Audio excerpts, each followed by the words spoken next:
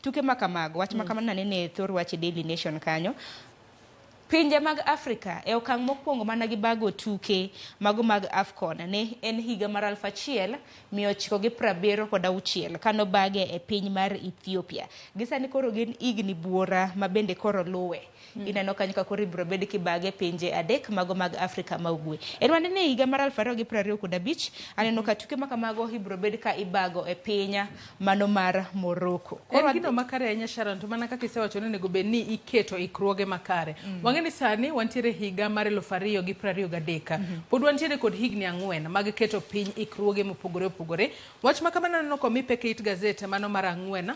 Mano mar The Standard. Mano mar The Standard ka en gazet mar 2 kaachiel kod mano mar 3 donge kaachiel kod mano mar 4 bende. Ka bende nitiere moko kuom gigo ndika ni conditions for CAF approved stadiums. Mago gik mopogore opogore kata gik kaka stadium kit rang'inya mar stadium magigo monego bed godo opangi kanyo mang'eny ahinya kalore ni stadium ka stadium nyaka bed kod kwa chako kanyo kod mokwongo nyaka bed kod smooth and level matiende nyaka bed mayoma ka bende nyaka bed kod length cha e bor mare nyaka bed mita 100 kata mita 110 mano motin mogik 100 maduong' mogik 110 kaito wanyalo wacho ni width mare nyaka bed gi 64 meters kaachiel 64 kata 75 meters.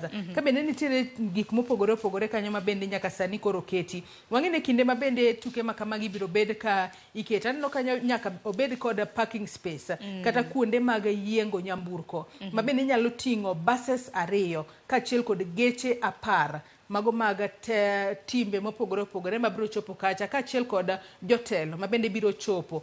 Magi okenge duto ma koro piny Kenya onego bed ni keto piny e yo makare. Ang'eni pesa mathoth ibiro bed ka itiyo godo. Tang'eni tuke mag AFCON ko bire pacho ka to bende ponono nyalo konyo e ting'o malo chumi mar piny Kenya. Dwaro makamago ng'enya aneno kana kuom ranyisi kana Gabon mano piny mar Gabon kano bago tuke mag AFCON e higa mar 2017.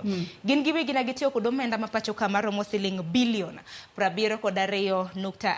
Kata kamano Joyce mar mondo mi timbe kata mna pinje adek gi obag tuke mag AFCON nyaka gibed gi paw tuke maderomo 6 ma bende olos e rang'iny mano mar paw tuke maderomo 6 ma bende olos e rang'iny mano mar AFCON. Kuom ranyisi piny Kenya ka tuke mag AFCON ibro bed ka ibago e paw tuke adek. Nitiere kanyo mar Kasarani, Nyayo kanyakla kod mano mong'ere kaka Kipkeino Stadium mantiere Eldoret. Duto te manego bed ni chopo e rang'iny ma owinjore. Ka nido thuolo wanisome e ite mar 2 kod mano mar 3.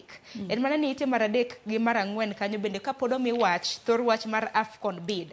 Neno ka koro pinje mag Afrika ma ugwe adek gi obiro koro giluongre ne pamoja bid.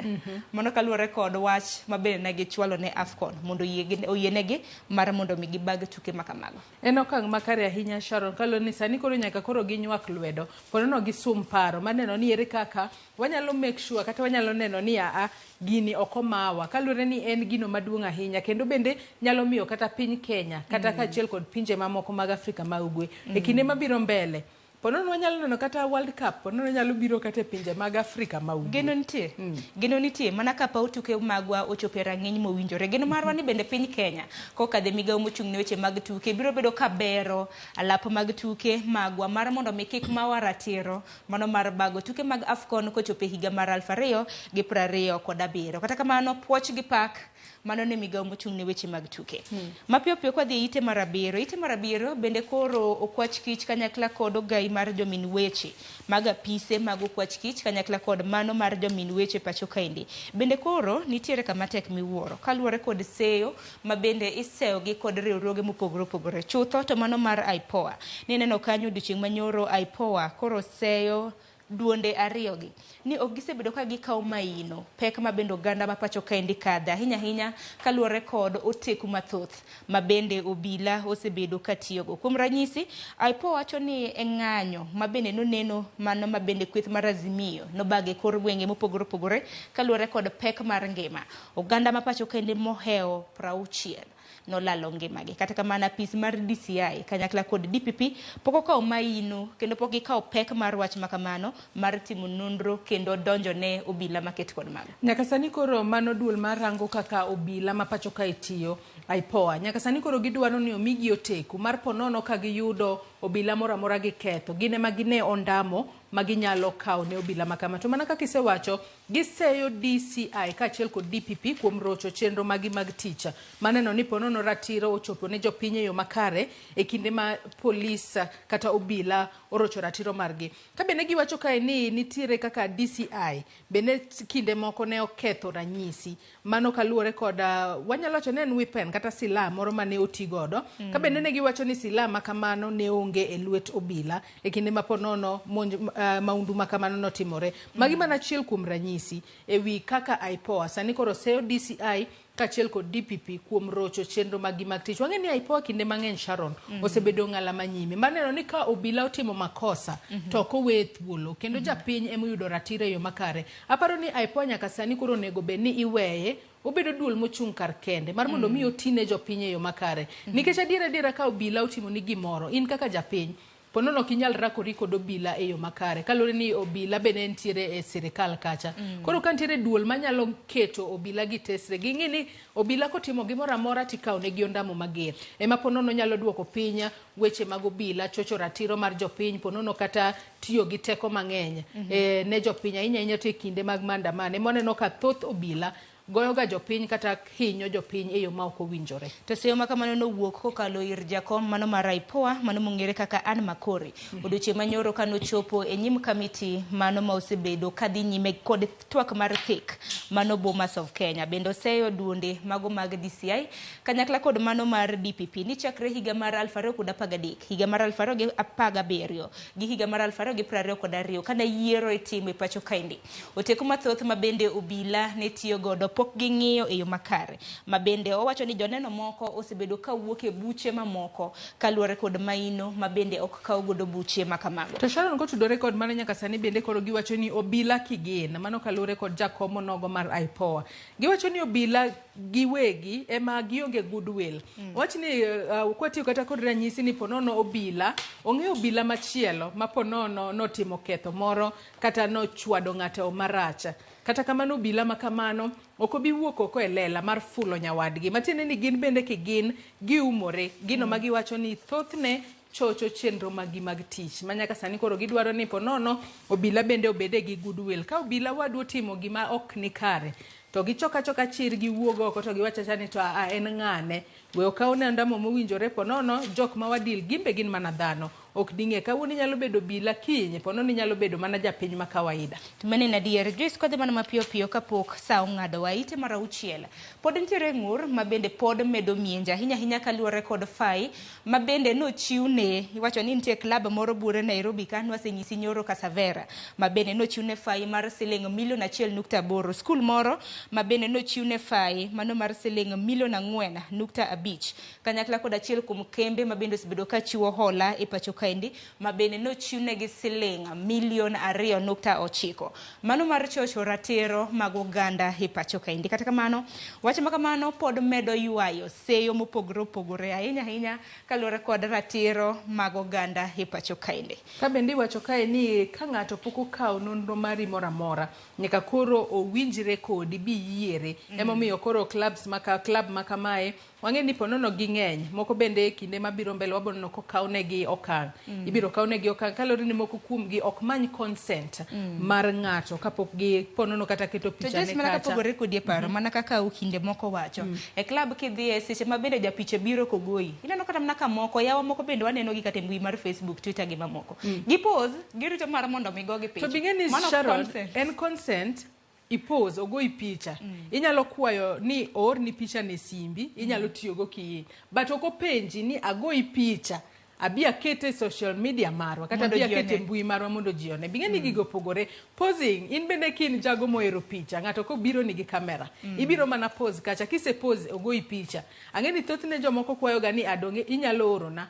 To mano moko ok tim. Angi po mar ka picha ni nitiere mbui kacha. Mane momiyo nitiere chochni mar paro kanyo. Koro jomoko paro ni kuom ranyisi kaka club mar Kasavera mabende nitiere jago moro mabende nogoye picha e magawa makamano kano tong' kata mna kano yudo kano yueyo ariyo donge bang' mano kano seket picha ne tipo mare e mbui koro nodhi e doho kokadhero kinde mage gimomiyo ni koro club mano mar Kasavera mantiere buore Nairobi nochwade fai mano mar siling $1.8 twak pod dhi nyime geno marano anyalo bedo gi twak makama waluonge jo data protection gibi gi lernwa mar mondo mi an gin bende wabede gi ratichwa to bende onego bedni koro ile ni consent makamano binge ni onego bedni pono na kia ni koro onego bede yor andika koso onego bed nango nikech ng'ato bende nyalo loko pache adira no kuai ni inyalo goya picha to ko penji kata ni nyalo post e mbui ng'ato nyalo wacho ni ye to ka onge kumundiko ruwe binge ni kes onge kanyo Sharon adier geno marwa no oganda mapacho kaendi bende koro bedo gi ratich gi yo makare nikech an aseneno kata mna jago samora an gi joiso bede magawa paparazzi biro to gowa picha bang'e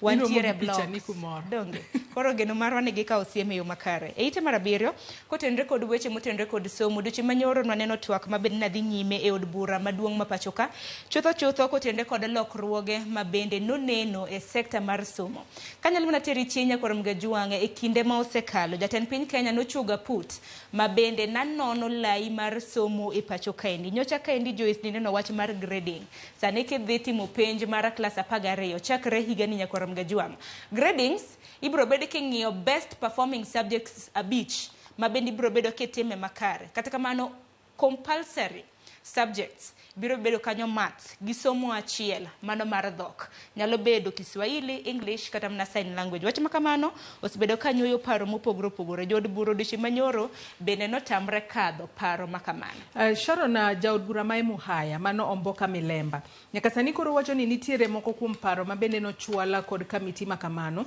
masani koro chocho ratiro mano maduol mandiko jopuonj e tich ondika ni recommendation infringed on the Teacher Service Commission mandate kabendo kwayo speaker mar od bura mano Moses Wetangula mar mondo mi onona ne wechego kapoko kala ayanga chik makamano to beni wacho ni paro makamai mabende no chwal kod aput makamano osebedo ka kelo chochni ahinya to sekta mar somo ka luore ni e yorno mar puonjo jopuonje wang'eyo ni jopuonje moko nitiere kaka duol mandiko jopuonje tich TSC osebedo ka tiero gi e tiegruok mar higa achiel giwacho ni pono nitiere recommendations makamago kata paro makamago nyalo rocho chenro makamano mane maponono jod bura podi dwaro ni onone makare kapok okete tim maber wang'eyo diche manyoro mana kanya wadwa Joyce Duoro sewacho jod bura mopogore no chiwo pachgi Amboko Milemba wacho ni nitiere kare mano mar 7 wacho ni recommendations 7 mabende aput makamano no chwalo mabende okotenre kod pend chike mapachoka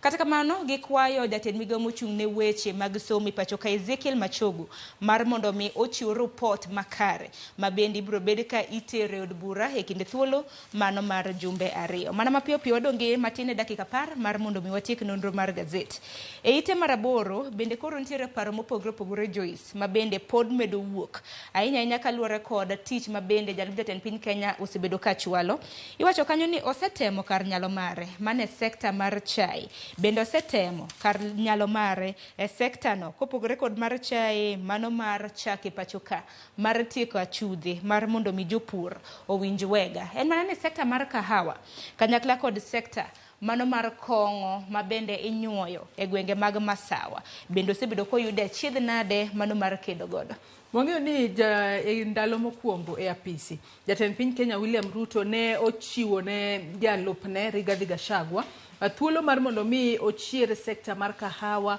mano sekta mar majan mar chai kachiel kod sekta mar chake pacho kae kachiel kod kedo kod kongo ma oko puodhi e gwenge mag Masawa mar Kenya nyaka sani higa achiel nitiere lokruoge mopogore mabende oseneno e sekta mar chak e sekta mar majan mar chai sekta mar kofi kata kahawa nemanyalo wacho ni kanye mapodi nitiere ohinga maduong' mano mag achudhe kata cartels ka bende wacho kae ni nyaka sani kilo achiel mano mar majan mar chai mano e kambi mar Gitungu Tea Factory mayudore Nyeri en 78 mano ma en medruok mar atamalo 26 kwang'iyo kumachielo wantiere kod kilo achiel mano mar green leaf ne en shillings 50 mano higa mokalo nyaka sani kod en shillings 51.1 kata gotongla achiel wantiere kanyo kod omenda mano mabende iwacho ni omenda made roma bilion 95.3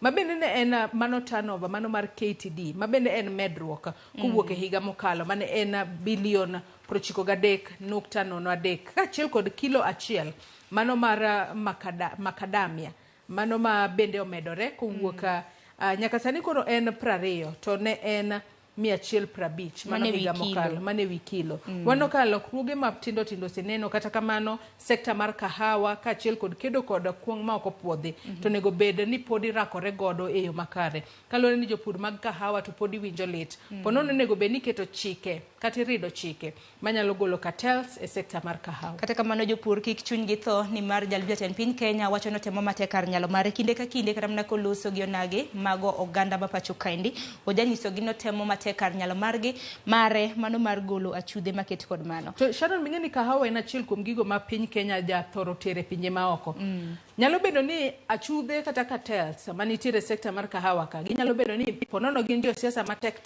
kata ponono gin jotele sirikal matek mane ma ponono pod otamo wanga shagwa ni ango chak gi kanye kalore ni nyalo mulo ng'ato to ponono imulo ng'amoko nego bed ni mulo aya kopogre gi mano bende bathe kanye kinde ma bende kor gwenge mopogre opogore pacho kaendi ikre ne kodha El Nino chakre dwe mar 10 koro nitiere nonro ma bende koro ochiw ka ahinya ne jodak e kaunti ma Nairobi iwacho ni jodak madirom 200,000 ngima gintiere kinda kuru gasumbi ponono ni kodh El Nino biro bedo kachakore e pacho kaendi to jodak makamago ma bende nitiere gwenge mago mag Nairobi wacho ni kidak e gwenge mag Njiru Ruai idak e dho aora mano ma Nairobi bende ma bende dhi nyaka e gwenge mag Kibera Mathare gi Waruku ma bende nitiere kar dak makileleshwa nego bed ni ikawo okang' makare mano mar neno ni iritori e yo makare kinde ma bende kodh El Nino biro bedo kachako onego bed ni ji obeda kicha kaunti ma Nairobi gwenge 463 osewach ni ponono ula nyalo muomo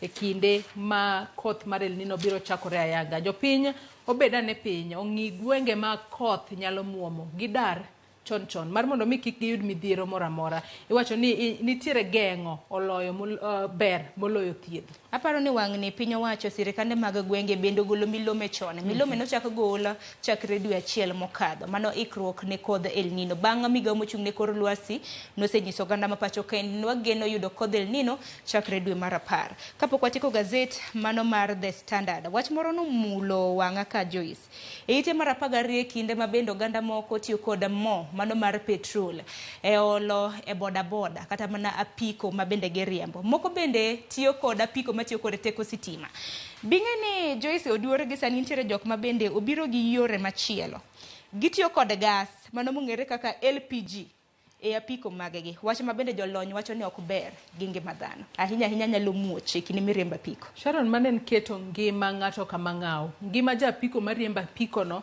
kaachiel kod jawuoth ma ponono nyalo bedo noting'o japiko nyalo neno ni we ati kod gas ma kamae kalore na dhi kungo pesa moro matin mak mana no kiano keto ngima ne kama ng'aw nyaka sani koro onego bed ni gibedo motang' ahinya kalore ni kinde ma koro ponono iketo gas ni mar mondo mi riemb goda apiko kacha ba masira otimre gas no muoch kuomi iyudo masira gi customer miting'o pesa midhi tiyo kacha e thiedhori biro bedo mang'eny moloyo kata mane nyiewo go gas no kata moloyo maponono ne idhi tiyo godo ka inyiewo kata petrol kacha mar mondo mi ikete apiko mari en keto ngima jopiny kama ng'aw an pok na winjo kuma gas mar tedo itiyo godo e wuodhe ahinya e apiko mopogore mano osebedo ka neno e gwenge mag Nyeri kama bende nitiere mohingo riders kata mana jo pikipiki 40 mosebedo ka tiyo gi gas mar tedo e riembo pikipiki magi giwacho ni gas mar tedo ahinya gitiyo gi silinda mano mar 3 kilograms to giwacho ni e week jaze en siling 300 to konyogi nikech joriembo go wacho ni e week ka gitiyo kod mo mar petrol gitiyo gi siling 3,500 to sani koro giyudo wega nikech gitiyo gi siling 500 to giketo ngimagi kama ng'aw kata kamano aparo ni duonde mowinjore nyaka tim nonro mar mondo mi orit oganda ahinya customers kanyakla kod joriembo makamago e kinde mamago timre bende par ni kichano gedo nengo simiti osemedre koro nengo simiti chakre odiochieng' ma kawuono men chien tarik 28 dwe mar 9 nyakwaram gajwang' simiti ibiro bedo kinyiewo kilo 50 e kind siling 600 nyaka siling 650 wachre ni achiel kuom ingredients ma bende iloso godo simiti mong'ere kanyo kaka dinka kwano atamalo no medre kanyo gi kwano atamalo 17.5 machuno nengo simiti mar mondo mi medre. Joyce koro kiloso odi rido kanda. Sharon otek. Mbele pek warid manokanda ngwatim nango. Donge wabed mangima. Kopogre gi mano mana mapiyo piyo Daily Nation wamulo mana thor weche mabende nokwamulo The Standard e kinde thuolo mar dakika 4 mabende dongi Joyce Oduor. Daily Nation ka thor wach mabende omi pek nyakwarom Gajuang en mana kaluwore kod tuke mag AFCON mabende nwasenyisi ero kanyo ndike gi dholiech It's Coming Home mano tuke mag AFCON higa mar 2027. Piny Kenya en achiel kuom pinje adek mag Afrika ma ugwe mabende biro bedo kabago tuke makamago. Ka inido thuolo bende some sigana motenre kod weche mag mibadhi kama bende koro iseyo mudhama iseyo bende ndemo kaluwore kod mibadhi madibedi ni nitiere Konza Metropolis mibadhi mar siling bilion 1 mabende nanego beni ichwalo godo gedo mano mar Konza. Joyce kinyalo mana paro mosenindo jatend piny Kenya mano mar adek Mwai Kibaki nowacho ni Konza Metropolis ni nanego beni gedo mare rume higa mar 2030 sani en higa mar 2023. Akeni bende sekadho gwenge mag Konza samoro kata mna kedhe Mombasa ineno kata mna ka gedo aneno mana ka gedo chungo kane kata mna gima dhi nyime onge gima dhi nyime kuro Sharon makoro onego beni nono matut ni tango matimore kanyo kalore ni kapo nono noket timeline mare ni gimoro onego beni tieko onego beni kaso chenro mar gedo mar mondo mi Konza City kinde mabende ni gere ne oket pinya wanyalo wacho no kenge mopogore opogore mabiro kelo dongruok makare pachoka kata kamano ka koro chenro makamano chungo ken gi makare to onego beni ing'iyo matut mar mondo mi ponono ka higa mano wach ni onego bed no rumeno orumo to kendo okel kata otim tijno mano miyo ochak gere nikech ok ber ka ang'eni kuma osechope no nitiere omenda mano seti godo okot chung kamano omenda makamago dong bro dhi nono. Koro nyakwarom Gajuang ka nido thuolo wach makamano mi peke ite mar 7 kama bende wacho ni the big fish who got away with 1 billion Kenya shillings moko kuom gineno kanyo kwa somo Bitange Ndemu mana en senator machon Johnson Mudhama kanyakla kod Julius Nzioko mabende ne iseyo kod bibadhi market kod mano bende nosechop gi nyake nyim doho ntiere wach mabende nugwenyore matin kanyo isome omi kanyo pek e ite mar 7. Kwa machielo kata mna bathe kanyo ntiere nyadendi mantiere kod higni 16 nyakwarom Gajuang mabende iseyo kod Nick mano mar director mar finance mano Nairobi Hospital mongere kaka Eric Maigo no make kod okwach kich sani odinne kuom thuolo mar ndalo 21 nonro pod dhi nyime. Ashara nonro to nego beni timo matuta ahinya kalore ni mano nyadendi mapod tin onego beni nono gi matut ni adira kani ene mane ntiere od Maigo kanyo ponono ne nango mano dhi timo kanyo to ka entiere koda ketho kapo nono entiere godo to nego beni inono matut sani koro en gima rach ahinya ni Maigo to sewito ngimane en ok onyal wacho korka kore onego beni koro nyadendi makamano ponono yudo kata kinde makare mar mondo mi okonye nono matut onego beni timo nonro matut bende kapok ong'ad bura moro amora ne nyadendi matin ng'ama ja higni 16 en ng'ama podi wacho ni en maina kaloro ni pok ochopo higni 18 ma kinde mathoth wacho ni mano koro ng'angongo onego tim nonro matut ahinya kuom ndalo 21 ma bende podi medo tuwe tesendo bila bonego beni rite yo makare tesendo bila kacha nikech osewinjo kata buche mamoko ma jomoko tuwe tesendo bila kanyo bende moko irocho ratechgi onego beni kata kimedo tuwe arita ne tesendo bila kacha bedo makare mondo tiek tim nonro wang'e ane adier ewi wachno ni ng'ama nonego Eric Maigo nonro pod dhi nyime. Joseda ni watiek gi wach moro ma bende mulo chuny jopur ahinya mag niang' ne jodak ma Nairobi kapok idhi e show ma Nairobi nochakre chieng' wuok tich obiro bedo korumo mano chieng' Jumapil koro ponono ni yud thuolo iter nyithindi odhi ne show mano mantiere gwenge mag Jamhuri mano buore Nairobi duche manyoro jatend piny Kenya William Ruto no yaw show mano ma Nairobi kata kamane kine mabende notimo yepo makamano nolando wach mabende nyalo moro jopur ni ntiere gowi mabende kembe marego niang' ahinya mag piny owacho nitiere godo mano mar siling bilion 117 gisani koro piny owacho norucho gope maket kod mano. Sharon neno kang' makare ahinya kiwacho ni gope makamano kata gowi makamano piny owacho orucho oko e kinde mabende koro gi ikore mar kodesa mago kembe mag piny owacho bar mondo mi gimi joket mwandu magiwacho ni nyalo konyo chiero sekta mar sukari e pacho kae. Ka bende wacho ni watimo mae duto kaluwore ni wadwa konyo jopur mar mondo mi kik gihinyre kaka gisebedo ka gihinyore e kinde mokalo chien. Kaluwore ni ka gope makamagi makembe sukari nitiere godo, thoth gope makamago gin gope mapok ochul jopur. Japur notero niange kacha to onge pesa mora mora mosemigi. Omiyo maneno kang makare ahinya maneno ni sekta mar sukari nyalo chier kendo nyalo timo maber ahinya e pacho kae.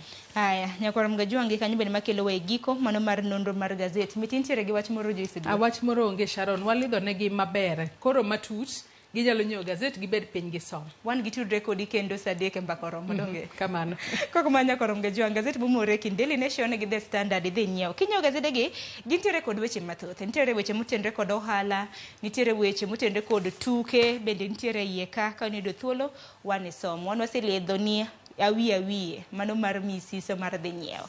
Gikanyo bende makelo we giko mano mar nonro mar gazet. Dakika na dek tok saa 1 mar okinyi yenwa mar mondo mi watieke gi kanyo. Ka yo matin aduogo gi twak e chenro mano mar rupenya. Kik dhi mabor.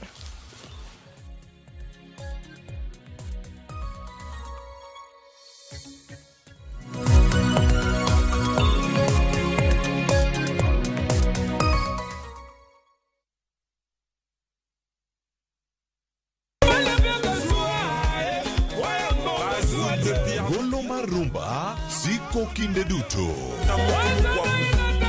Musa Juma, Igwe Banderson, Tabule, Bilia Bell, Johnny Junior, kod mamoko riwore to mana etiedero. Kawapanjo rumba muziki. Jongolo mopogore kelo chunygi e pap mondo ginyisre. Kanda tezo watengo bolingo nangai. Riuri kod Ninja the Entertainer, Stella Brenda, to kod DJ Smollett, to mana etiedero. Ngeso kangeso, saparo diambo, mana Ramogi TV.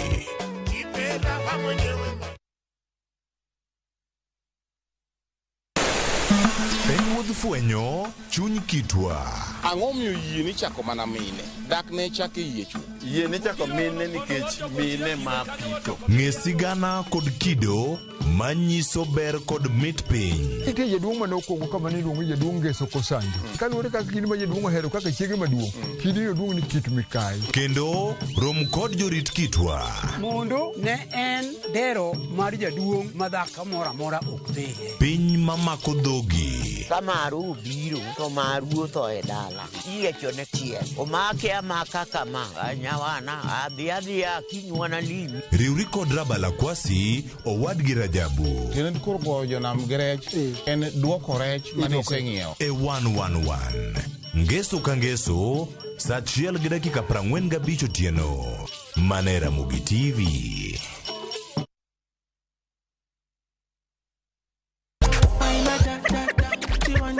The party's on.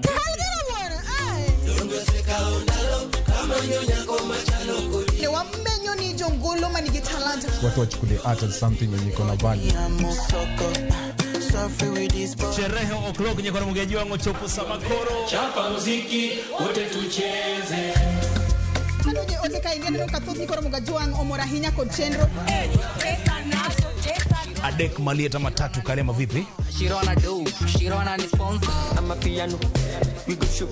Sold out, sold out, sold out. Luangani Linda Mnyakati. Luangani Kolokol instrumental. Tumdagmor. Ngeso ka ngeso, saa 4 otieno. I feel like they want the best for me.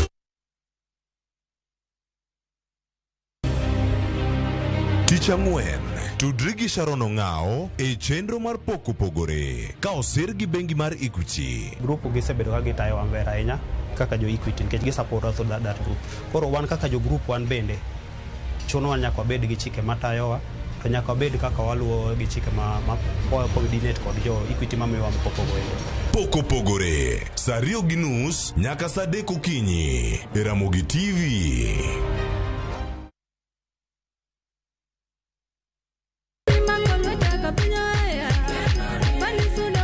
Injili kalo, wakelonu wende mag puoch gi pak. walemo kanyakla kendo wajiwore kaachiel gi neno ma ng'wono mar Nyasaye osetimo e ngima joge. Tudri kodwa Jumapil ka Jumapil chakre sa 12 okinyi nyaka sa 7 odiechieng'. Kama wayudo e chiem chuny kod gweth koa kuom jotich Nyasaye mopogore opogore. Kaitai kod Roda Nyarko Kitmo kod Ken the DJ e chenro mar Injili Kalo mana Ramogi TV.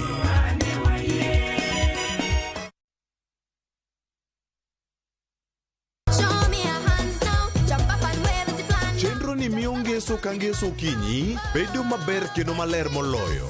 Wan gi talanta loso gi lwedo, wapuonji tedo,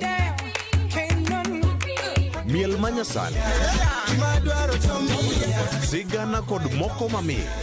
Ni mrefu hadi ndege kipita naomba change. Chenro mar nyithindo mawuoyo e wi nyithindo kendo makelo ni gi nyithindo. Kikelo ni kod Loxp, Sally the Queen gi Josephine George mana e rogo mar nyithindo e Ramogi TV.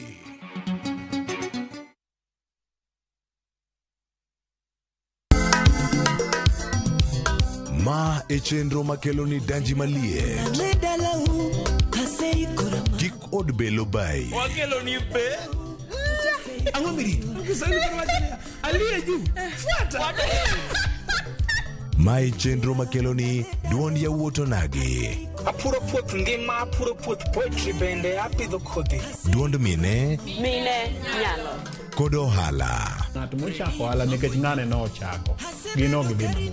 Mbak ndalo wuoyo goganda mar onagi ka jiwogi kik gibedi gi luoro. Kod Stella Brenda, Lynn Ramogi kod DJ Kolo wuok tich nyaka tich abich sa 8 odiechieng' nyaka sa 10 odhiambo mana Ramogi TV.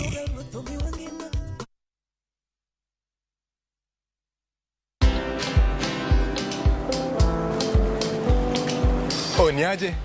Ni kama unashangaa kwa nini naangalia simu with so much focus eh? Usishangae sana. Nimekuwa ndani ya story kabisa. Ni kama ile aliye juzi. Ni kama nilikuwa hapo iki happen. And when this new market was being opened, ni kama nilikuwa hapo tu. Hata vile local tourists for a special rate at the coast, I was there. And when this new road was being commissioned, I was right there. Na hata wewe unaweza kuwa ndani ya story wherever you are. Just download Citizen Digital. Stay informed on all the news and events as they happen across the country, the continent, and the world at large. Download Citizen Digital, Kenya's #1 news app. Jipange na view sasa uduogi ber mathoth. Yurtolo mar bedo jaloch mar omenda miloyo pile ka pile ka ineno tuke malombo ji e view sasa gi siling 10 kende. Wan kod 100,000 miloyo pile ka pile, $500,000 miloyo juma ka juma kod grand draw mar $1,300,000. Mondo ibed jaloch, gima itimo yot mokalo. Dista 487*3# yier kama ondiki ni jipange na view sasa. Bang'e yier kama ondiki ni package mondo iyud points mabiro keti e thuolo maber mar bedo jaloch mar milionde modhuro. Jipange ushindi na view sasa. Jipange na view sasa biro na ywa tol kokal namba mar 07096670000. Weche kod chike mantie nyaka to luw.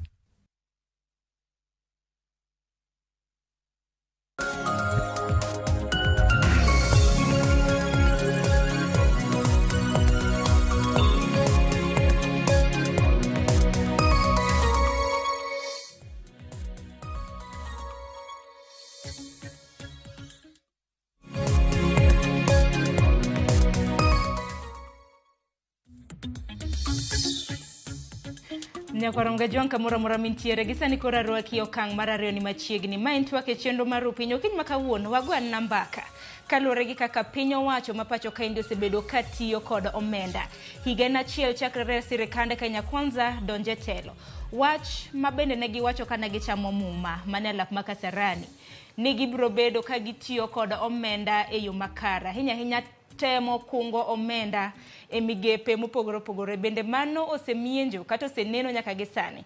Kaseyo bende osebedo ka wuok e konde mopogore opogore ni piny owacho ma pacho kaendi ok osebedo ka tiyo kod omenda e yo makare. Ini wuon inene e yo machalo nade? Yoronwa ote kwa dhi nyime gi twak makama, yoronwa lai magwa magote machok 33600. Mbui mar Facebook, YouTube bende yudowa achiel kachiel. Tunre koda e mbui mara mar Facebook iyuda @Sharon Ongao. Ukiny makawuono antiere kod jolony e studio, antiere gi yawuot luo matona wach ni wigi otimo jere. Mokwongo antiere ka gi jalony e weche mag ochumi e studio marwa e county ma Nairobi, FCPA Hesbon Omolo. Amosi ni misawa mos jopiny. Misawa inya Sharon, amoso nyikwara Mogajwang ni piny oru maber kata ru piny ber. Kamano. Ero kamana inya nyakwara Mogajwang kopogre gi FCPA Hesbon Omolo bende antiere ka gi jalony e weche mag telo achiel kachiel kowuok e county mano ma Kisumo, Chris Owala. Amosi ni misawa county ma Kisumo chio nade? Saram. Mana kiwinja Chris. Wachie maber. Ero kamana inya. Ero kamana inya. Awinje yo makare. Kata kamana nyakwara Mogajwang kod iloso weche mag duol abro bedo ka tudra gi Chris e kinde thuolo manok. Hesbon achake kodi. Piny owacho osetiyo kod omenda e yo machalo nade kaluwore kod in jalony weche mag ochumi? Aparo ni piny owacho osetemo, ok osebedo kinde mayot ahinya nikech higni 2-3 mokalo nyaka ne wabed gi tuo mar corona. Uchumi mar piny mangima osebedo kodok piny. Omiyo yore mag yuto kata nueng'o piny mangima osebedo ka ok ni kare. To piny owacho noneno ni ka ok watimo austerity measures to wadhi bedo gi pek mbele ka. Omiyo budget mokwongo kane oyier ker William Ruto nowacho ni gigolo bilion 300 mondo mine gine ni to ere kaka ginyalo neno kuonde ma ging'ade budget. Mano ne gitemo to nokoti ahinya. Ka wabire budget mane osom dwe mar 6 ni en ni koro waneno ka nitiere kuonde mosekete oduok chien budget ahinya weche mag wuoth mag jotich sirkal, wuoth madhi oko. Aparo ni e yo makende nitie kuonde ma mano osetimore maber. To be nitie kuonde ma ok osetimore maber. Waduto wang'eyo ni gisani wan gi duol mar neno kata nono weche makelo kwe ma dialogue madhi nyime Bomas ma bende nigi meke ma kamoro ne ok ochan to nikech piny nyaka bed gi kwe magi gik mane koro ne onge austerity to koro neno ni nyaka koro kete mondo mi wabed gi kit gi piny man gi kwe kech sama ji nie ndara cha to bed gik makethore ng'eny so chuno ni kata ne koro wane austerity measure ko ni ka to koro wadoge piny matin omiyo emergencies nyalo wuok to kuonde mang'eni pek nitie en ni konchiel migawo mar sirkal wacho ni waduok budget mag jotich sirkal piny gik magitimo wuodhe magidhi ka gi kacha chai mimadho to wachore ni bende wuodhe moko be nitie mochuno manyaka tim ma kamoro noko chan ni nyalo bedo kamano ahinya wuodh ker gi wuodh jalup ker ka gidhi e pinje maoko e weche mag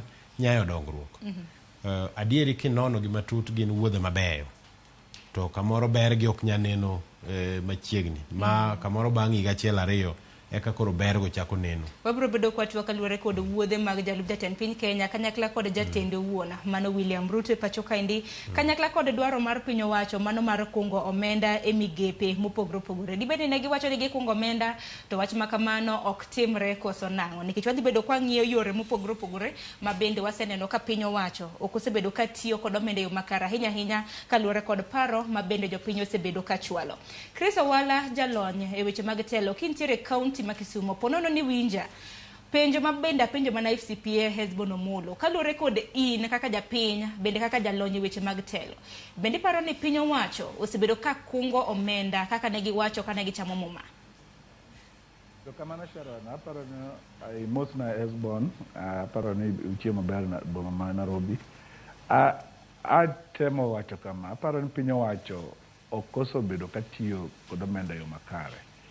Iboyudo ka gitemo wacho no loch meg gwenge kidhi safari to kunya dhi mokalo 7 to kidhi piny owacho mamalo to namba no kuonde kata kiparo trip mane ji odhi Egypt higa mokalo piny owacho nochulo omenda ni ji 298 and 298 en pesa madhagalala ahinya. Ai kendo kiduogi rango pesa madhi State House kitere pesa mak madongruok bilion 4. Bilion 4 ok en pesa matin. Bilion 4 en pesa ma Kisumu County higa achiel weche dongruok. An mano ka odhi State House kende ni dhi madho kod chae, idhi timo go gik matindo tindo, to ok nen maber ka iluongo gik mane piny owacho kane osingo duondgi dire mane gi campaign ma Kenya Kwanza, to yudre no giso wuok kuom mane ne gisingo giringo oko mandara.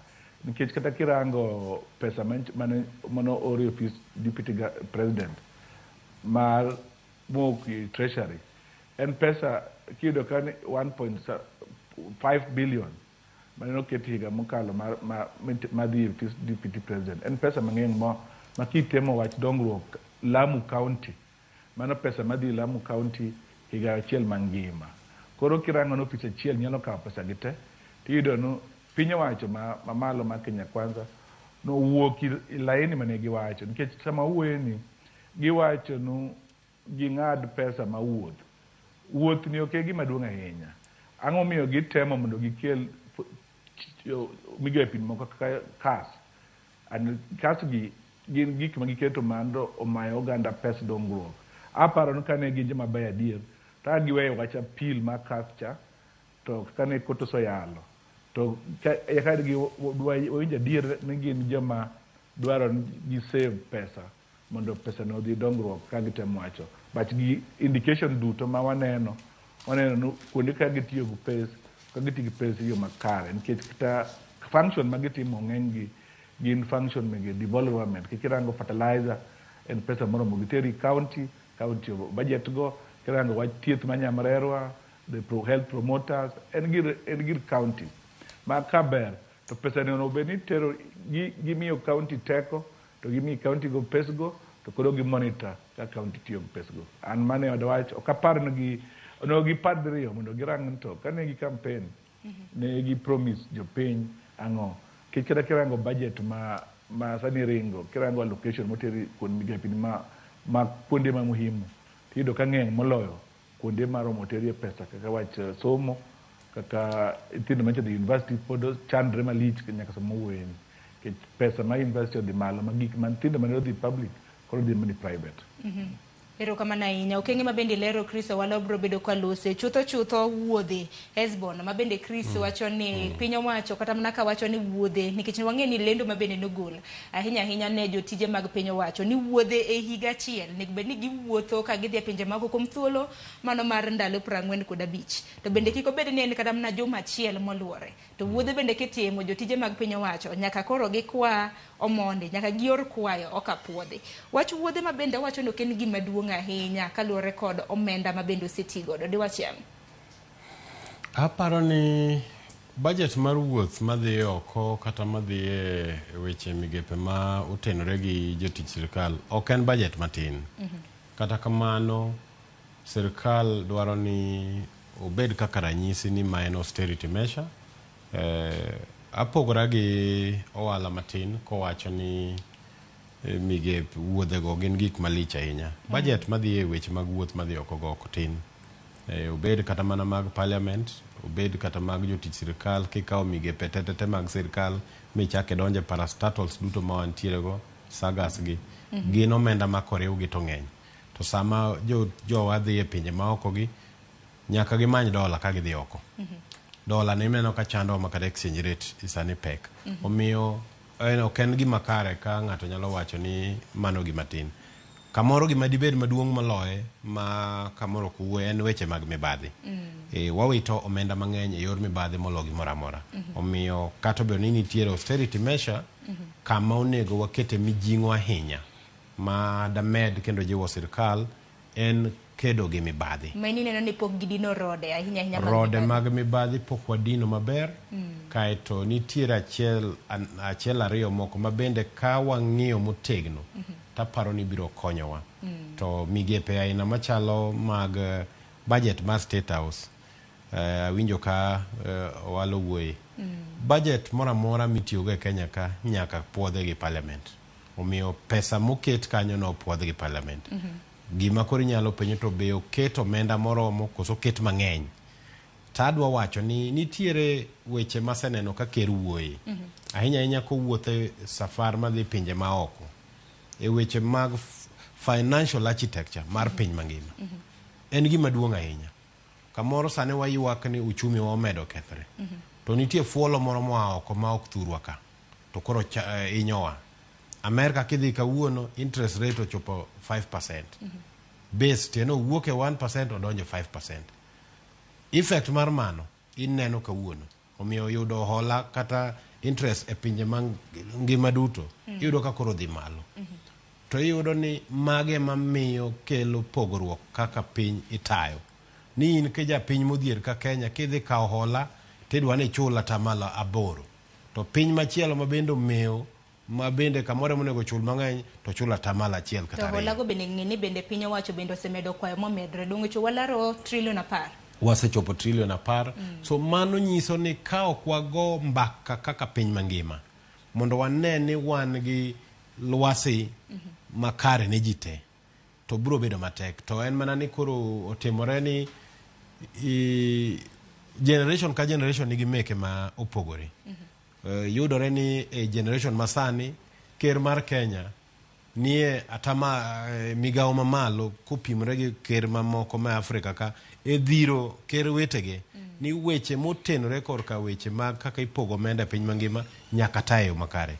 Mano nyiso ni koro bende nyaka bed gi wuodhe mang'eny e pinje maoko. Omiyo mano nyalo ting'o budget mar State House malo. Mane gama temo kelo ni kamoro wanyalo ng'ien to benefit mare dhi bedo nade. Nikech mane thor wach maduong' nikech kata mana wuodhe makamago bende madwa ni wachak godo kinde ka kinde waseneno kata mana ka jatend piny jalup ne osebedo ka timo limbe pinje maoko. Gidhi mano mar sero joketi mwandu mag investors. To kata kamano japiny mantiere piny ka to ok winj wega mano kaluwore kod limbe ma bende jatend piny Kenya timo gi jalupne nikech ka gitimo bende gidhi gi delegation. Kuom ranyisi nitiere nonro kama bende notime kinde thuolo mar dweche 5 chakre dwe mar 10 higa mar 2022 nyaka dwe mar 3 mano mar higane. Mano kinde thuolo mar dweche 5 jatend piny gi jalupne pok odonjo e migepe mamoko. Notiyo kod omenda makore lach maromo siling bilion 2.4. To magi mana wuodhe kende. Mago wuodhe wacho ni travel, mafuta, fuel, hospitality gi maintenance. Mago mag nyamburko mopogore opogore. Kanya bende ma ng'ato nyalo penjo ni austerity to wuok kanye nikech nonro makamano kitimo ke compare kata mana gi telo mano mar jatend piny Kenya machon mano Uhuru Kenyatta kaluwore gi nonro makama. Ne gitiyo kod omenda matin. Wacho ni same period last year ne mana siling milion 852. To koro pogruok en niya, ero gitiyo gi 2.4 ker machon notiyo gi milion 800. Wasebedo gi Africa Climate Change Summit manotimore ka. Dhano biro ka tandawuoya. Kero biro moa pinje maoko. Magi gik mobiro nikech wuodhe. Mana podi nikech mane en mana dweche 5 Oktoba. No, gima temo wacho en niya, kaka gitiyo go omenda. Tiyo go omenda no mondo mine wabed gi chenro aina mane koro wabedo go ni. No chakore chon. Chien kuma ne chenro ne pangore ne nikech nitiere chenro moket kare. Ka chaka chiwo ranyisi mar 2. Kawuono wawacho ni wayudo thuolo mar bedo host mar Africa Cup of Nations. Nitiere wuodhe mosewuodhore kapok ma otimore manyayo magi. Nitiere wach mar climate mowacho ni nitiere pesa madhi biro Kenya ka e weche mag climate change. An atimo weche mag nonro e weche milo ni ESG reporting. Omenda mantiere kanyo e pimo ni to wagolo carbon machal nade. A lot of resources ma the global north golo sani mondo kony migawoni ma Kenya dhi bedo kayo. So omiyo benefit nyalo biro yo mopogore opogore. Adieri ker masani osetiyo gi pesa mang'eny e wuodhe. Ber mar wuodhegi ema adwa ni bende bawachi. Makoro ber mag wuodhegi mosechako neno. Ber mar wuodhegi emochako neno. Kawuono wawacho ni bech gik moko ma wagolo ka kwatero pinye maoko. Chirni moyawno oko kucho. Gin chirni aina mage. Kawuono wacho ni bech chai kadhi oko kucho koro dwadhe ka gimo medore. Ang'o momiyo mage timore. So nitiere gik mang'eny maling'ling motenore gi mano. Ne ker ni Amerika orado gi jomotelo ni kembe madongo dongo. Kiny tibiro winjo ni kambi maloso simu mar 5,000 ma digital ma smart ni pacho ka. Ok obira bira. Nitiere lwasi ma nyaka losi mamiyo magi timre. Wuodhe matimre kagi ema loso magi. Omiyo onego wang'iye e nonro matut. Ka odwa ng'e ni to wuodhegi nitie bergi koso ntiere. Kaeto jogo mantiere kaka embassies wa maoko. Iyudo ni wan gi ambassadors. Tiyudo ni attaches ma deal gi weche mag economy tin. Koro iyudo kata jothuchewa man kuonde ka. Kamoro in gi paro kata migawo maber mag dongruok ma diher ni chak piny ma oko kucho. Tiyudo ka onge yo mayot minyalo timego. To ka magi olosi, ibo yudo ni gik mang'eny wuok pacho ka kadhi oko. Omiyo aparo ni mano ok rach, omiyo wanone wayare matin mondo wane berne. Erokamano ahinya. Keni paro ma kamano bende mintiere godo Chris Owala kintiere kaunti ma Kisumu kaluwore kod wuodhe ma bende osetimo omenda museti godo. Aparo ni gima Esbon temo wacho ok en adier nikech orito wang'eyo ni sirkal mamalo kochopo sa wuoth to giwacho ni counties ma government onego dhi wuoth gi ji mokalo 7. And wang'eyo maber ang' matin ka giwacho ni county ma mege loch gwenge onego bedo gi ji 7 jomatin kadhi oko.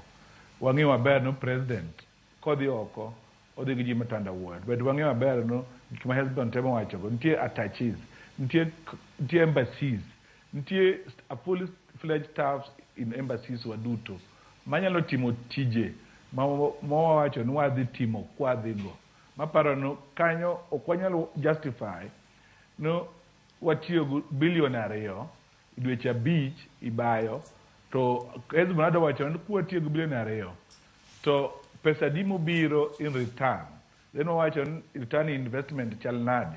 Mara kidhi mbele tiyudo no budget Hesbon en accountant to gima ber no Public Finance Management Act okoyienwa tiyo gi pesa ma onge i budget. To iyudo ka kuonde moko iyudo ka pesa ma neno wa budget for watiyo go mokalo. Sama watiyo go mokalo ni ong'iso nang'o i Kenya mwadwa dhiye nikech nitie gima iluongo no physical discipline. Kan sirkal mamalo onge physical discipline, sirkal mamalo onge commit to goyo mibadhi. Nikech gima temo neno en no kuonde mang'eny mancha mibadhi nitie, mibadhi go medre kendo zaidi. Koro gima awatemo wacho no oyo be nitie dongruok manyo neno nikech dongruok nyalo na bedo ka jopiny Kenya obedo part of development. Budget migoyo en budget ma ji duto own to wa respect nikech sama wadwa keto budget to wakalo alama man waketo gimiluongo no the budget policy statement to wang'iso oganda no oyo wan dongruok ni bor kodwa. Nikech kirango dongruok ok nyal bira no biro to kirango kata sectors marombe no kelo dongruok kata mana Nyanza waka wach mar lupo nopodho, wach mar pamba nopodho. Koro ka Osborn ong'e maber no austerity measures ma sirkal onego kel. Ariyo en kantie waduoko expenditure wa piny, wanyalo medo tax kantie gima nyaka wachul. But gima Hesbon be wacho ni maber nito sirkal ma Kenya Kwanza osotimo hola i bengi ma Kenya ka mokalo kaka nene uro timo higni duto mane uro bedi loch. Ang'o miyo mano timre? Nikech mano ka sirkal idhi holo johala to idhi holo i bengi achiel gi sirkal, ibro mi sirkal priority nikech iluongo ni blue chips, en obro chulo. To in kidhi japiny to pod bangini kodi to. Koro emo wacho no sama sirkal holo mang'eny zaidi mohingo lama, ang' mokelo i economy wa ma japiny monego be holi bengi no. Chris, mana kinyalo winja e kindi thuolo mar higa achiel nyaka sani in kata mana chenro mag dongruoge mopogore opogore samoro moseneno kaluwore kod wuodhe ma osetimo mage madiwach ni osemori koso podi? An pok aneno, maybe higa achiel bedo matin, but pok aneno gima daneno no dong bayo mar deputy president kod president osonyago lemo madane malich ahinya i Kenya wasani nikech kiyudo kaka sani kata japiny ma wuoyo en gini baro korgi korgi opong' cost of living oidho malo ma kata ji nyithindgi wek te skul ji chamo mana chiemo achiel in a day kiyudo kata Nairobi sani ng'eny ji wuotho mana gi tiendegi kadhi tich ok inyal idho fare mtoka kech fuel bende ma wawacho no fuel nodhi bokalo alama koro kama wantie i Kenya wan kinde kuri ga sumbi to waneno ka jotelo tiyo gi pes yo makare wayudo ka mibadhi bende kata mana i county government kata national government ogo thach onge ng'ama joma ne nigi mibadhi kesa giricho nigi mibadhi icho we duto kata kirango the face ma government joma nigi mibadhi ema mako telo koro jo Kenya rango to oyo kama ne gima timre to kara hope nkanye erokamano ahinya. Hezbon winjo kanyo ka Chris Owala ni owacho ni wuodhe pok osenyago olemo moro amora to osekelo mana pek, nitiere pek mar ochumi, hola bende piny owacho oseholo. Kwayo hola bende nyalo mana nyiso Hezbon ang'e ni nyalo nyocha mag ochumi ine tago maliet kiny ma kawuono. Aparo ni weche hola go to owuoyo kuom gima ok ong'e maber. Nyaka ne sirikal mar William Ruto chak loch, no chako loch ka gowi mar Kenya ne en trilion 8 gi wiye mochomo chiko. Actually nosechopo chiko. Sano ochopo trilion 10. Tiende ni trilion 1 osemede. Koro wacho ni hola mosehol gi ker mar Kenya oingo mane uro higni 10. Uro nooro trilion 9. Madhi trilion 9 higni 10. Kech noyudo ka Kibaki noweyo mana gi 1.8 trillion. Owewa e 9 point. Koro miyo ok onyal wacho ni e higa achiel sirikal mar William oseholo. Maneno ka hola ma bende piny owacho osekwayo pod ni pinya. Ko pim gi ma chien kacha pod ni piny. Mar ariyo, hola lure gi budget mogor. Budget ikale bunge. Ne wan gi budget mar 3.6 trillion hola nen golo pesa osuru mane wacho ni dhi choki hola nyalo bedo maybe trillion 1 kiriwo wan gote. But gima temo wacho korka weche mag hola kanyo nitiere gimoro miluongo ni deficit. Tiende ni pesa misolo gi budget migoro. Ka usuru en 2 trillion to isolo 3 trillion. Tiende ni idhi holo 1 trillion. So mane miolo ni deficit ni. To deficit mar sirikal William Ruto mar budget manosomo mokwongo ni. Tin moloyo machien kacha. Mano meking'iyo medium term strategy paper mare. To en ni bang' higni 5 wadhi medo duoko piny pogruok kata gap mantiere kind osuru mwasolo gi budget mwasomo mondo mi wahol pesa matin over long time. To gini ochalo gima compounded nikech iyudo ni kaka sani kata ka okiolo siling 1 to bedo ni dolo wuok siling 120 to chopo 150 gowi ma waolo oko omedore makato kimedo siling 1. Omiyo mago te factor de gik mowachogi. Kore mnyawayo ni kamoro gowi no medore to ok mano kende. Holo ma pachoka ni malo. Waholo at almost 17% sani. Ang'o momiyo sani interest rate odhi malo ma en ma 17 ku. Ma sirikal ka dwaro kata holo pesa ka to koro interest ni malo. Gima timo mano mokwongo en mawacho ni global shocks. America ochoro their base lending to 5%. Mano affect credit the entire world. Mana momiyo interest mar koro holo pachoka omedore. To nitie moko be mapachoka ma inyal ng'i. Chone wan gi price control. Gino ne interest rate control. Banks nok charge interest kaka gidwaro. Ne ogol gino ne ceiling no. Sani koro omchiwe kalure gi kako dwaro. Sirikal bende nigi gombo ni mondo hol. Koro ing'ene ka joma nyalo holi gin mana ji 2-3. To seche moko ginyalo winjire ni sami wacho ni dwaro to onge ng'ami. Koro chuni ni nyaka ichor interest malo monde ka ikaw. So nitiere magi. State capture mani winji wacho cha. En real. Mane momiyo seche moko inyalo gombo kaka sirikal ni uta chenro wall kata 10%. To ng'ato koni ok anya mi 10%. En ma en gi mwandu. It takes a while mondo mi keth gik machalo kamagi. Omiyo weche moko nitiere ma kamoro ok wach ka to mago miyo tayo weche mag sirikal bedo matek. Weche mag dongruok awinjo ka owalo wuoye wach pamba. Yanda an Busia. Gavana ma Busia osekawo kodhi BT Cotton omiyo jo Busia osewinjore gi Rivertex kendo giwinjre ni guaranteed price en 250 per kilo mar cotton. Thurwa migepe wan gi jotelo ok gidwar mago. So makoro wasenya ka jotelo nitiere nyaka jotelo mapacho. Busia nigi fish banda ma jo beach management unit gi county government ne oyawne gi sirkal kendo kero yaw. Gin nyaka cold storage facility ogere dweche 9 mar sirkal masani. Ang'o momiyo magi onge thurwa? Weche gi nyaka wawachi.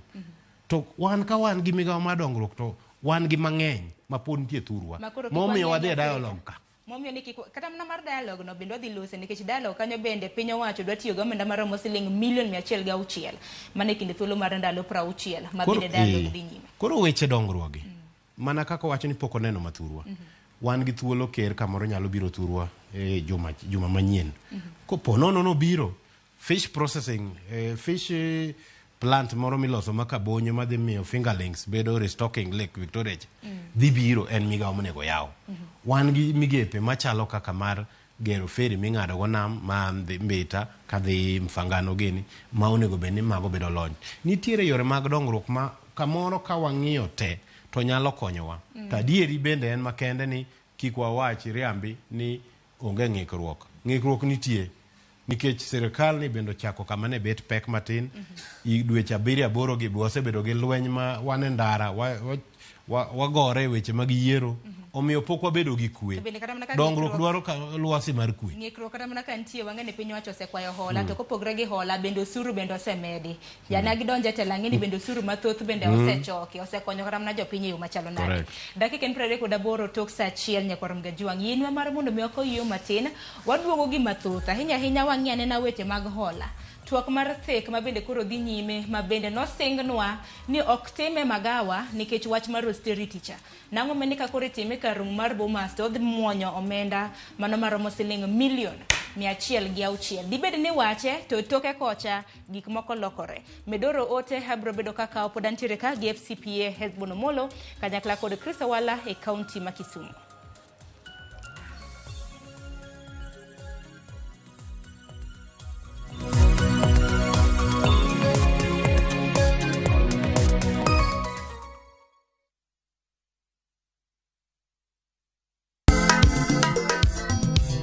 Ma e chenro makelo ni danji malie. Kik od belo bai. Wakelo ni be. Angomiri. Alie ju. Fuata. Ma e chenro makelo ni duond yawuoto nagi. Apuro puoth ngima, apuro puoth poetry bende apidho kodhi. Duond mine nyalo. Kod ohala. Ng'at mochako ohala nikech ng'ane no ochako. Gino gi bende mabor. Mbak ndalo. Wuoyo go ganda mar onagi ka jiwo gi kik gibedi gi luoro. Kod Stella Brenda, Lynn Ramogi kod DJ Kolo. Wuok tich nyaka tich abich saa 8 odiechieng' nyaka saa 10 odhiambo. Mane Ramogi TV.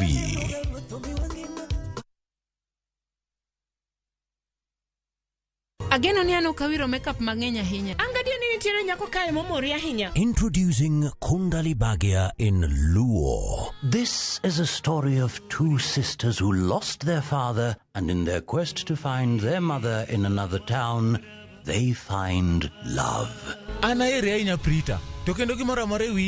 Enjoy this romantic drama of Kundali Bhagia in Luo on viewsasa.com. Mano ber ahinya. Era mit, era odake kindwa.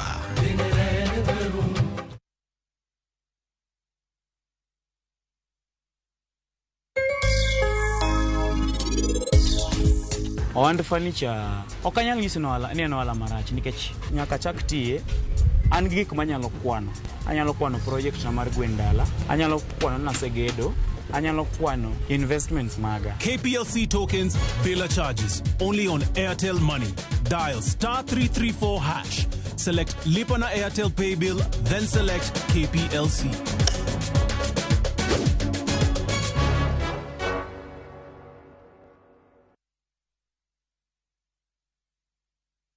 Jipa Jipange na view sasa uduogi ber mathoth. Yur thuolo mar bedo jaloch mar omenda miloyo pile ka pile ka ineno tuke malombo ji e view sasa gi siling 10 kende. Wan kod 100,000 miloyo pile ka pile, $500,000 miloyo juma ka juma kod grand draw mar $3,000,000. Mondo ibed jaloch, gima itimo yot mokalo. Dista 487*3# yier kama ondikni jipange na view sasa. Bang'e yier kama ondikni package mondo iyud points mabiro ketie thuolo maber mar bedo jaloch mar milionde modhuro. Jipange ushindi na view sasa. Jipange na view sasa biro mana ywa tol kokalo namba mar 07096670000. Weche kod chike mantie nyaka to luw.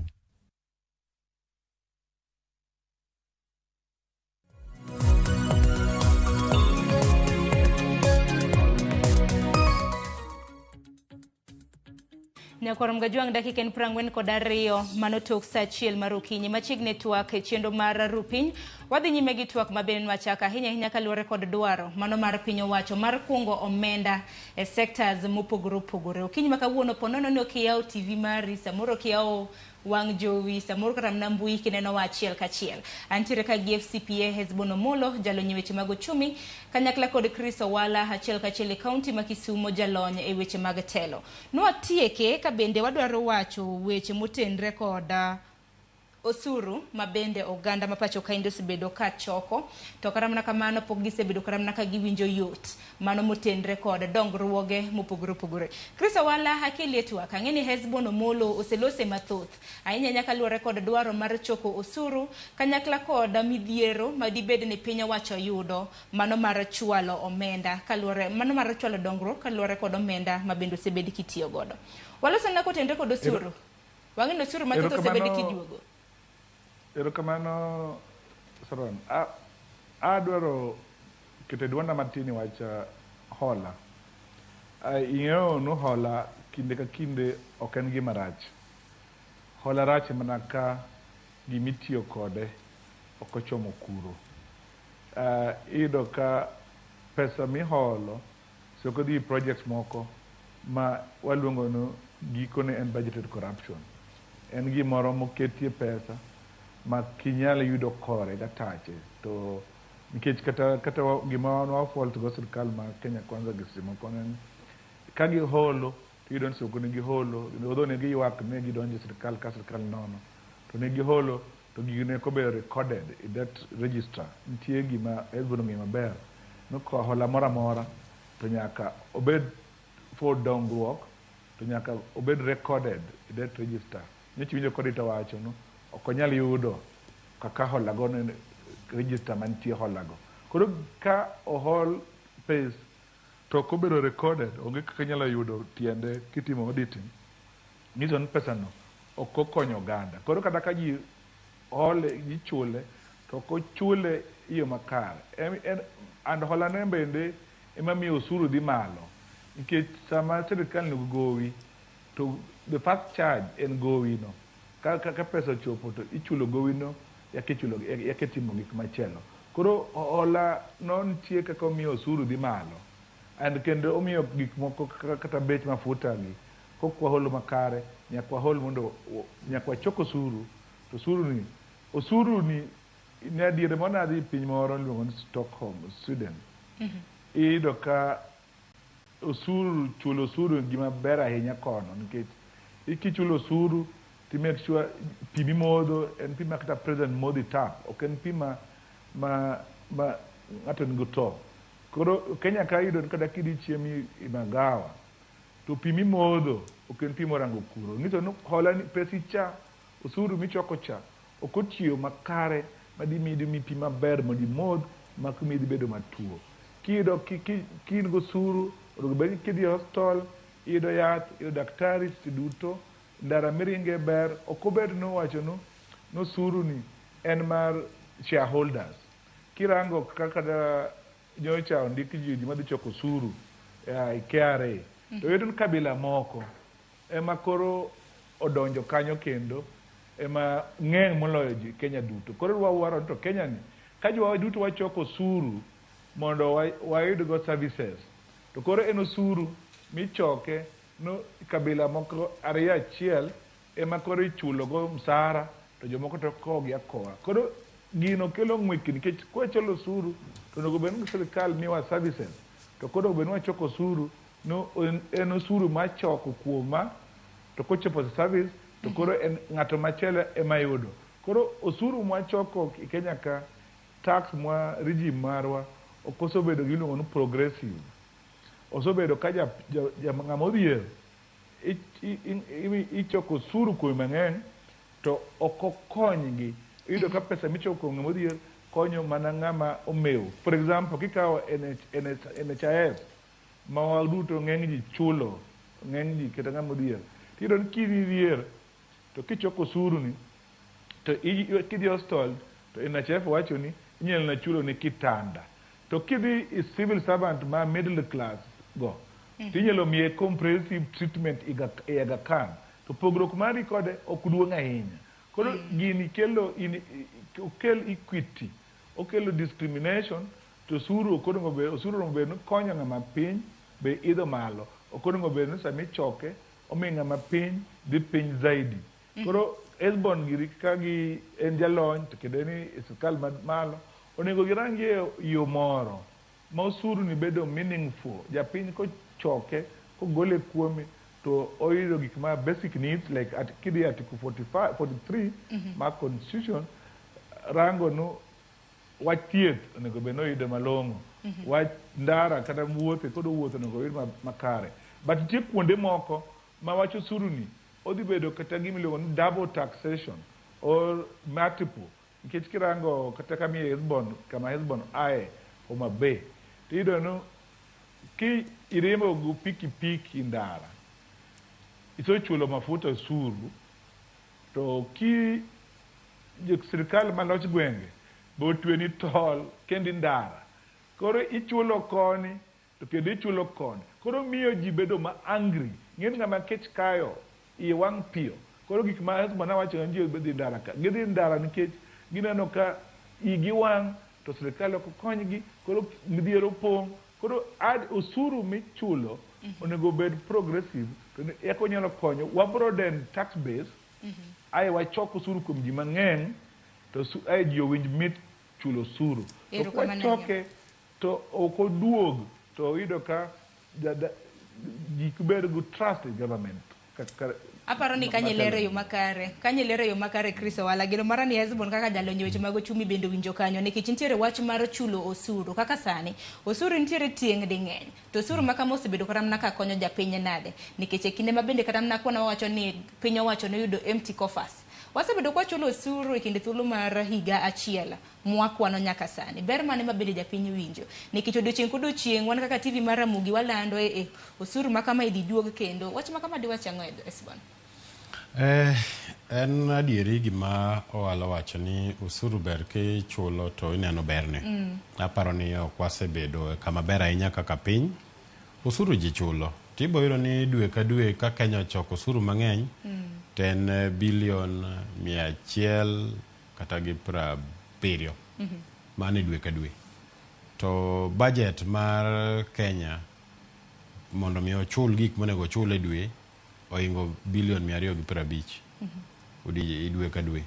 Omiyo nitiere ng'ikruok dwe ka dwe pod nyaka hola bedi. Dong nitie ga lo moro miwacho ni athada kene beni dhi e chudo mage mago makotenre kod economics. So mano nego bedi lakini kama wachope ni mondo mi wakonyre yor osuru en nyaka wabed gi a fiscal strategy paper ma konyo waneno ni budget kwa loso to waloso yo makare.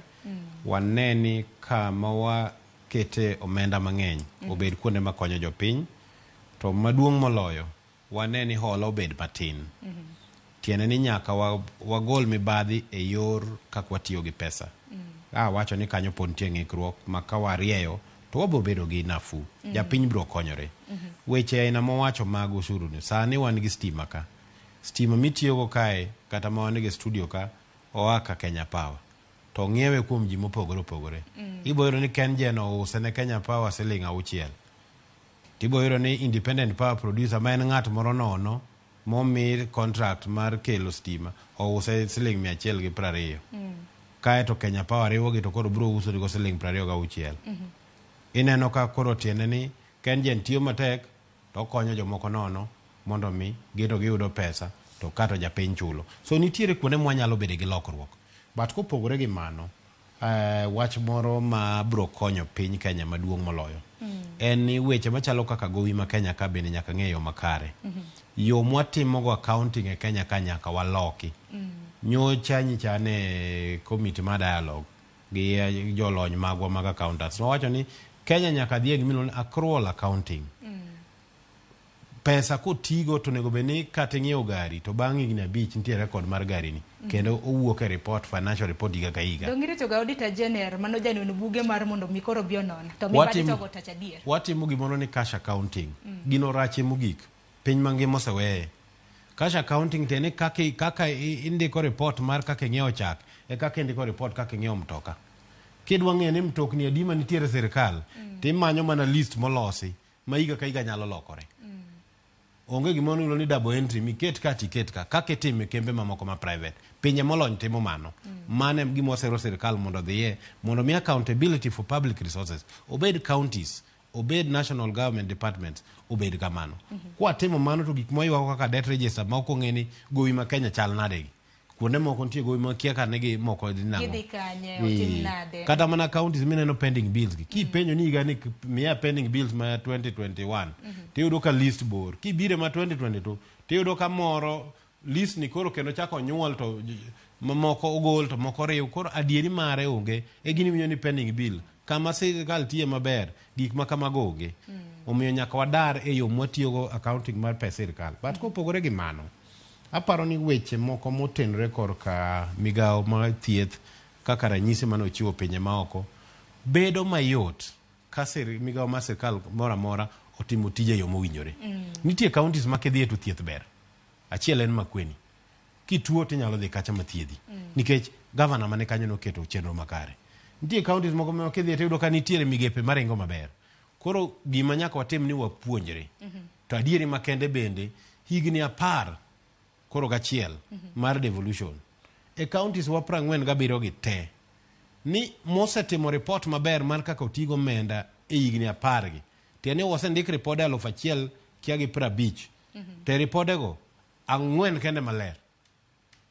Nyaka wapenjane to ma piny machalo nade. Adier. 4 kende e ripode 1050. 4 maler. Nikech kata mana nonro mar auditor general bende naneno kata mana governors manowuok e kombe bende naneno kata mana gope ma bende nagiweyo chiegni bilion 20. Gin gope mang'eny. To gin gope mowe ma be samoro ng'e kore gatache tek. Sama gidwa chulo gowi tiloso list to ndik ni wadhi chulo molo to idhi ir control of budget to puodhi ni dhi chulo molo. Kiduogo tichulo tieno.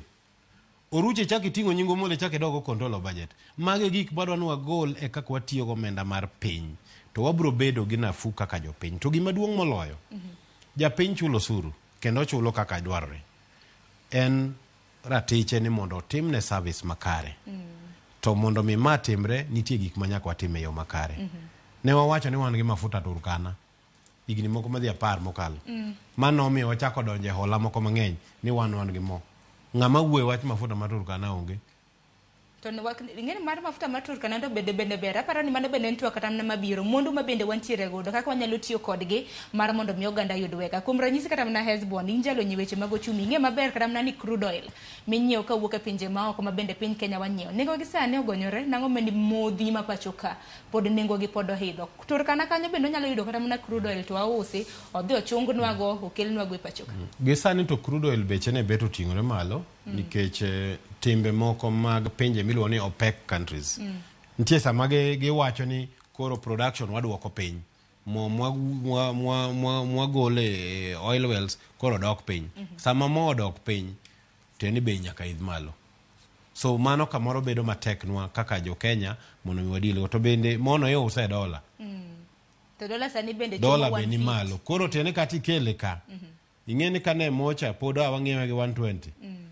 To ne wanyalo wacho ni selling 30 inyalo golo e bech mafuta cha. Wach modino bende chwako mara nyalo bedo mare. Koro mane momiyo samwa ng'iyo ng'ikruok ma ntiere go kata mane kor kit dak ma wan go cost of living odhi malo nitiere gik mamiyo ma odhi gik moko to ten mano osuru no nikech kata mana lita achiel mar mo sani kata mana kano sharo no ng'awa nyiewo piny owacho ka osuru ewi lita achiel mar petrol mane nengo mar siling 79 pesa go dhi kanye ko kamano ang'eni wach osuru no wanyalo dage nyaka machatong'a sa nyalo ng'adowa kata mana ka adani walose wach machielo mabende piny owacho osebedo ka yudo godo seyo ahinya mar tiyo gi omende kinde mabende twak mar thik dhi nyime kar romo mar Bomas of Kenya wach ntiere twak mabende kao ndalo 60 omenda osuru ma an Sharon ong'awo gi in nyakwarom Gajwang' gi Esbon gi Chris Owala mantiere godo ka dhi ka omenda maromo siling $106,000 nyakwarom Gajwang' mana kanyalo mana nyisi par ni twak makamano ntiere coaches mano ichungwa kanyakla kod Kalonzo Musyoka odiochieng' ka gibede twak mar thikno gikawo allowance mano mar siling 50,000 ng'ato ka ng'ato jokanyo mamoko 8 nikech kamiti ma kamano ting'o ji 10 5 mawuok e kweth mar Kenya Kwanza 5 mawuok e kweth mano mar Azimio odiochieng' Kalonzo kawo 50 kanya 50,000 Ichungwa kawo 50,000 members jokanyo mamoko 8 kila ng'ato kawo 40,000 mago igoyo nyaka kwan mag documents mag idwago chapa contingency fund bidhi nyiso Esbon contingency fund giketo tenge omenda maromo siling $9.7 duto te kiriwo dhi mana biro siling $106,000 nikech par ni nitiere retreat mane bende gidhi Mombasa gi Naivasha mar loso report makare mar mondo bi oka gichwali od bura maduong' ma pachoka retreat ma Mombasa dhi kawo siling $9.3 ma Naivasha tema koro dhi kawo makore lach $20.3 Owala winjo na pachi to par ni tok maka na chako na nitiere dwaro mar mondo mekik time magawa wach chai cha nogol to Bomas of Kenya ng'ama koro timore manyiso ni dino time magawa kata na omenda ni dina koro medre anya na pachi kaluore kod okang' makamano kapok wakawo yie matin erokamano Sharon aparo no wach mar Bomas ni mako jo Kenya but anene kama joma ni payroll ta ichungwa giri MPs Rwanda giri okonego giyud additional allowance nikech gibiro kanyo gumtok sirikal gibiro kanyo drivers michulo ni ji kantie ji moko ma okni sirikal maktin ni sirikal to gin allowance no oken nikech gikawo time gi nitie kinyalo migi gimoro but nitie pes moko manyaka ti nikech sama ji dhi i process of machal kama nitie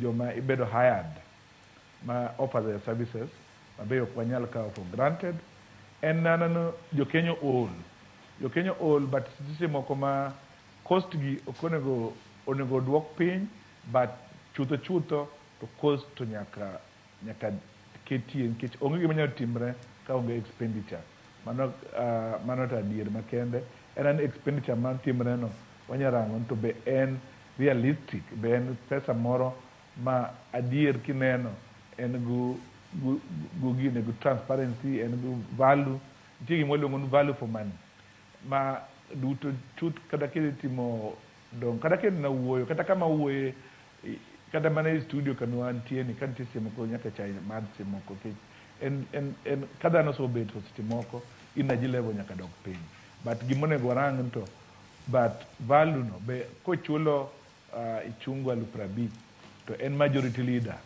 to en nyaka MP to the same day no otiyo gumtok sirikal koro en double payment go emonego gol kuro to warang no jika kantie support staff mobedo hired rate mane michulo gi to so do obe realistic konego kwan ende man chudo no rach onego warang to be gimichulo no nitie value for money ana kech kiranga $100,000 sana billions nitie kuonde ma billions lalie in a day ma ka $100,000 nyalo miyo wabed gu peace and miyo wabed gu harmonized government and aonge kode gwach ahinya nikech nitie kata kirango state house kama awatimo wuoyeno kirango counties wa kanyoro yudo kata nkata siya kende $86 million olala igine i suspense account and no one is talking about it kora I feel no ken gimo tiyo yo makare mwanyalo vote for ma okuketi mibadhi to kelo value mande husband temo wacho chien kile ne onyalo kelo matunda then warangu nanto inappropriate payment ngato kochul twice kotimo service ka jomani position mege parliament go gin okonego chulgi again but kantie ngamo offer services to services no en reasonable cost to kochule to ken gima racha hin ero kama na inyam ngade mana gikanye hezmo na ngeni himbe de diher chiwo paro kotende kod okang makama yino mar mondo mako yo mar ariyo mana matin wadogi mathoth donge nyakorom ga jonki kidhi mabor bende ote magi bende duogo godo kore okanga ma bende koro waduogene.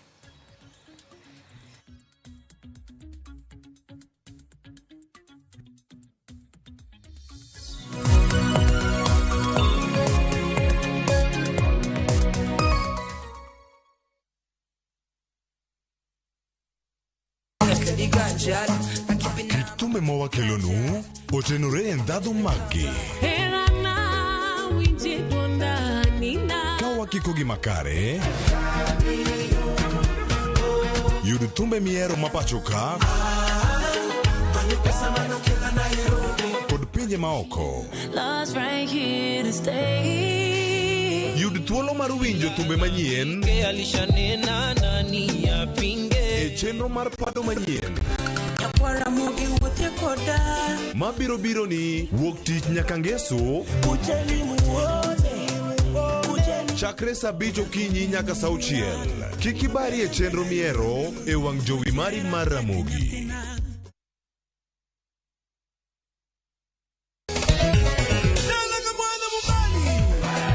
Ngoma Owake en od jothum. Ngoma Owake akelo ni mix mokwe reggae, ja, Rastafari. Always missing you. Tuaf gi jothumbe nyakoro mago jonka mora magintie. People crave is the different. They crave the exotic. Yeni kila thumbe kare. Kama nene edition. Benga kaluka Kicha beach nyakoro magajuang sukus kamwati memana kama. Kitemana Ngoma Owake nyinga en Papa Weekend wuok tich ariyo tich adek tich ang'wen tich abich saa 10 gi dakika 15 nyaka saa 12 warom.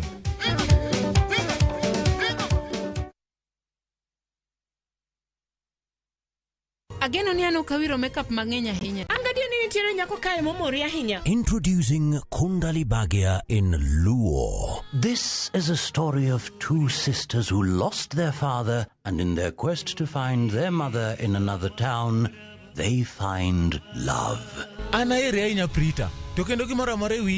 Enjoy this romantic drama of Kundali Bhagia in Luo on viewsasa.com. Mano ber ahinya. Era mit, era odak e kindwa.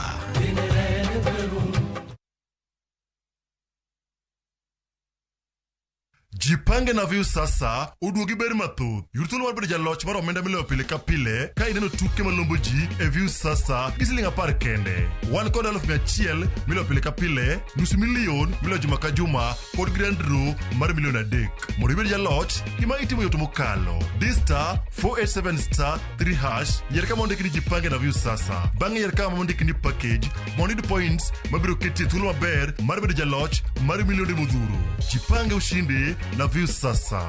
Jipange na View Sasa biro mana ywa tol kokalo namba mar 07096670000. Weche kod chike mantie nyaka to luw.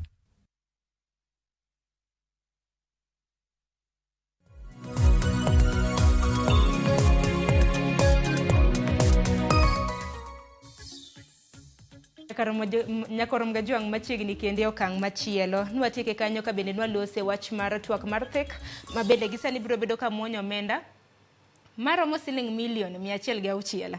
Hesbond kaka jalonya e weche mag osura winya na pacho kuongo monde mana kaluore kaka pesa gi dhi tiyo ahinya nyama no mako wanga weri kata mna gi wach retreat contingency fund. Aparo ni wach dialogue ni en gi budget ma kamoro no los mapiyo piyo to en budget ma kipenja to en ketho mwandu jopiny. Onge tiende mondo mi pesa jopiny utigo yo mitiyogo ni wane dialogue. Mokwongo en adieri ni koko to ne nitie pacho. But koko no ne nitiere nikech ok wahero luwo chik. ka owachi ni ji odhi e yiero, oyieri governor, oyieri MP, oyieri MCA, misedhi chamo muma, ng'ama oyombo bodhi e kot, ma kot odhi oyombo, oloyo, ma owachi ni koro oloyi. Bang' dweche adek, wachak wachiero weche moko, kendo koro waketogo piny maliet ma piny en bad manners, ma ok onego bed ni wabedogo kaka jopiny. Gimba nyalo yiego e weche mag chike madhi nyime kata weche miwacho en ni chike ber nitie, yiero kotim ng'ama oyolo orit machielo. Gimoro ni winner takes it all ji ok dwar no. Winner takes it all nyalo bedo no rach e national. To e county to ng'ama oyombo cha dongo bendo kawe te. Nitie counties moriemb nyaka jomoko ne support jomoko nono. Nitiere kata mathudwa. Abro nyisi ranyisi. Nitie joma ng'e moseriembi kata Homa Bay County oriembi nikech no gi support sirikal masani, which is very unfair. To ka ng'ato oseyombo miye uru thuolo mondo ti. Ka ok oti maber bang' higni 5 gole uru oko. To ng'ato ok nyal chako tich to bang' dwe achiel dweche 2 to en lweny pile pile. Dhano moko mach kato kiny to wacho ni uchumi rach. Kinde mag pur mano ne puro ka ne wane ng'anyo te. Sani wacho ni bech oduma bech ngima tek. To kidhie ng'ama uso kahawa kawuono ng'aja chai cha to wacho no morgi bonus mano yudo. Kidhie ng'ama puro Kitale omorgi oduma mano kae. Chai cha benane no ke chi idhi chak chiune gi bonus. Idhi chiune gi bonus kendo maber. Kidhi japur oduma cha omor ni goro sani bech odok piny. Mano e gima biro kelo lokruok thurwa ka. Omiyo sama yiero rumo, jogo moyombi orit yiero machielo. Ka nitie ng'eko. Mane makoro kelo waka. To nikech wan gi bunge michulo ji msara. Nitie leader of minority. Tije nang'o ka weche moko matek ma giparo nego yal, ok ginya yal e bunge kucho. Omiyo chunya ma iye to wachn dialogue to konego bedi. En mana ni onego walokre kaka dhano. Gimoro nyalo bedo ni ok berni. Oloyi to kamoro koloyi yo makare dhi e doho. Santo koro osebedo kendo osebedo koro entie omenda makore lach. Odhi muonyo omenda to kamoro kosemuonyo omenda to kodhi mbele kucho kendo chako kelo ywaruok moko nitie manya inyalo losi. To gikone mondo ang' iduoke ni dwa duoke dialogue jo ginene referendum jo Kenya manyango kura. To kopogore gi mano modong' idhi tim mane bunge. Kech dialogue no en referendum en pesa mang'eny. Ma ok apani jo Kenya gi kaka piny tekni wanyalo kawo pesa no wachomo go referendum. Kato nwadhi e campaign wawacho ni jomoko pingo jomoko ok pingi referendum biro mana pogo ji kendo. Omiyo higni 5 gi jomose yiero ti. Oyieri kaka governor ti higni 5. Oyieri kaka ker ti higni 5. To ka nitiere kama ng'ikruok nitie chik kaka yiero andahero nyiso jowa an e riwruok mamilo mar accountants miro ni Espark. Wan watimo yiero online. Ka gine simbi ka tigo yiero ng'ama idwaro to kitieke ni to dakika orumo saa 3 to saa 3 dakika 1 isengi ng'ama yombo to bang' mano to watimo audit mar system no. In fact jogo nego bi wapuonji kaka itimo yiero. Yiero maonge ng'anyo kata ywak kata chiel. Samo pok ochake oyawe jononro biro timo nono be en kare be system ni kare nitie kako nyalo bedo hak. Samoro nyalo wacho ni mago gin mag jokanyo matin. Kuom ranyisi kata mana jokanyo mag Espark kun ji adi ki compare gi oganda maluto ombo. System and system 135 ok watin wang'eny. 135 to wago kura kendo waya maro cha to waya onda thuolo mang'eny. Dhi nyaya within a day system you upgrade. Pinje mamoko India duong' moingo Kenya. Nyade karibu kema 50. To India go kura bang' dala 2 to gisetieko wachno. Kendo onge ng'anyo madhitie to India is a continent dwaro mo gi Africa over a billion people to go kura online kendo gigo kura maler. America go kura kamano. So wambe wanyalo dhi a digital way kato yiero wabe bedo machip kato bedo gima can be audited ma ok nyaka dhi e court kelando ni timo audit. Omenda mag nyiewo tese kato omenda makore dhi ng'iewo go kalatas omenda makore miyo ji 50,000 to gima late ni kamina ne chulo gi 50,000 no joma nie committees kaka opia wandae gi ichungo pod gidok bunge kucho bidong pod gidok gitia koro ang'o momiyo waketho saka tun kaka jolony Ezbon gi paro maliw ma bende untiere godo gi dak osechwalo ne piny owacho mar mondo mi wane kaka wanyalo bugo karamna sectors mamoko gige wachwalo pile en mane winjo wach jolony tek ing'ene jasiasa gintie ma ging'eyo kata mane weche mag ushuru gi nitie gimoro ni iluongo ni tax policy.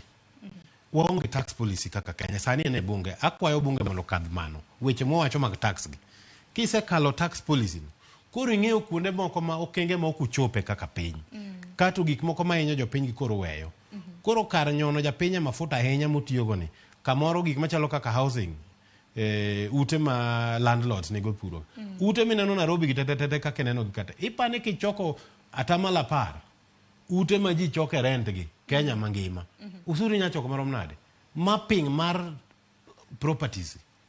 Ang'o miyo KRA pok otimo mano. Those are some of the things ma sirikal nyalo choke pesa. Kato pesa be kisechoke sirikal ti kode maber. Mondo mi bira kaka jo ohala na chulo osuru. Tadwa chulo osuru adieri to kasemo gazet kama taneno pesa kaka pesa tiyo kisechole. Aonge chuny mar solo osuru. Omiyo mondo wadog wakonyre. Wadog gima ne Kibaki owachonwa. Lipa ushuru ni kujitegemea. Chulo osuru ni bedhi mi jitegemea. Koso omiyo pod idwa tegemea joma moko. Mathoth neno ni kelo negi hinyruok. Koro tiyo kod omenda makare. Sirikal okawa salary kata sara magiyudo to wenegi osuru. Nikech osuru michoko to koro ng'eny. Awinjo na pachi Chris Owala nikech aneno ka sadhi. In wach mar omenda makoro itiyo godo makore lach. Kar contingency pare ni ok nyisowa. Omenda makoro ket kaka iwacho ni nikech contingency dong en mana masira mapoya manyalo. Apa ni contingency ni to kete 9 million mang'eny mar ok ber gi bura mabedo jumbe adek to gitieko. Contingency ni 1 million dwa temo. Fine inyalo bedo kode. To ng'eno nyalo bedo kanyo makoro umanyo yo mondo utigo kode. Maka moro dok oti kode. Nikech mani wach contingency ber but onego bed atamalo moro matin. Ok inyalo keto contingency ka budget en 106 million to contingency en 9 million. Tieni contingency almost 10%. To kore ni wacho mana to gola copies publication chapo mano chapa mana iluongo ni 1,000. Iwacho ni unit ka unit biro bedo kakao siling 15,000. Manyiso ni chapa mago mag copies 1,000 nyakwarom gajwang biro bedo kakao million 15. Nitiere moro ni document translation makiani gidwa translate document mane gi siling million 16. Wala mane momiyo gige tete king'iyo bei magiketo gi gogo nyisi ni jowa gi ok odich gi gik magibedo ne giwacho. Erokamano nya Chris Owala winjo na pachi kotendo gi mano. Aparano gima Hezbon wacho non kare gima Hezbon nyaka oler matut kaka an accountant. The provision of a contingency budgeting nowadays okay gima advisable. Because contingency no nyaka bed what are you trying to Jacobedi specification moro. Koro any ango moro ma jiuso bedo ka chiemogo I contingency ka iketo pesa moro koro iwacho ndongo ne ni contingency. Koro you have discretion kakido tiyo kode. Ma nowadays aparno okobedo encouraged ahinya. Koro in a way ma chiemo. An adwa wacho budget ni duto. Pesa must be spent, but pesa madhi spend ni en okalo alama nikech gibe gineno kaka jo Kenya kwelo, gineno kaka migepe moko kwelo, koro gineno gik sirkal gimon kama jo sirkal wacho no sirkal to kadhi duka nyiewo kadwa di procure ng'ato an ka Chris Owala no print na document abo dhi negotiate kode tabro chule kata mana gimichula 15 no abro chule kata siling 3,000 to gimoron kan en gir sirkal ai gitimo gimiluongo no padding gitimo budget to kangen ngane ma di supply to ngane no ko supply tabe adhi yode toke kucha koro kada joma ichulo gi kada joma be recruited gi mane gima timre kata mana kos maneno mang'eny gidhi gi individuals ma duogo kawo gi chien koro the problem we face kata mana National Dialogue Conference budget ni en giluongo budget corruption to gimado wacho no osiepa ma Hezbon no wacho maber no dit itimo kagiso timo election mar ISPAC but ang matimo mono wa also timo audit mar ABC ma azimio kata ka gin gima kosa yes to gisobedo ka gidemand no audit ni system ni be otim but wang'eyo very well no so kata kwa wacho ne jogo yombo to kako kontie to onge dongruok matimore waneno kaka ji Kenya lose economy wa lose mang'eny koro ka ntie way ma pod nyalo wuoyo au kan ne makosa but gima nyakwa ranga eno nyakwa strengthen our electoral laws nyakwa build confidence in those institutions so that gima wuok nyakwa trust but gigi chakre also at party levels party nominations what trust the party nominations what reduce koko koro kwa chupo that level mar general election wedo ka koro ji so build trust and confidence in the process. But ka process ni podi at lower level okelo koko to biro kelo koko nyaka chien. But we okwadwa situation morono the reality is no Kenyan election onge election ma pokwadhi ndara as your Kenyan system mar election kata kama the winner take it all ni kido kata if we didn't have devolution today pinje maluonya na ko adi sandre zaidi kido keja look kerwacho ni sirkal ni ma shareholder to kokina shareholder to gimiyude onge koro such like talks miyo jo Kenya wacho no karawadhi adhi ndara nikech jogi sowewa koro miyo ka ndara ai ndara no bende kidhi yudo ka jo olalo ngimagi mang'eny. Police no show government no nyiso jo Kenya ni jogi gin josikgi koro ginego gi mang'eny zaidi an gi kilego miyo ji bedo gi resolve moro against sirkal. Koro kata gima beyo nyaka advice government kata whichever government wants the power kik gi treat oganda moro the way they treated jo Kisumo kata jo Luo ka gidhi ng'anyo ni chik ka atie kata kidwa kwe to kwe ginego ji irumbi mane ginege jo Kisumo no to ka waduogi wacho audit and tax nyaka bed in a way momiyo ji yudo need bedo confidence gimiyo gichulo suru jo piny mayuak kata kidhi chako M-Pesa matin kata mana Kisumo ka okinyal chake nikech king'ama wa school kawuono to yudo capital matin okinyal chako ohala nikech taxation man kanyo miyo handino podho koro kada ng'ato dwa chako mana cyber matin to yudo ka jo county government osuru keto tweta koro nyaka warangi kaka wanyalo introduce tax holiday ijo mawuok piny kaka yarowere mondo ka gichako business to business gino ok tho in the first erokamano inya Kristo wala aneno ka san nyalo ng'adowa matin erokamano inya kendo mosa inya kuom ng'adi ang'e ni nitiere mathoth anyalo mana luongo kendo kinde machielo mar mondo mi walose nikech bende pok walose weche ma bende piny owacho masani sirikal Kenya Kwanza biro godo ma bende moko notim kata mana sirikal mokalo kuom ranyisi nyalo pata kata mana paro huduma namba nomuonyo omenda maromo siling bilion 10 sani piny owacho chieng' tarik 29 onego bed ni yango cards moko ni maisha biro bedo ka tiyo kod siling bilion 1 gima moko kata mana ponono ni wadhi e referendum omenda maybe ibiti godo ponono ni twak mag theko kodhi e yo makare pod biro mana mwonyo omenda asom ote awinj pachu ote magumogi kidonge asoma nena ote mabele japinyo osebedo ka oro bang'e to koro walor twak makama brother Kuku George Martin Licho Hinga Migori County wacho ni Sharon en adier ananeno ni sirikal osetiyo gi pesa e yore mok kon jopiny iwacho ni kuom ranyisi ere kaka jopiny tho gi kech to sirikal nyiew tear gas kendo ketho ngima innocent Kenyans mano paro mochiw kanyo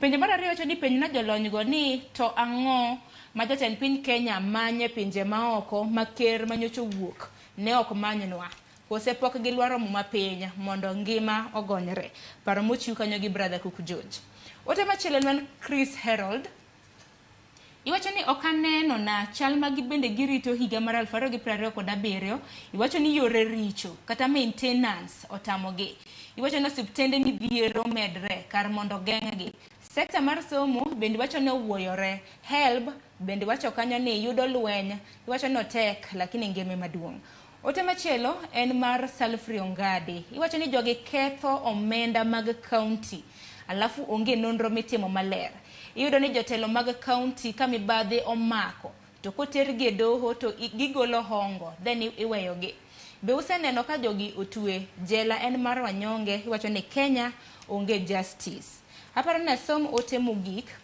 mano mar Maka Jumio Junior iwacho ni sirikal tiyo kod omenda magigolo kure to nyaka ne gichak tich gisiko mana ni pesa onge eruru kama na ahinya aparo ni chenro makama ne bendu wakete mbako romo mondo watwage makare abeto mami wacho ni Sharon Tend Ruto onego ket ji e ler gin gi mibadhi mang'eny paro mopogore paro ng'eny en mana ni ok wanyal kawo gi saya mong'adowa nikech Kristo wala in mana ng'adi wacho ni mogik gi ote mabende japiny osebedo ka oro e bwo nyiriri 30 nikech sa oserumo erokamano Sharon aparo no sirikal ma malo ma Kenya Kwanza okoso tiyo maber ne giwacho ni ka gitimo ka giketo muma piny tie gima gitimo to jo Kenya kaka gimwaneno ka osuru mohinyogi ging'ado ginyono ng'utgi kaka George Floyd manonyon ng'ute American Life Matters cha. Koro jo Kenyan kendgi to gin gisiko indege, gisiko billions gu shillings, giloko ngimagi to jopiny to ngimagi sandre. Akwayo giwuog oko, gikony jo Kenya, nyithindo madhi school modhier oyud help mondo join university. The system magikelo masani ok bi konyo jo Kenya nyagera ngima tut mondo wasomo obed kare. Erokamano. Erokamano nya Chris Owala. Hezbon wachni mogik bende nyalo mana react winje gima jopiny bende wacho kanyo. Erokamano ahinya Sharon, aparo ni watwak maber, jopiny bende owacho pachgi. Adwa mana jiwo jothurwa ni wabeduru joma hero kwe, piny ok dongre kama koko nitie. Wasebedo gi achiel mar koko. Mbele ka watem waketuru kwe, serikal pok obedo gi thuolo mang'eny. Kata miyo kikendo nitie thuolo mokao kata kama ne kata nyathi. Serikal William ni bende dwaro thuolo mondo mi o deliver gima no promise jo Kenya. So aparo ni wamigi thuolo, wabeduru gi geno, to maduong' moloyo en ni wamed riwore kaka oganda, paro nyalo gwenyore. To gwenyruok e paro ok en sigu, omiyo waneni serikal mamalo gi mapiny otine jo piny te. Kech serikal wan go 47 kato gi mar national. Giduto nyaka gitine jo Kenya. Omiyo ageno kaka jaluo ahinya ni serikal mar kaunti ma Homa Bay, ma Kisumu, ma Siaya, Migori otie migao maginyalo timo. Mar William bende kamo nyalo oti mondo mi okel dongruok thurwa. Ageno ni kobiro juma manyien wabor wake maber, nitiere migao mag dongruok, yore mibiyaw Homa Bay, wan gi Diedo Road, wan gi Moro Mbita, wan gi Paya Makono, wan gi weche fish makabonyo, wan gi migepe mang'eny mag dongruok nyaka Masiaya, nyaka Osieko Beach kod gi Gideon Ochanda. Warwakuru ker, wang'eni serikal mamwalo to mar ODM, to ma national to en mar Kenya Kwanza. Giduto kwa tiyo kanyakla to dongruok ema ji te dwaro. Loch imanyo nikech dongruok. Kik wabed ni loch wariembo. Sani koth chako chwe, iyudo ni yore waricho nikech nwawango. Next time kwa ng'anyo kik waketh bechewa. Lam awacho lam. Lam wan wawango, mamano to ok ber. To kata kamano ng'anyo en ratiro kaka Owalo wacho, to watime yo moro ma okel violence. Police bende otigi force ma reasonable ma oginyi. Aparo ni mago gik mabeyo duto. Aparo ni mano paro maliw mabende watieko godo. Aneno ka Moses Oguori wacho no kadhi ni note mari anene yawa kendo adwa some. Iwacho ni the pain we have as electorate cannot be compared. Hero kama na nyakum utemari. Katika mana nyakwara mgajuang dakika ni prario kudadek tok sario. An madawe ugo. Kikwa sasa pinyo wacho. Wasenya ka serikande mag gwenge. Ginto gitiyo kod omenda e yo machalo nade. Nikichikata mnako pogregi omenda usuru. Mawan kaka oganda mapacho kainde wachoko ne pinyo wacho. Serikande mag gwenge bende gintiere gi own source of revenue. Kepak kacha to juogi. Omenda ni itiyo gode yo machalo nade. Mar kelo ni dongruok e county. Zaparo ni kine mabende waseo jatend piny jalupne kata mna jotend migepe mopogore governors magwa jod bura magwa un bende watema nena wa yua socks malo mar mondo mi oganda mosebedo ka gonu kura kinde ka kinde oyud ber mano mar luto ombulu mabende na giketo ugodo e telo. Koka mano gikanyo bende makelo wa igiko mar twak mabiro ene chenro mar pogore pok mabende natime county ma Mombasa e kar dak moro mong'ere kaka Mtwapa. Wawinya nina pok makamana en marango. Kete mane TV Ramogi ka chakre saa 2:30 nyaka saa 3 mar okinyi. Mana taye chenro ni nyinga en Sharon Ong'ao. Orichur masani.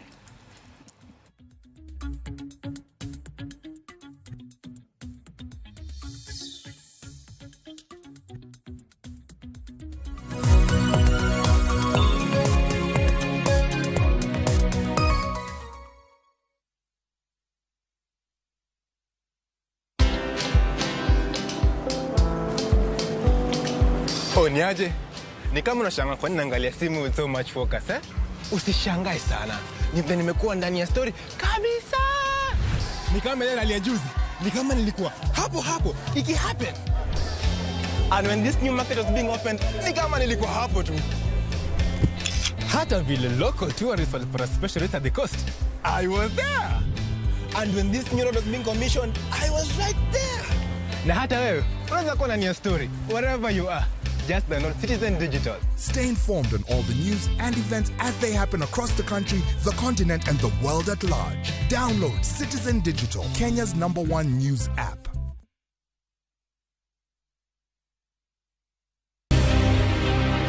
Tich Ang'wen, tudri gi Sharon Ong'ao e chenro mar pok opogore ka osir gi bengi mar Equity. Grup gisebedo ka gitayo maber ahinya kaka jo Equity nikech gisupporto that group.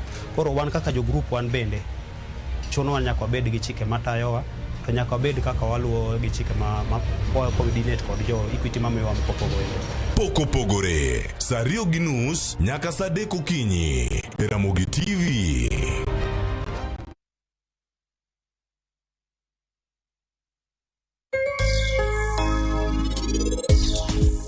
Laktar ka wawacho ni ngima en mwandu tanto to tieno kendo en ga morna mar bedo kodi odiechieng'. Nyaka ibed jakinda nikech station ni saa asaya mibire iyudo service midwarono.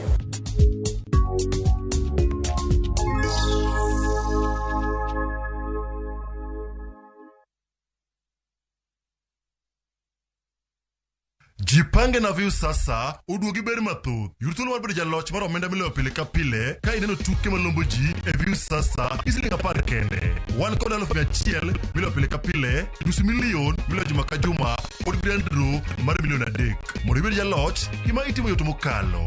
Star 487 3# yier kama ondiki ni jipange na view sasa. Bang'e yier kama ondiki ni package mondo iyud points mabiro keti thuolo maber mar bedo jaloch mar milionde modhuro.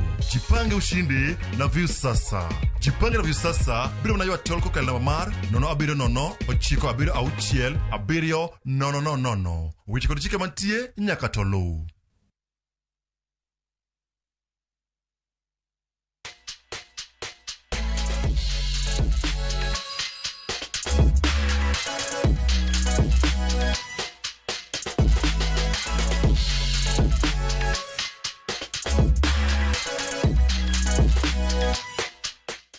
Nyakoro mgajuanga, isewinjo gimoro miluongo ni mota. Samoro ini wuoni ng'e mota mopogore. Ben ng'eni mota makamagi kantiere kod achiedh nade makoni kod kocha. Inyalo losgi kendo mabende gichak tiyo. Omiyo kinyo makawuono wantiere gwenge mago mag Mtwapa e county ma Mombasa. Ntiere wuod luo moro mong'ere gi nying mar Odhiambo. Mabende kinyo makawuono wabiro bedo ka wamenyo ka bende osebedo kotiyo tich mano mar loso mota mopogore. Bedo mano migogodo pi, nitiere mag rego kanyakla kod mamoko. Mane pok mabendo daro rango entiere gi kambi mong'ere kaka Mtwapa Motor Rewinding. Nyinge Wilson Odhiambo. Machiegni bed kodwa kanyaka giko mana kapile. Nyinga Sharon Ong'ao. Machiegni.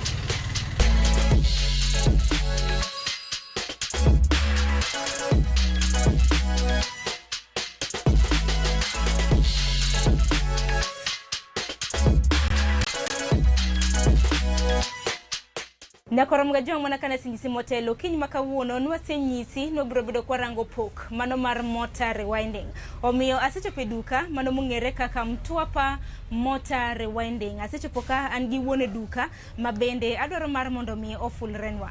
Arwaki ni machiegni e chenro mar pok opogore. Inyalo mana ulori ne nyakoro mgajuanga ginero maitimo e gwenge mago mag Mtwapa e county ma Mombasa. Anyinga iluongo ni Wilson Odhiambo Agutu. Najasa kwa Bondo, lakini kwa sani tatiyo Mtwapa. Adili gi loso mota mag pi, mag rego, pong, kodi solar system, gi mamoko, both bora tu gin AC kod DC, mage madili go kae. Wilson, tich mar mota nchako karango? Tich wuon to nachako chon kimoro 2002. But Mtwapa kae to nabire 2004 after kae college. Bengine tich ka tich nyaka ng'ato bede gi gima no hidhe mano mar chako. Akeni ini wuona mar mondo mi chak loso mota e gwenge mag Mtwapa. Ang'o mano idhi e kit tich makama? Dibedi manane nitie group mani time school? Tiegruok. Kapok natimo tiegruok, naero sana gik moko ma technical. Koro kana dhi e training tayudo ka technically mar mae en more technical kaka naparo kora nabedo interested but from that time kora namwa timo electrical installation to katimo electronic kora amwa timo electrical engineering ema loso go mota gi. Kinde ka kinde ohala mora ka ng'ato chako nyako bede gi omenda moro moketo tenge. Akeni insigendi en mane in mari ni chako nade? Ile kana chako to noka ain kwa capital mang'eny nachako ka onge capital kanyalo wacho kamano nachako ka onge capital but namanyo wateja. Koro the process kimanyo wateja. So ka tejo kelo machine ilosone tikwae deposit. Koro inyogo material midwa loso gimoro eka kanwa chake. Bende knisin somo chelo ni chako gi omenda matin mani intiere goda. Kene sir mora mora nikech ohala makama ni chake higa mar 2002 nyaka sani gin higni buora. Sir mora mora miseyudo e kinde thuolo ni? Siganda ne kia e college tionge pesa maber ma chako ohala. But nyakibede gi matin miluongo kaka pocket money chande. Mimanyogo kamidwa timo ngono, kamidwa kete ohala. Ko nan gi pesa mana matin, mana marufuko kapok ayudo sir kuom ngata. Mana mari matin mana mi save matin kaka personal saving chande. Koro kana biro go mtapa kande tamanyo kibanda kama machielo mondi kapok abiro kae. Koro kana kibanda kacha ne achulo pesa matin. Koro achulo pesa matin to gi matin manyalo nyiewo go kwaya matin. Wakata ka customer biro anyalo timo nadi, anyalo chago tijeno kapok akwaye pesa mare ma deposit chande. Anega kano achako. O sir manan go mokwongo matin on ne poka bedo introduce kamora manyalo kawe kata mana loan kata ngo pod nikech kai kana chako biashara. But karo kana chako kamano to ka ng'iyo matin uchopo ka eka koro uchopo kama koro aneno ka koro biashara osetimadi osedhi mbele moromo. Koro nanyalo manyo kaka nyayudo sir kunde mamoko. Koro tie kama nachako go lakini bange koro no kaka nyoko nachako ne ber ahinya. Koro ma join go jo Equity. Wilson nyaka sani wuodhi gi Equity osebedo nade? Wuodha gi Equity nyaka nachako wuotho kodgi. Kanye manyalo wuoyo ahinya nikech osechopo koda kama osechopo mantie sani ni gin ma gisechopo kae. Nitie gik mang'eny mosetimore omiyo chopo kama chopo in personal kata in terms of maro hala bende tich matiyo ni asedil kodgi sana. Koro nitie gik magisetimo na mang'eny momiyo chopo kama nitie sani ni. Wilson higni osekadho 21 chakre ni chako ohala mar mota bende secho diere kanyo ni Equity osebedo kasiri. Inyalo na lero ne nyakwara Mgajuang wuodhi gi bengi mar Equity osebedo nade? Gi support e ohala to an gi family bende. Koro ido ka nyithindo ka somo takawo loan magi tero nyithindo e school asekawo bedo kaka kuomgi loan ma aboost go biashara mara go asekawo kuomgi kod other personal gik moko kaka nyiewo plot awe kanyo bet matin. Manyiso ni hola ma bengi mar Equity osebedo kamiyo ok en mana mar ohala kende. Ok en mana mar ohala kende.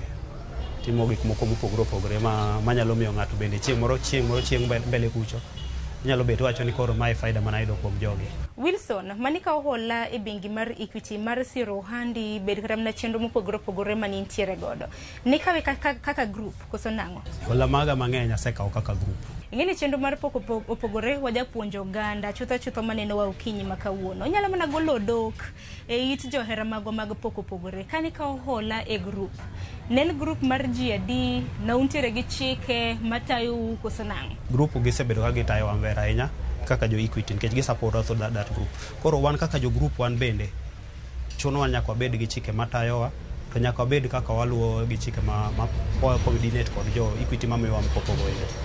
Emomiyo wan kaka koro Wilson an anyalo wacho ni group no emosemiya chopo bende kama tie nikech gin kaka guarantors mago nikech sama ido ka adwa kawo loan mara mari ng'ato an awuon die process mopogore kadwa kawe kaka e group. Koro ido ka kawe group biro mapiyo kendo biro mayot. Koro miyo wadhi e group sana but nitie magi personal bende kaka koro maga ma personal nitie lakini pod en rate mapoti lakini ma group chande ema se upgrade mochopo kiwango ma at least nyalo timo go gimoro. Higni buora kisebedo karamna ka itiyo kod bengi mar Equity machiegni lakini bende gisebedo ka gichiwo tiegruok mora mano mar ting'o kit ohala ma itimo malo. Personally anasetimo tiegruok almost every year for the last higni 3 mokalo. Sebedo ka dhie tiegruok diriyo e higa dichiel e higa diriyo e higa. Koro wasebedo ka timo tiegruok kodgi kaka wanyalo manage ohala kaka wanyalo manage gik moko mag pesa mwa gimiyowa kaka wanyalo manage mondo kik bed gi misuse mar funds. Wilson lakini customers magi kobire dukanika mano mar Mtwapa Motor Rewinding gito gi omane chudo kata ini wuon kidhi nyiewo mondo mopogore ma bende iloso godo mota ito gi omane? Customers maga nitie machulo direct pesa mar cash to Bange for the last 2 years ba wa avoid mano nikech koro odoga ni mondo pesa cha waketonwa e bank kopitia till kokete kacha miyo account na chande nende ni en active so sama koro odoka kata loan chande to yudo ka account na chamia tich mayot bende nikech koro account nitie oneno account chande en active so most of the time asebedo ka introduce mondo customers so recorder utikodi till Penyelo mna nyisa nyakora mgajua nga till number ni mane account number en mane mitiyo godo till mara kamana kaka kawaida majo Equity 247247 account number mara en number na mar simu but nitie samoro customers makaka company to kwa miga number mar simu andiko ne otas nitie card mara mar tich andiko ne card kacha number mara account Kado kima ne penjo hainya nyakit pok ma intiere godo e loso motors bende nyakwara mgajua nyalo neno gito kaka gin motors modhuro tiji hiye gin motors mage mabende los mota maloso sana gin mag kechi mage mang'eny area montie ko coastal region kae gin mag pi magolo pi e kisima agolo pi e kisima ka kelo oko e tank jomoko timo kodgi farming tie jomoko matiyo kodgi kaka domestic itiyo kodgi e ute mage ma korwa dilga ahinya kod jo otende gi pes pi ma jo otende gi tiyo go mang'eny gin motini moko maloso pi magolo pi mar chumbi chande i transfer to bedo pi ma fresh ma koro nyalo bedo sealed ka koro modho gi mago bende waloso motor rewinding en koro motor cha kowang tigolo waya manie ye mowang chande tiketo waya manyien e iye koro mane mwaluongo ni rewinding koro the word cha refer neno nying rewinding cha refer timangono gole kuom marach chande tikele kuom manyien koro ma waluongo ni rewinding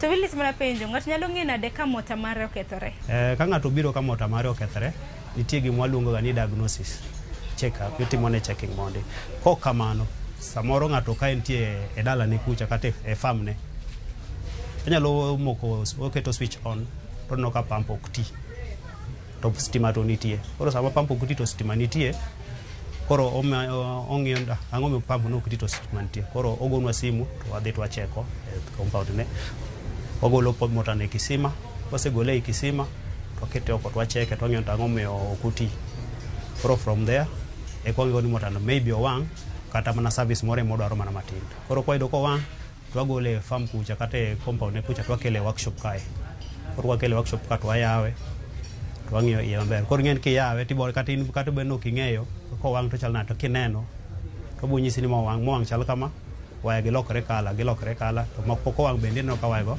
nitie e yo moro koro kata in customer nitie gimoko ma logic ma customer samoro ko ng'eyo lakini koneno gi wang'e to neno gin to wang' adier manyiso ni ponono ni ng'ato mota mare okethore obede puodho obede dala unu wuona wuok ka mudhi e dala mong'ini en ang'o mugol mota mukele duka ka tie mota mag pong mag rego gi eki pong mag rego mirego cham mogo ang'o ginigo mago bende waloso nitie mota moko mag gilongo ga ni winch gi eki mashinde moko madongo matimo conveyor belts kande iriembo gi mota go mago bende waloso nitie mota matindo mantie kaka mtokni nitie kata mota kaka ma charging system mar alternator cha mano bentie mota starter chande bende nitie mota mago te waloso akeni mar mondo mi chak tijne nikech ni wacho ni en tiegruok mane yudo kintiere skul mar mondo mi chak tich ayanga makoro jikelo ni mota mar mondo mi losi ng'ato no makulweti opuonji koso marino bedo nade kana wuok tiegruok okinyal wuok ok tiegruok kucha to chaka nikech kucha nosomo na book sana gik moko matindo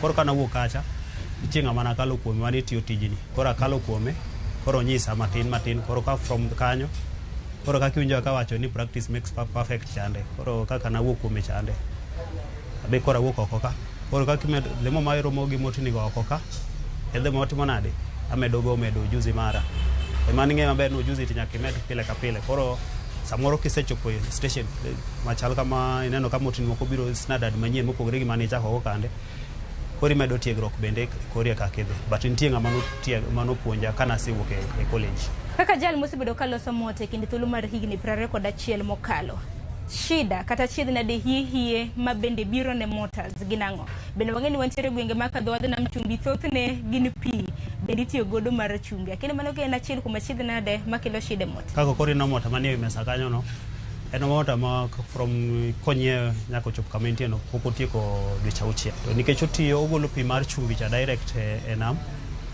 koloke mondo obed pi ma fresh. Koro chuno ni mota chande ngimane mar dak bet matin nikech pi chumbi chande opek moloyo pi moro ma kawaida mar kaka Lake Victoria gini ka mapek sana. Koro mane another cause. Kisima magitie kwa polyclinic, kisima mang'eny nitie chumbi alafu nitie kuoyo bende. Alafu machielo ma client moko mang'eny tiyo kode gi stima to giketo protectors. Koro tiyo kode gi stima to gitiyo kode direct. Koro mano bende changia. Nyalo kawi thuolo maromo nade Wilson mar mondo mi iyang achiedh nade mantiere i mota?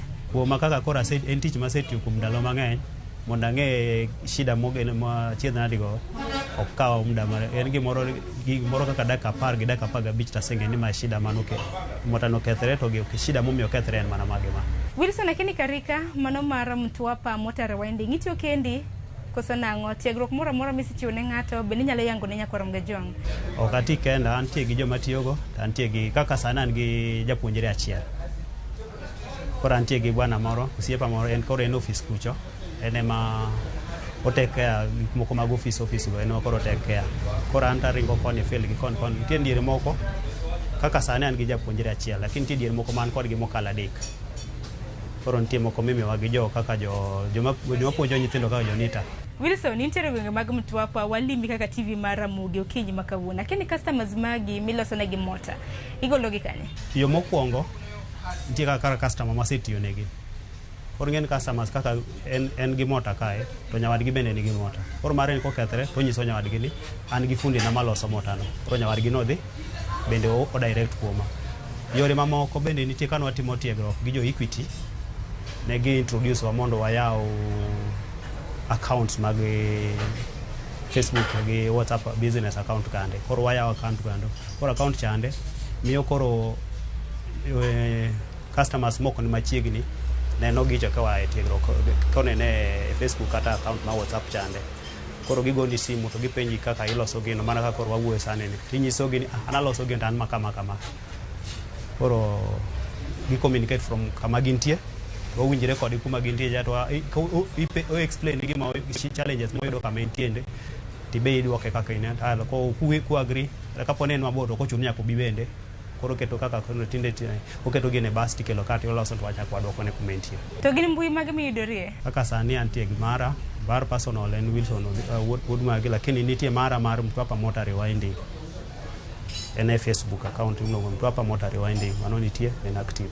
Matano wachino kinyi makawuono mana mbui mar Facebook ende midorie Twitter, WhatsApp gini. Tie WhatsApp business lakini mano poko dhi active ahinya. Nikech ang'eni chutho ok jogo eko mantiere alwora ma Mtwapa kata mana kaunti ma Mombasa mabeni nyalo loso negi mota.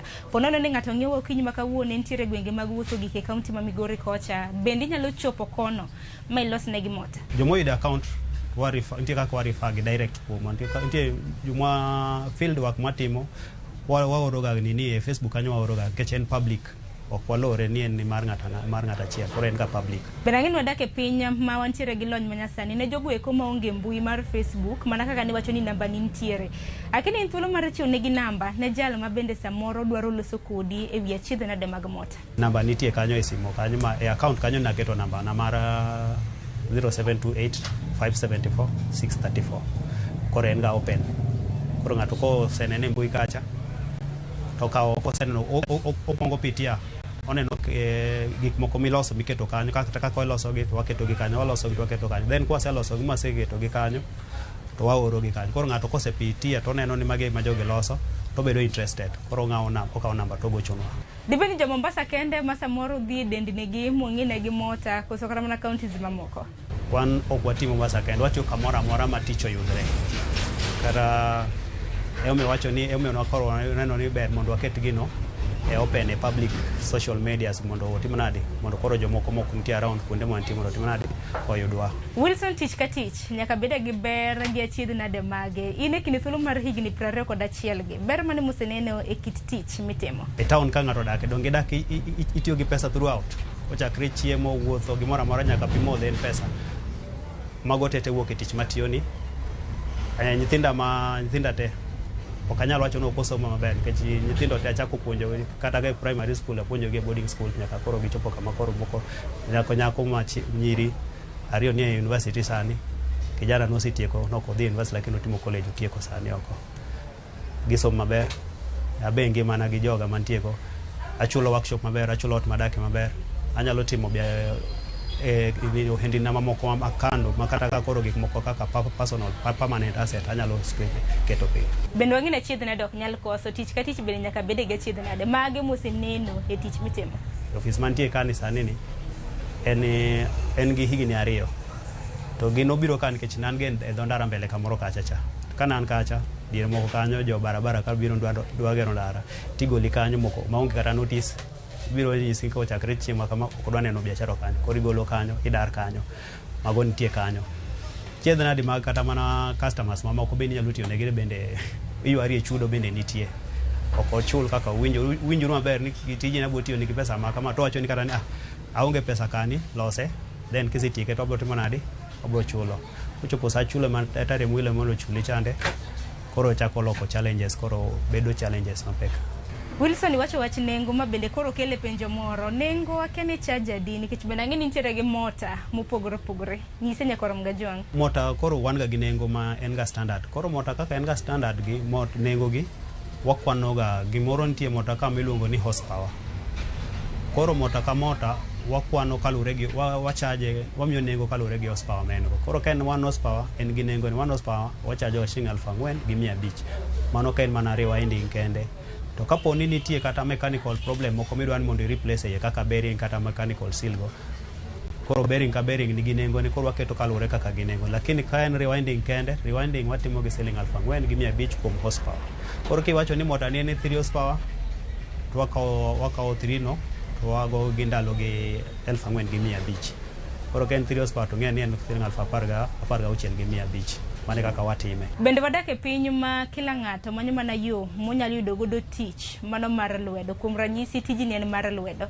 akende tiegruok bende kichiwo tichiwo yo machalo nade? Tiegruok wachiwo tiegruok en winjruok gi condition ma ng'ama kelo mondo itiegre na nyathine cha samoro nitie ng'at moro mabe ne adier nyathine osetieko somo to en kanyo koro nitie moko mwa ofa mok wachul kaka koro man go sani ni ok ochula lakini koro nyathina nene kaka en kanyo taneno ka en gi chuny ma dwaro mondo ong'e gimo nyatimo gimoro koro nawuoyo ng'ama nodak kode nyisa ni miya nyathini mondo atim nade apuonji ni mondo ong'e tijini koro mago ok ochul lakini nitie moko ma wachulo wachajo mondo gichulwa koro wachajo kalure gi ndalo ma gidwaro koro kobiro samoro wae college osesomo e college to koro biro ka mondo amiye practicals koro kobiro ka mondo amiye practicals to wachaje tie charges mwamiyo gi. Wilson okinyi makawuono ang'eni jonyuol nyithindo rawere ng'iowa ne rawera kata mana rawera mantiere gi pok janyuol ma nyathine ntiere gi pok paro mane madichiwne okinyi makawuono?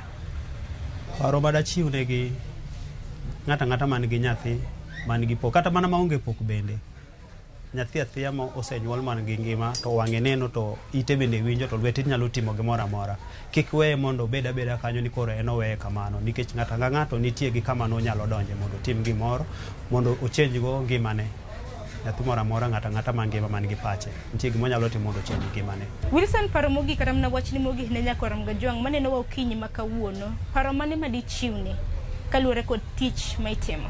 En ni ng'ato ka ng'ato obed gi chuny mar timo gima odwaro mondo tim chande to kosebedo gi chuny chande to giluonga ni uaminifu chande e gimoro amora ma ng'ato timo ema biro miyo ng'ato sud mbele kwa e stage maintain nyaka stage machielo mok ng'iyo ni ng'ato to e watiyo sani bende waonge piem ok inyal piem gi ng'ato kaka otimo gik motimo itime kalure gi kaka in iwuon ipango e ngimani iwuon kod pachi iwuon to kiketo ni biro piem ibiro chako ng'wech maber kipiem gi ng'ato lakini biro chopo kamoro moko ineno ka ng'ano ok inyal hingi tibiro dok piny to kiduogo piny kisechako gimoro miduogo piny tiyudo ka chung' kendo tek sana moloyo idhi adhiya gi pes mari mane ichako go mondo malure gi ka iwuon chal. Piem mabende loseno bende apenji ni piem chal nade kaluwore kod kit tich mitimo mano mar mota rewinding ang'eyo ok in kendi ma samoro nyalo bedo ni timo tijni e kaunti ma Mombasa piem chal nade? Tich kaka koro mara mar loso mota ni an adil gi jompogore opogore. Piem moko nitie koro kan adhi e hotel moro miya tich. Alafu nyaoda moro bende tiyo tich matiyono. Koro kofwenyo na adhi hotel ma kama miya ga tich, to fertilizia mondo ng'e hotel ma miya ga tich ere kaka tiyo negi. Kapo ni en nengo mana seketo ni standard man nengo fulani man magitiyo nago. En kochopo kacha to dhi keto nengo moro mapiny. To koketo nengo mapiny, samoro ambe nengo mana seketo cha ne en piny sana. Koro en bo dhi keto nengo moro mapiny, bro chuno ni tich modwa dhi kawo, odwa piem kode tijno, lakini nengo modhi keto chande bro miyo ok onyal dhi gi tijno mbele mokalo kaka an nasega tiyono. Koro yudo ka samoro tiyo kwelo dhi okawo tich mana tiyo ga chande. Lakini kochopo ochako no tiyo mbele kucha to tijno nyalo tame nikech opiem to onge pokogo okuonde maber ahinya. Customers magi gin jomagi Wilson? Customers maga an gi mopogore opogore. An gi tie gi customers ma local, individuals, an gi companies ma bende deal go. Koro gi pogore opogore. Wilson bende in thuolo mar chiwo negi mbui ma intiere namba ne samoro ng'at madwa ywani tol. Inyalo mana chiwo negi. An Wilson Odhiambo Gutu. Atimo tij loso mota gi company mare iluongo ni Mtwapa Motor Rewinding. Wilson Odhiambo en a technical engineer kanyo. To ayudo Mtwapa Mombasa Malindi Road. Area miluongo ni Posta. Mang'ama jomago manya physical nyalo yuda kanyo. Namba mar simo jomago mok nyalo yuda physical kata mok machiegni, ginyalo manya namba mar simo 0728 574 634. Namba machielo mar Airtel bende nitie 0752 574 634. Nimbiligo chalre en an kod opogore mana matin. Airtel gi Safaricom kod opogore mana matin, waketo gi mondo gibed machalo. Facebook account ayuda, an gi email account wilsonagutu@gmail.com. Ane namba mayudago. Jogo mama nyalo manyo kaka account mara mar tich. Account mara mar tich nyalo manya Mtwapa Motor Rewinding Facebook account Mtwapa Motor Rewinding. Kanyo bo ayudre namba bende nitie pod mana kanyo 0728 574 634 0752 574 634. Erokamano ahinya nyakoro mga jowangi sani kapok watieko chenro makama Wilson Odhiambo ma bende timo tich mano mar Motor Rewinding e gwenge mag Mtwapa e kaunti ma Mombasa. Nasenyisi ni mota thoth ma bende oloso chiena kanyo bende neno moko kuom gi. Nitiere samples ariyo ma bende odwaro tang'onwa okinyi makawuono. Mota matin gi manero maduong' oyanga chiedh nade mantiere gi kaka inyalo mana losnegi. Wilson inyalo mana kawe gi kanyo. Kuom sani nitie mota man ge mesa mano wasechako ga timo rewinding to koro wachopo e finishing point mare. Koro finishing point mare en kama wachako timo gimiluongo ni binding. Watimo gimiluongo ni separation, wakecho wasetimo connection, koro watimo separation, then from separation to watimo gimiluongo ni binding. Ngai koro mota water pump wasegole kuom client marwa, koro wakele workshop. Tie process mokwongo wapime ka en gi shot mondo wang'e gimomiyo ok oringi. Yudo ka en gi shot, koro kido ka en gi shot koro wayawe te bedo oko.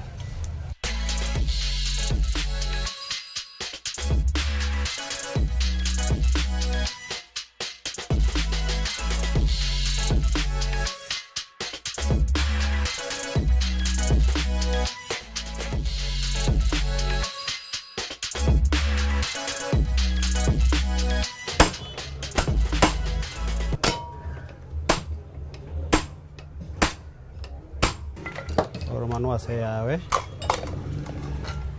koro mae kaka mota koro mae mana kaka wacho ni owang'. Koro kiseneno kama ineno ka waya ni owang', waya ni kaponi pod ober mae kala mare. Sama koro se change sura kama manyiso ni koro owang'. Koro kata kibe nene gi wang'i ma kata ok ing'e ni mko wang' chalo nade, lakini kinene tineno no wang' kichineno ken gi iro matin.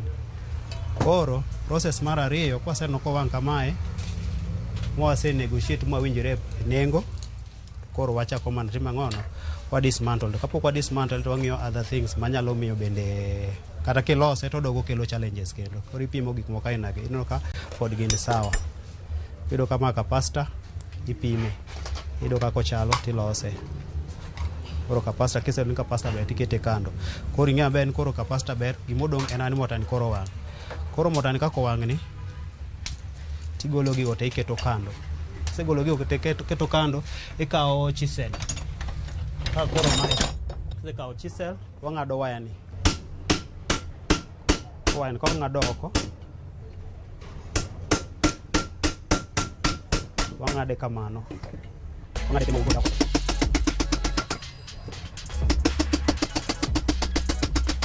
Mana koro ng'ade mondo waya ng'ade kemo goda oko. Kamano wasechako process mar rewinding. Koro waya marach.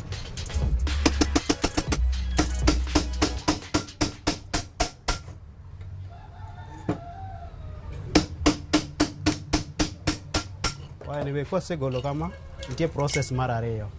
Process mar ariyo, waya gi wakwano. Wagolo gi mos, tikwano gi. Dongeno kata imbe kinene ko wang'. Dongeno mano. Mane ka koro wang', mane en short. Mano koro ne nitie electrical, lakini nitie main mar pump mar pi. Nitie kaka no yudo pi. Pi nodonje iye. Koro ka pi nodonje iye, me koro mo wang' kamae. Koro, mae mwakao. Wagole kamae. Wasegole kama, wakwano gi. Magi kwano. Kise kwano gi, tipimo size mar waya. Iluongo ni wire gauge.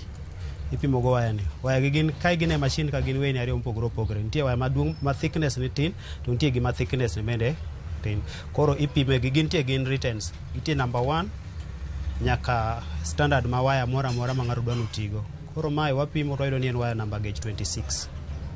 Mae gauge 26. Kitieko 26 tipimo nyawadgi machielo ni. Mae be ipimo. Tiyudo ka en gauge 27. Koro gidonje motani gin gite. Tikwano machielo ma thickness ma 24 chande bende wakwano. Wasekwano gi to wanot gi down. Ok wakwana to wegi kamano. Koro wakwano gi to wanot gi piny. Koyudo ka samoro kaka an ng'ama sing'iyo, koro ka kwan gi kich an gi information ma the same machine.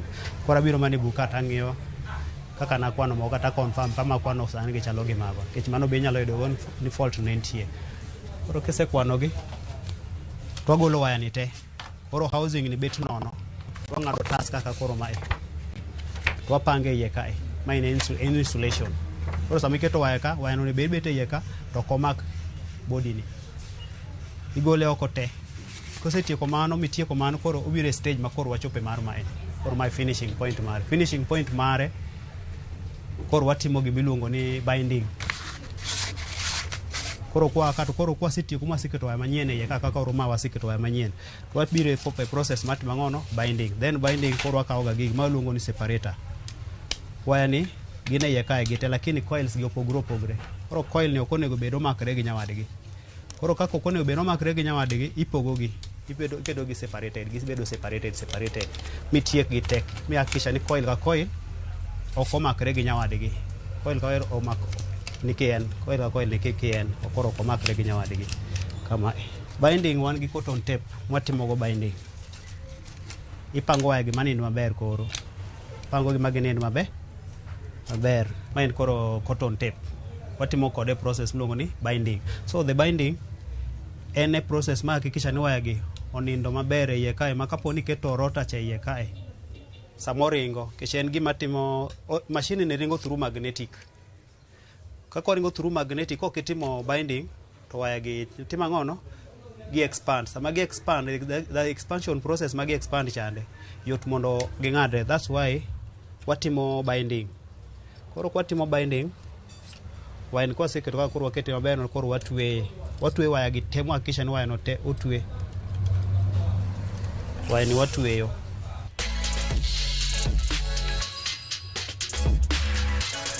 Sama watwe bende nitie gik ok watwe mondo watwe mondo bed mabende pattern bende walose iye ka mondo bed gima neat. Ok itwe koro bora ni itwe obedo neat. Makata ka ng'ato nene to gini nitie ng'ama olose cha oelewo gima otimo. Ok ilose ok itwe koro itwe obedo neat maber.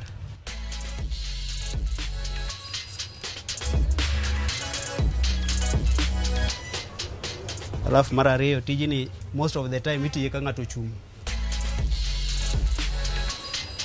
Kibet ok idhi yudo position maber mar tiyo tijini, boyudo ka kitieko bet kichung' ma koro iwuok oko tiyudo ka koro dendi ojony molo kitiyo kichunga ka kora chung ni endi.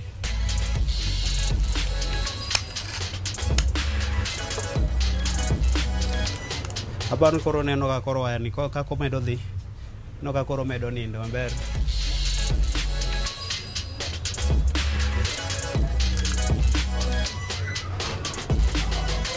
Alafu kwa tieko mano twaketo vanish. Tie vanish makoro wakete. Vanish chande ene kaka last protection mondo waya gi obed kobedo intact kamora achiel. Secondly, o protect ga samo kata ka pontie pio obedo splash to vanish chande en slippery o splash koro pio ok donje iye pio ok donje i machine ka eyo mayot. Koro vanish mi penjo gani koro mai vanish. Mai vanish waruo. Waseruo gi thina. Kwa ole iye kae. Wase ole iye. Ka koro mano se ruchuth. Koro mai waolo. Waole iye kamae. Samwa ole iye. Mondo tima ngono. Watieko twa olo vanish. Waku vanish e wiye. Watieko mano wakawe twakete oko. E chieng' to tuo. Kose tuo. Twa kale wanyadwa kayete koro wa assemble. Assemble. Kanyo koro wanyalo ku assemble rwa test to ringo. Koringo. To koro wang'eni en ready to go. Step mogik. Wasetime mwaseketo binding, mwaseketo vanish. Wakete chieng' mosetuo. Wa assemble, wa teste, then koro motano se be ready. Wa confirm mana arms. Ka arms mage nitie sawa. Gimora mora mwa loso koro wa confirm arms. Arms kwa confirm to watiyo gi mitani. The confirming mar arms. Koro ng'en koro sama koro ikete kanyo dhi tich, ting'eni arms kila kitu nitie ready. Arms wa confirm a terminal block oko koro oko nikech wasetimo gimora mora nyaka connection. Koro arms ing'e mita kanyo kech koro manyo motano ne bedni oringe 13 arms. Koro hakikisha ni motano ringo e 13 arms. Koro mondo ringe 13 arms to wa create gini to bedo e mita no koro bedo kanyo. Koro wapimo mota gi terminals gi te. Okone gwe no ringo gi body kanyo nikech mano koro mano koro en sawa. Koro mano wacho ni motano is qualified. Inyalo twe kendo nyalo tiyo perfectly. Koro mane kaka en. Nyakoro mgajwanga geno mara nigi sani koro ing'eyo kaka mota iloso. Bende mota mantiere gachien nade makoni kod kocha bende Wilson Odhiambo osetang'oni kaka yango ponono ni mota nitiere kod achiedh nade. Wilson bende motelo nosenyisi namba ni mar sime ma bende nyalo yude godo kanyakla kod mbui ma bende entiere. Nowacho ni entiere mbui mar Facebook koro ponono ni entiere kod mota achiedh nade mora mora mintiere godo ponono ni entiere county ma Mombasa karamna counties mamoko nikech wantiere kod gwenge 40 kod 7 e pacho kendi. Nene iyua tola ni Wilson mar mondo mi utudru kaluore koda chiedhade makamano. Kwa kamano gikanye makelwa giko mar chenro makama okinyi makawuono noyango pok mano mar loso mota. Kambi kata mna duka mantiere ni ong'ere kaka Mtwapa Motor Rewinding Kambi mabende Wilson Odhiambo osebedo katie. Kwa kumanya koronga jwanga wanere kendo juma mabiro. Pod wantiere gwengegi mago maga kadhowadh nam chumbi mabende watang'onu pok mopogore opogore mabende onagi osebedo katimo. Orichuru masani nyinga Sharon Ong'ao.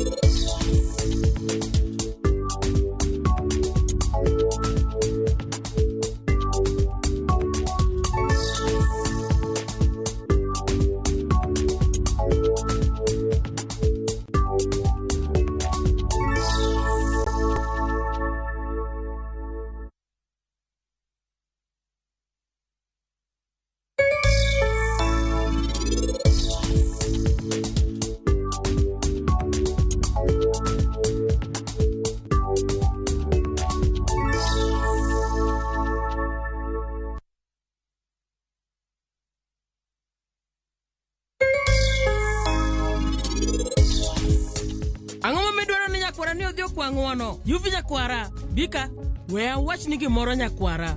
Kik item kwayo ng'wono, onegi winj maber seche te. For KPLC tokens, Bila charges. Only on Airtel Money. Dial *334#. Select Lipa na Airtel Pay Bill, then select KPLC.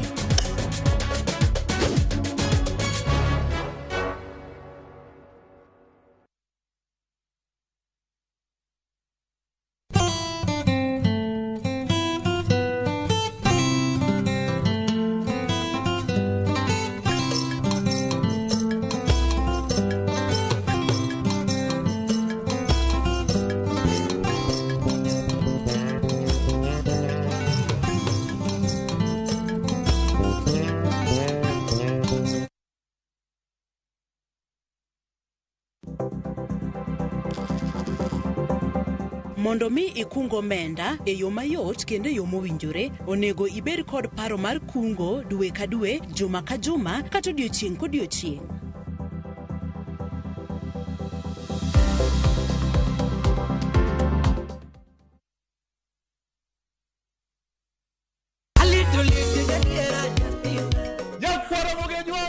Chiegni e show mamit maraktari ma iluongo ni Ramogi Night wakelo go ticha beach ka ticha beach seche machal kama. Ka in jahera mar luo benga kata ajawa wakelo ni ngolo mobedo piny mayueyo mana mo. Lungani kolo instrumental kaberni be inyalo lungani Boy Handsome Within and Without. Boy Handsome moment away aroji bed and breakfast sama pekni tilungani ngenja the entertainer. Kaka pile nya Ramogi wacho ni kete manaka. Ramogi Night, Teacher Beach ka Teacher Beach, Sangwen Otieno.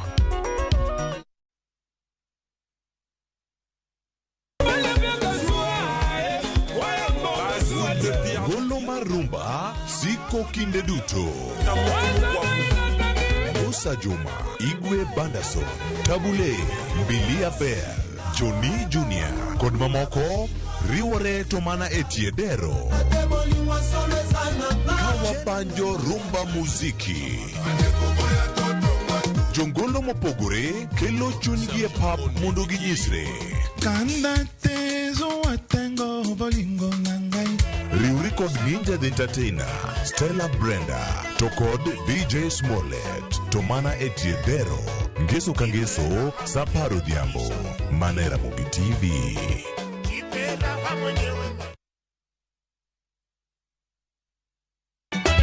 Ka osiep motegno kod johot moherore ritore. Yakocha, timondo ndisori. Wayudo ng'eyo tonggi.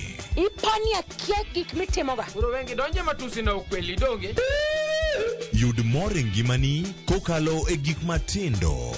Udogo shwag wende musajakadala. Justice for all. Miane ngima nyarkochia kod osiepene kachiel kod joodgi. I am busy. Gima ruotho miyo kana wene jachien. Sama giromo gi pek mar ngima, joot kod osiepe.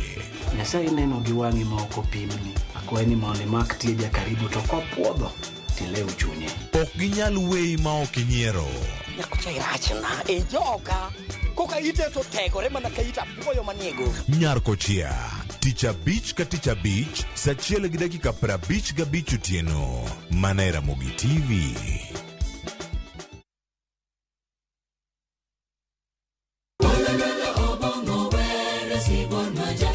Wabedo jomaler e ngimawa ka warito ler mar pachwa. Kila neno lake lanikumbusha dunia hii inapita. Kod winjruok gi Nyasaye, winj wende Sabato. Jifunze kuridhika na kile ulicho nacho, shukuru Mungu wakati wote. Mamiyo wa thuolo maber mar wer kendo pako Nyasaye gi chuny moikore. Kama si wewe singelikuwa hapa.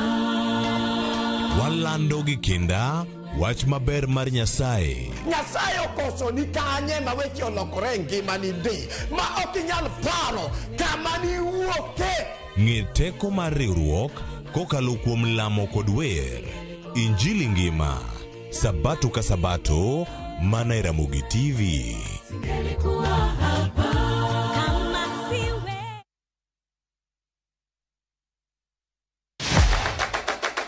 Chenro mami thuolo mokwongo mar neno kendo winjo gik motimore e paw tuke. Anyisi ni mpira yeteka eri mokalo e paw tuke. Kochakore gi weche mamulo chuny nyaka mago mamulo pach ji.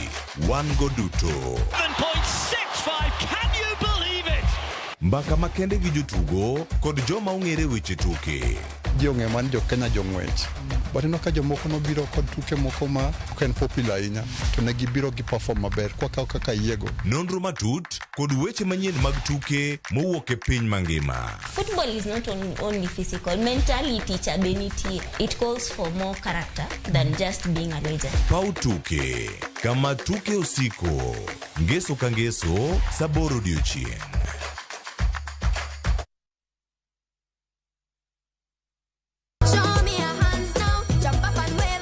Chenro ni miyo ngeso ka ngeso kinyi bedo maber kendo maler moloyo. Wan gi talanta. Loso gi lwedo. Wapuonji tedo. Miel manyasani. Sigana kod moko mamit. Yeye ni mrefu hadi ndege ikipita naomba change. Chenro mar nyithindo mawuoyo e wi nyithindo kendo makelo ni gi nyithindo. Kikelo ni kod Loxp, Sally the Queen gi Josephine George. Mana e rogo mar nyithindo e Ramogi TV.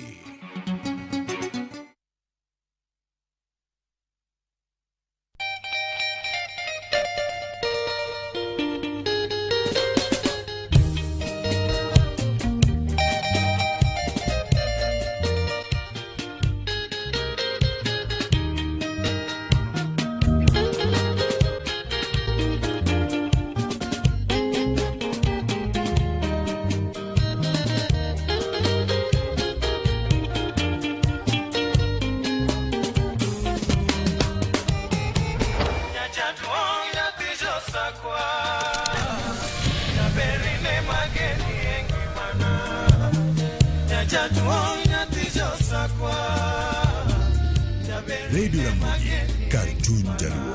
Radio Ramogi.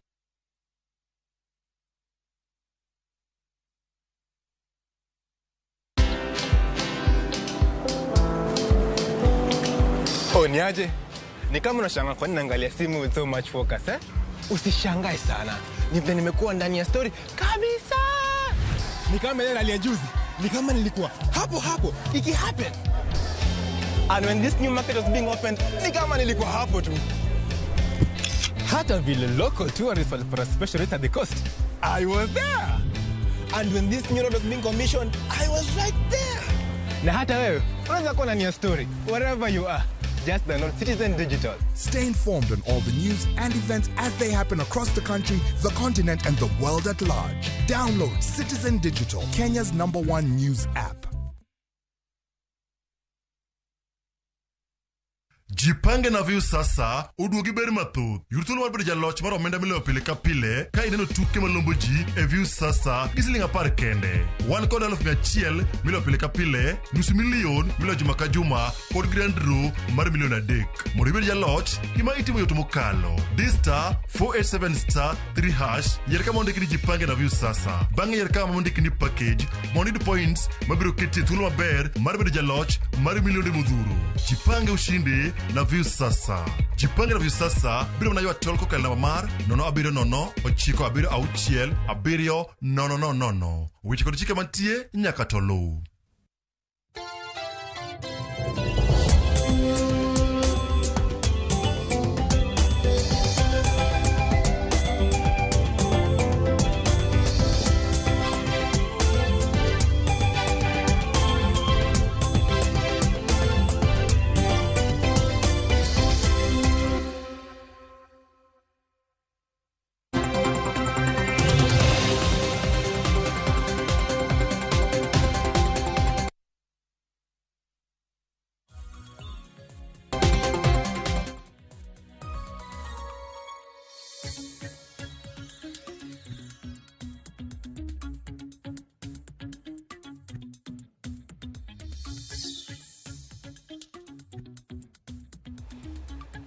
Nyakora Mugejonga no kanyo ken dakika 16 tok sadeka mar okinyi kamoro mora ma intiere okinyi makawuono mana kaka ineno wasedonjo e kidieny mar mbako romo okinyi makawuono kama kaka pile wantiere kod kidienj ariyo e mbako romo wantiere kod chal mar fuambo kama bang'e to wabago twaka e chenro mar mbako romo odiochieng' makawuono okinyi makawuono antiere kae mar mi chal mar fuambo mago weche mopogore opogore ma jofuambo magwa biro bedo kaluonwa odiochieng' makawuono mago weche manyien kata weche matimore pacho kae ka bende odiochieng' makawuono weche mopogore opogore timore moko kuomgi abiro bedo ka ngekoni matin e chal mar fuambo moko kuomgi bende ok abi nyisi kata kamano inyalo bedo kod geno ni to weche mathoth ibiro bedo kiyudo e weche manyien duto mag odiochieng' makawuono ka wachaka yanga chal mar fuambo odiochieng' makawuono Nyakore Mugejonga wang'eyo ni twak mar thek osebedo ka dhi mbele e kar romo mar Bomas mano buore Nairobi ka bende grube mopogore opogore osebedo ka chopo e nyim kamiti no mano kamiti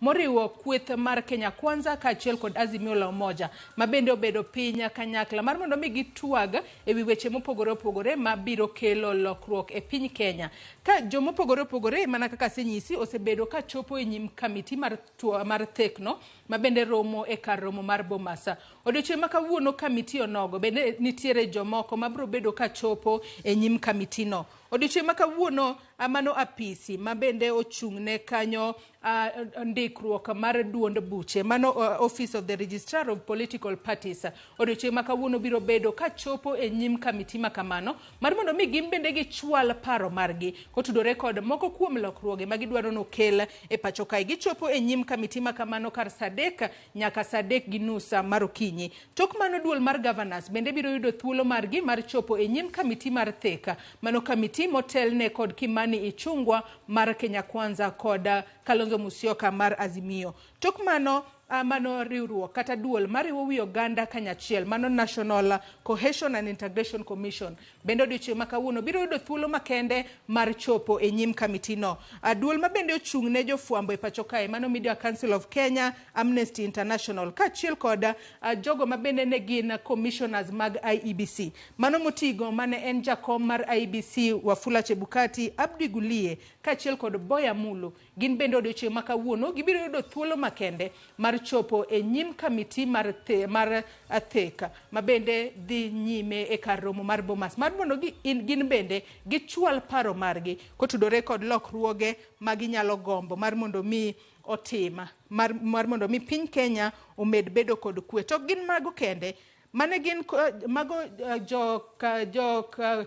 kata commissioners machon mago mag IEBC mamoko mano moting'o Juliana Cherera Francis Wanderi Irene Masit kaachiel kod Justus Nyang'aya gin bende gibiro chopo e nyim kamiti no mano kamiti matwak e wi wechego mag thek e kar romo mar Bomasa kama bang'e bende Transparency International kaachiel kod Kenya Institute for Public Policy Research Analysis mago jogo duto ma bende biro yudo thuolo mar chopo e nyim kamiti no kochakore okinyi makawuono saa 3 mar okinyi nyaka kar saa 9 gi nusa ma midhiambo jofuambo magwa biro chopo kacha achiel kachiel mar mondo mi wamenyni ni to gin gik mage ma ji mopogore opogore odiochieng' makawuono biro bedo ka pedho e nyim kamiti no manyaka sani koro twak ma bende wantiere kod geno ni biro kelo lokruok mathoth ahinya kata lokruok maduong' ahinya e pacho ka mane achiel kuom gigo ma bende waluonu machiegni odiochieng' makawuono kopogore kod mano wach machielo ma bende waluonu odiochieng' makawuono Nyakore Mugejonga kineno mae wanyalo wacho ni ma en koth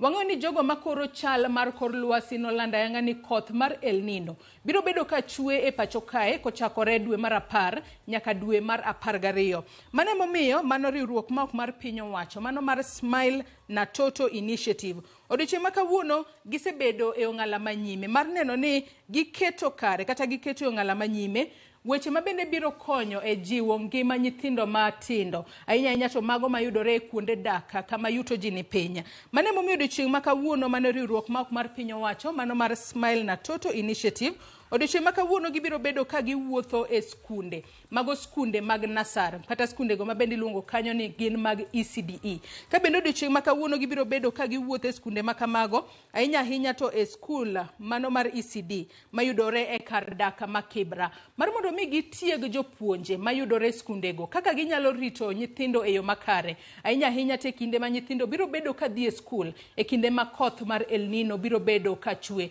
To bende gin gik moko kaka mage ma nyithindo go nego ben ni rwako mar mondo mi giumre godo, kik koyo donjnegi kata koth kik gogi e kinde ma bende gidhi e skul. Wang'e ni nyithindo matindo gin nyithindo ma podi ngimagi wanyalo wacho ni pok gitegno ahinya. Koro miyo ber ka ichiwo negi arita makare kendo itiego jopuonj kaka ginyalo rito nyithindo go e kinde ma gintiere skunde, ahinya to e kinde ma koth chwe. Ka bende chenro ma kamano bende nitiere jofwambo magwa mabiro bedo ka chopo kuro mar nyisi ni gin tiegruok kaka mage, to ponono nitiere gigo ma gichiwo ne nyithindo mag nasari e kar daka kama yuto ji ni piny ma Kibra mar konyogi ahinya to e kinde ma gibiro bedo ka gidhi e skul e kinde ma koth biro bedo ka chwe. Kopogore kod mano, wach machielo ma bende waluonu machiegni odiochieng' ma kawuono. Odiochieng' ma kawuono kamiti ma bende ochung' ne wechego mag teko mano e od bura mamalo, mano National Assembly Energy Committee. Odiochieng' ma kawuono gibiro bedo kod romo ariyo, mano romo ma bende gibiro bedo godo County Hall. Ka bende romo mokwongo biro bedo romo e kinda jatend migawo mochung' ne wechego mag omenda e pacho kae.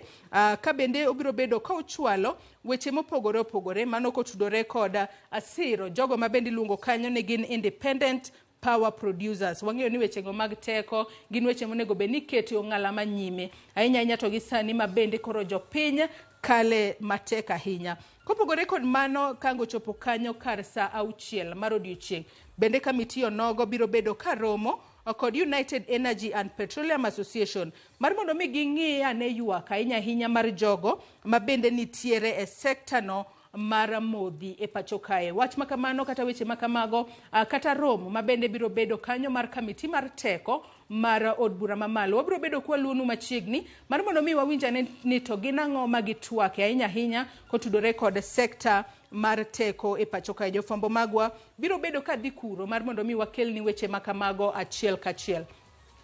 Kopogore kod mano ka wadhi mana mbele mapiyo, odiochieng' ma kawuono mano riwruok mar pacho kae ma ochung' ne jogo ma bende goyo chapa buge. Odiochieng' ma kawuono gibiro bedo ka giyawo ayanga mano romo mar 24 mano motis kanyo ni Nairobi International Book Fair ceremony ma bende biro bedo katimore e kar romo mano mar Sarit Center mano e boma ma Nairobi kae.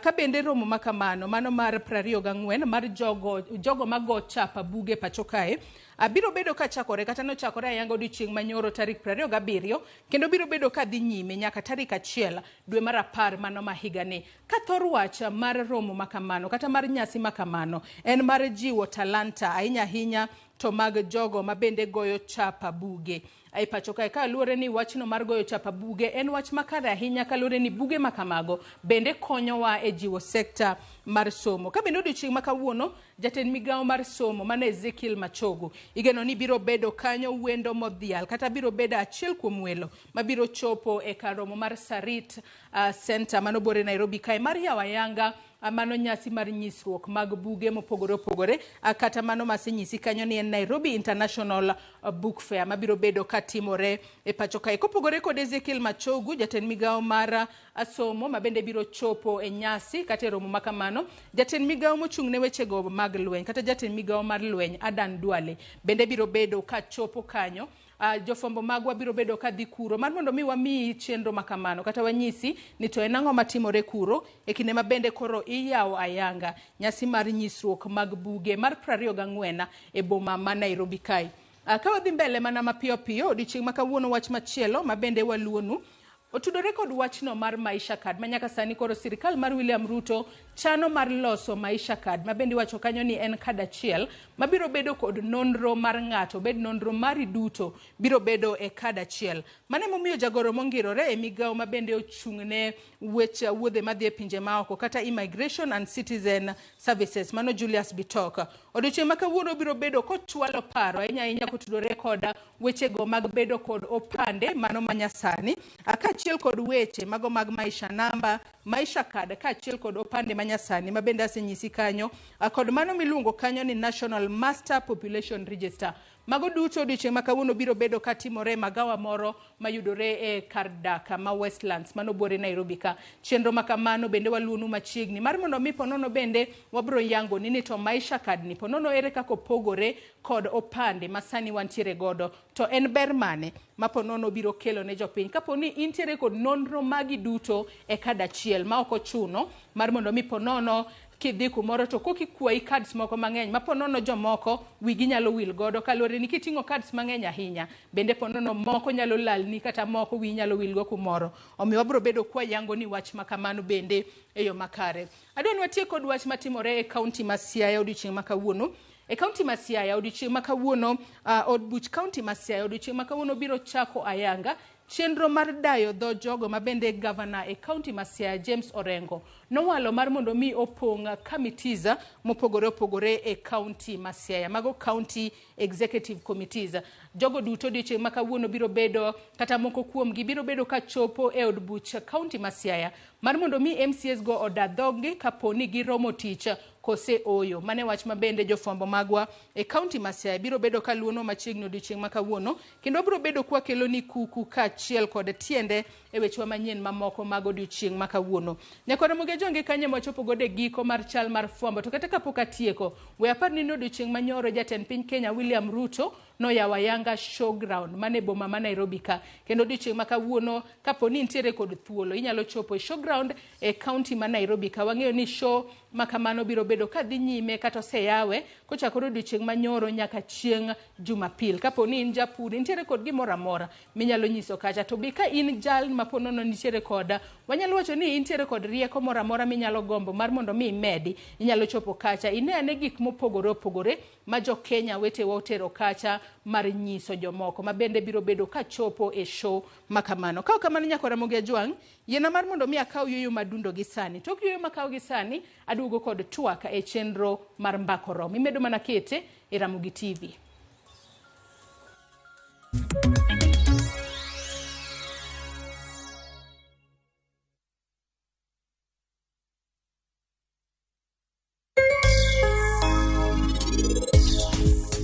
Ang'o midwaro ni nyakwara ni odhi okwang'wono? Yuvi nyakwara, bika, we awach ni gimoro nyakwara.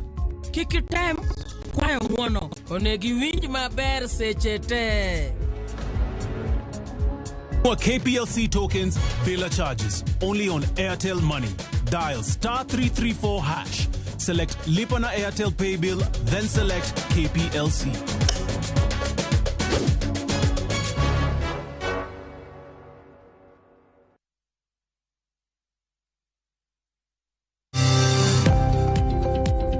Ohala gi mwando wakelo ni jolony e weche ohala. It is important mondo wan kaka joluo wabed gi dongruok. Wafwenyo ni adiera matut mag timo ohala. Tijni kidwa time en mana mashin mar luoko to gi kuminya yude pi. Wawuoyo e wi yore makare mag timo ohala. Kisechopo level mabedo brand, mondo beni gimoro amora mitimo en gima timogo makelo pesa. Wakonyi dongo handi ka wami yore mag kano mwandu. Investment group kawache mana gi nyinge no en choko pesa kasto ikete kamoro kasto golo nyinyo mabiro konyi e kinde mabiro. Omiyo wakwayo ni ji duto ket pesa gi e savings mondo wapuonji kaka gibiro tiyo godo. Riwri kodwa chieng' tich ang'wen saa 1:45 otieno mana e Ramogi TV.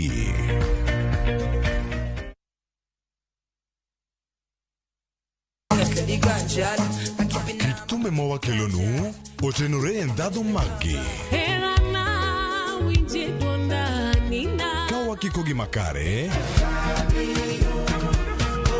yud thumbe miero mapacho ka kod pinje maoko. Yud thuolo mar winjo thumbe manyien e chenro mar pado manyien mabiro biro ni wuok tich nyaka ngeso chakre saa 5 okinyi nyaka saa 6. Kik ibari e chenro miero e wang' jowi mari mar Ramogi.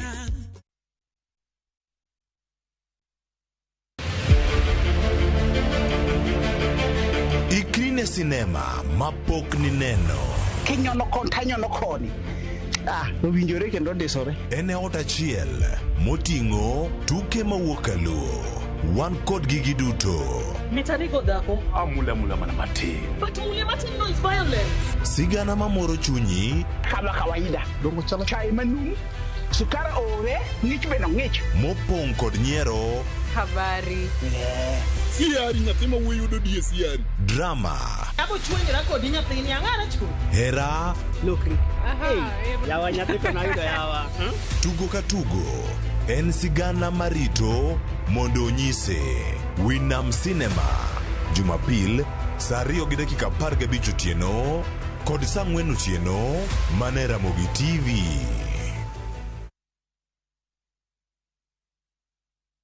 Wekelea na shabiki kaende. Kabisa. Kaende. Naitwa Onesmus Mwangi Moshina. Nakuru mimi ni mwanabiashara, huwa nauza nguo. Okay. Hii simu nilipigwa niko kwa kinyozi. Kidogo pokea simu, wewe ndio mshindi. Baka hata yule jamaa wa kinyozi kwanza akaacha kuninyoa kwanza asikize nini inaendelea. Nilipata game 10 out of 13. Bahati leo imeniangukia, siku hiyo nyingine ni wewe. Pesa hizi nitazitumia katika biashara ambayo mimi hufanya ya kuuza nguo. Wekelea na 50 bob pekee for a chance kuomoka na 500k. Lazima kaende, yende kila wiki. Play responsibly. Betting can be addictive. Not recommended for the persons under the age of 18. Authorized by BCLB number 587. Sasa kwa tao moja tu unaweza pata third party cover for your private motor vehicle valid for 30 days. Say goodbye to expensive motor vehicle insurance. Pata bima kutoka Direct Line Assurance. Kujisajili bonyeza *487#. Weka namba plate ya gari yako, ID namba yako, email address yako na ulipe thao moja tu. And your digital cover will be sent to you instantly. Collect your sticker at your nearest Total service station. Dial *487# upate third party motor insurance valid for 30 days. Pap, ni thao tu.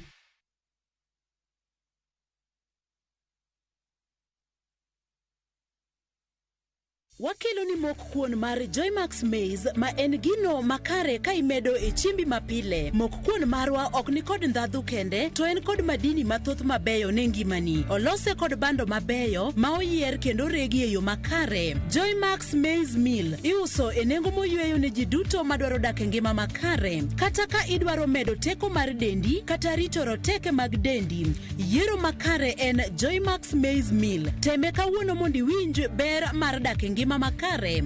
Oyudore pacho kai mangima e duka kata supermarket mantie machiegni kodi.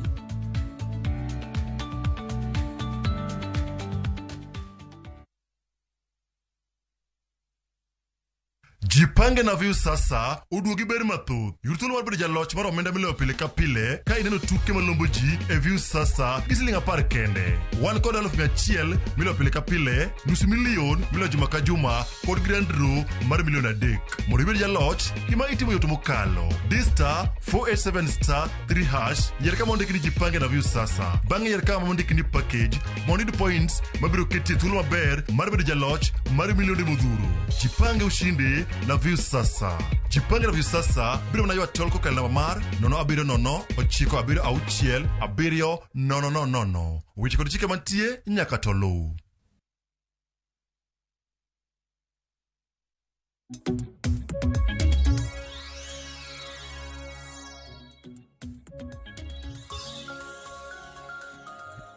Nyakwara Mogejuang dakika en 34 tok saa 3 mar okinyi kamoro amora ma intiere aka uthulu makende marua kini machiegni e twak marwa mar ariyo e chenro mar mbaka oromo kama dogo mbaka kotudore kod twak kama bende dhi mbele e kara romo mar Bomas manobore Nairobi kai twak ochomo kanye. Main kalore ni nyaka sani weche mopogore osebedo ka wuok oko kata ka wachore ahinya kowuok kuom jogo ma oseyudo thuolo makende mar pedho moko kuom gigo magidwano time lokruoge e nyim kamiti mar otelo ne twak e kind kweth mar Kenya Kwanza kachiel kod kweth mar Azimio la Umoja One Kenya Alliance. Waseneno ka jomopogore opogore ochopo kacha, wantiere kod jogo ma ochung'ne okinde ne gichopo e nyim kamiti ma kamano mar mondo mi gipedh paro margi. Wantiere kod riwruok ma bende ochung'ne joneno ma kinde duto gin joneno e kindego mag yiero ilog. Wantiere kanyo kod grube ma kedo ne ratiro mar oganda ma bende osechopo kacha mar chwalo moko kuom paro ma gintiere godo, ma gintiere kod geno ni kokete tim to nyalo kelo lokruok e pacho kae. Kata kamano magi duto iwacho ni ponono mar mondo mi odhi mbele e yo makare, kata kapok okete tim weche makamage e yo makare, to ponono piny Kenya inyalo ket mar mondo mi jo Kenya odhi olut ombulu mar paro kata odhi e referendum. To bende nyaka sani bende piny Kenya oseikore yo makare mar dhi referendum kose oyo. To moko kuom gigo michwalo bende adiera gin dwaro mar jopiny mabiro kelo fungruok ne jopiny, kose ponono gin mana dwaro mabiro miyo jotelo kata josiasa ema winjo ber to japiny manitiere piny kocha to ponono onge resruok moramora ma obiro yudo. Mane momiyo kinyi makawuono nyakora Ramogi Ajwang' wabago twak maket kod mae mar mondo mi wanyisin kaka japiny gigo monego bed ni ng'eyo ahinya to gisani matwak makamano dhi nyime e kar romo mar Bomas. Bende chal mar fombo kacha aseng'isi jo mopogore opogore ma odiochieng' makawuono biro bedo ka chopo e nyim kamiti ma ochung'ne twak e kind Kenya Kwanza kod Azimio. Ang'isi kanyo jo mopogore opogore ma biro bedo ka chopo kacha mar gin bende gichwala ne paro margi. Okinyi makawuono kotudore kod thuon wach marwa mar twak ochomo kanye. Antiere kod welo ariyo ma bende biro bedo ka twak godo. Wawachane weche ma bende jomoko osechwalo kacha. Gin weche ma biro konyo jopiny kose en nang'o. Antiere kod welo ariyo, welo wa odiochieng' makawuono waonge kodgi e studio kae. Antiere kod wendo wa mokwongo ma bende tudore kodwa kae entiere studio marwa e county ma Kisumu. Mano Sospita Obungu Owicha, mano en janon weche go mag siasa. Wendo wa mar ariyo antiere kod Kevin Osido, jalonye weche mag telo ma bende biro bedo ka tudore kodwa achiel kachiel kokalo e yor Zoom ka entiere gwenge go makadho wath nam chumbi e county ma Mombasa. Achak kodi Sospita Obungu Owicha, chio nade ka entiere county ma Kisumu okinyi makawuono kendo machiegni ahinya twak marwa Sospita. Mokwongo akawo thuolo makende mondo ago erokamano ne jokanyanam kamoro amora ma gintie. Mar ariyo ago erokamano ne Nyasaye ma omiya teko odiochieng' makawuono. Kae to awacho gi dwol motegno ni achiew maber kendo Nyasaye omiya teko ka antiere boma ma Kisumu ka, kendo an gi geno gi yie no oganda wa duto bende makawuono ochiko itgi kendo neno kamoro amora ma gintie. Gimbe Nyasaye omiyo gi teko. To ne jogo bende ma ok oyudo odiochieng' maber makawuono mondo luwa kendo ochik itgi gik madhigo mbele, nikech midhiero mag tuoche mopogore opogore manyalo bedo ni osiptande mopogore opogore e piny Kenya ka. Gin bende wagonegi pole odiochieng' makawuono, kaachiel gi jogo moyudo liete mopogore opogore, gin bende wagonegi pole. Erokamano. Erokamano ahinya Sospita Obungu Owicha ka entiere county ma Kisumu. Wendo mar ariyo mana kaka asenyisi nyakora Ramogi Ajwang' antiere kod Kevin Osido. Kevin Osido tudore kodwa e yor lony manyasani mar Zoom ka entiere county ma Mombasa. Kevin ichiew nade kadho wath nam chumbi kono kinyi makawuono kendo machiegni ahinya twak marwa Osido. Mano ahinya nyathiwa Joyce gi owadwa Sospita ka wantiere e session maber ma Nyasaye oselosonwa kamae. Achiew maber Mombasa kae kendo nwaneno ka Nyasaye ogwedhowa gi koth nyoro gotieno. Sani koro chieng' rieny kabisa, but nyaka wadhi mbele gi timo gik ma watimo. Erokamano kuom thuolo machalo kama mondo mi wabed gi twak e achiel kachiel. Erokamano.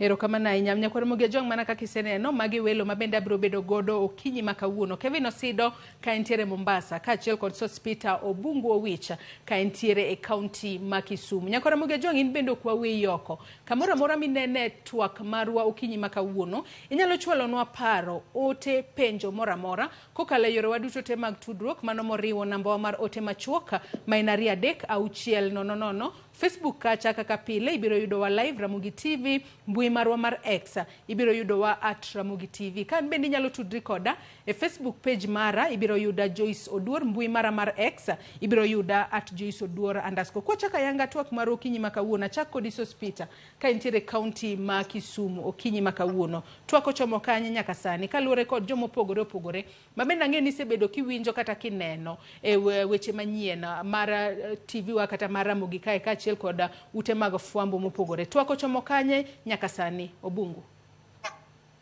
Mokwongo adwa goyo erokamano ne jo-Kenya kuom bedo gi bolruok kendo chiwo thuolo ma kizungu dendo ni conducive environment mondo engagement odhi mbele. Nyaka wayiere ni kuma nye wawuoke kaka oganda jo-Kenya, nye wawuoke dho nyang' kendo gik moko ok nye dhi makare. Omiyo ago mokwongo adakawo thuolo makende mondo ago erokamano ne moluor Raila Amolo Odinga, the party leader mar ODM and the leader mar the Azimio la Umoja movement, that are the People's President of the Republic of Kenya, for agreeing mondo jo-Kenya obedie conversation. Ich wang'eyo ni kata muma wacho maber, no yienwa mondo wariw paro kendo walos kaka oganda, wapogre paro kaka oganda to kik wapogre kaka oganda. Nyadwa gone erokamano nikech kawo chuny maduong' malach mondo yie mondo jo-Kenya olosi. Adari adwa go erokamano ne the 10-member committee ma on the side of the Azimio wantiere gi moluor Stephen Kalonzo Musyoka to wantiere gi the minority leader moluor Opiyo Wandayi kwa gichung'e weche motegno ka gi discuss weche manyalo konyo jo-Kenya. An awuon kaka Sospita Obungo Wich, mokwongo president mar Sufuria Revolution Movement Kenya, a formation manobedo formed out of the crisis manobedo created after the 2022 general elections, ma ne wa push godo ka wa agitate godo ni mondo gik moko yore mag ngima oduog mondo bedie yo ma nyalo winjore mondo japiny oyud kaka nyalo keto chiemo adek e mesa. Sebedo gi mor kaluwore ni part and parcel of the discussion mantiere before the bipartisan committee. Point number 1 en kaka ji nyalo discuss weche manyalo reduce the basic commodities, the basic items ma watiyo godo pile ka pile, ma reduce the high cost of living. Mokwongo weche mag fuel, mar ariyo weche mag high cost of education, mar adek weche mag high cost of medical health, mar ang'wen kaka japiny nyalo bedo included in leadership and governance mondo gin be gibed part and process, but a part and parcel of every process ma bring development to our youths e yore mag social, economic and political welfare and well-being of our people. Omiyo an awuon awacho ni the engagement at the bomas of Kenya, mind the bipartisan talks, ananeno ka will lead towards a right trajectory kendo gik mosebedo prioritized gin gik mabeyo manyalo bring the country together.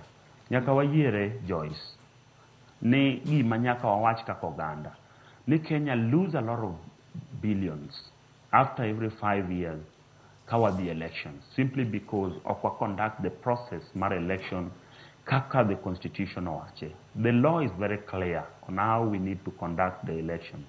Always about the verifiability, always about fairness, always about conviction, whereby ngat ma ochung madhi e ballot should have a conducive environment to participate in that elections. Obed convinced ni obedo ni ene winner kata o lose. Onego be no lose very fairly, whereby oyudo ni omiye the results ma is concrete. At the end of it all, owacho ni nadhi e yiero, this is what I got. But Kenya is completely atieka on that. Kenya is completely different. Nikech wadhi e yiero watiyo ga lot of money, billions, mwaketo into elections, but we don't come up with what manyalo moro japiny to moro bende leaders bende ma participate in that electoral process. Therefore, atieko kawacho ni kipenja kawuono tawacho ni gik madhi mbele before the bombers gin gik manonego bed wase discuss chon kaka oganda mondo put Kenya to order. Ilero kanyo makare ahinya Sospita Obungo Wich ka intiere county ma Kisumu. Wawinja ne Kevin Osido ka en bende intiere county ma Mombasa okinyi makawuono. Sida kiwinja okinyi makawuono nyaka sani nitiere weche mopogore opogore ma bende osechwala e nyima kamiti ma ochung network e kind Kenya Kwanza ka achiel kod Azimio. Moko kuom gi bende wabiro bedo ka watwake e kinde ma bende wadhi mbele kod twak marwa. Kata kamano in kod kakori inno ni twak ochomo kanye. Erokamano ahinya Joyce. Twak kaka wanene ochomo referendum tir. To mano luwore gi weche kaka iwacho gi Bomas kacha. To luwore gi kaka dwaro mar jo Kenya chalo. To bende twak kamochome en ochomo kuma omiyo jo Kenya thuolo mar mondo gilos. Nikech an nabuok kabisa kaneno kata ka constitutional commissions loso kagima giyuagre. e Bomas kacha.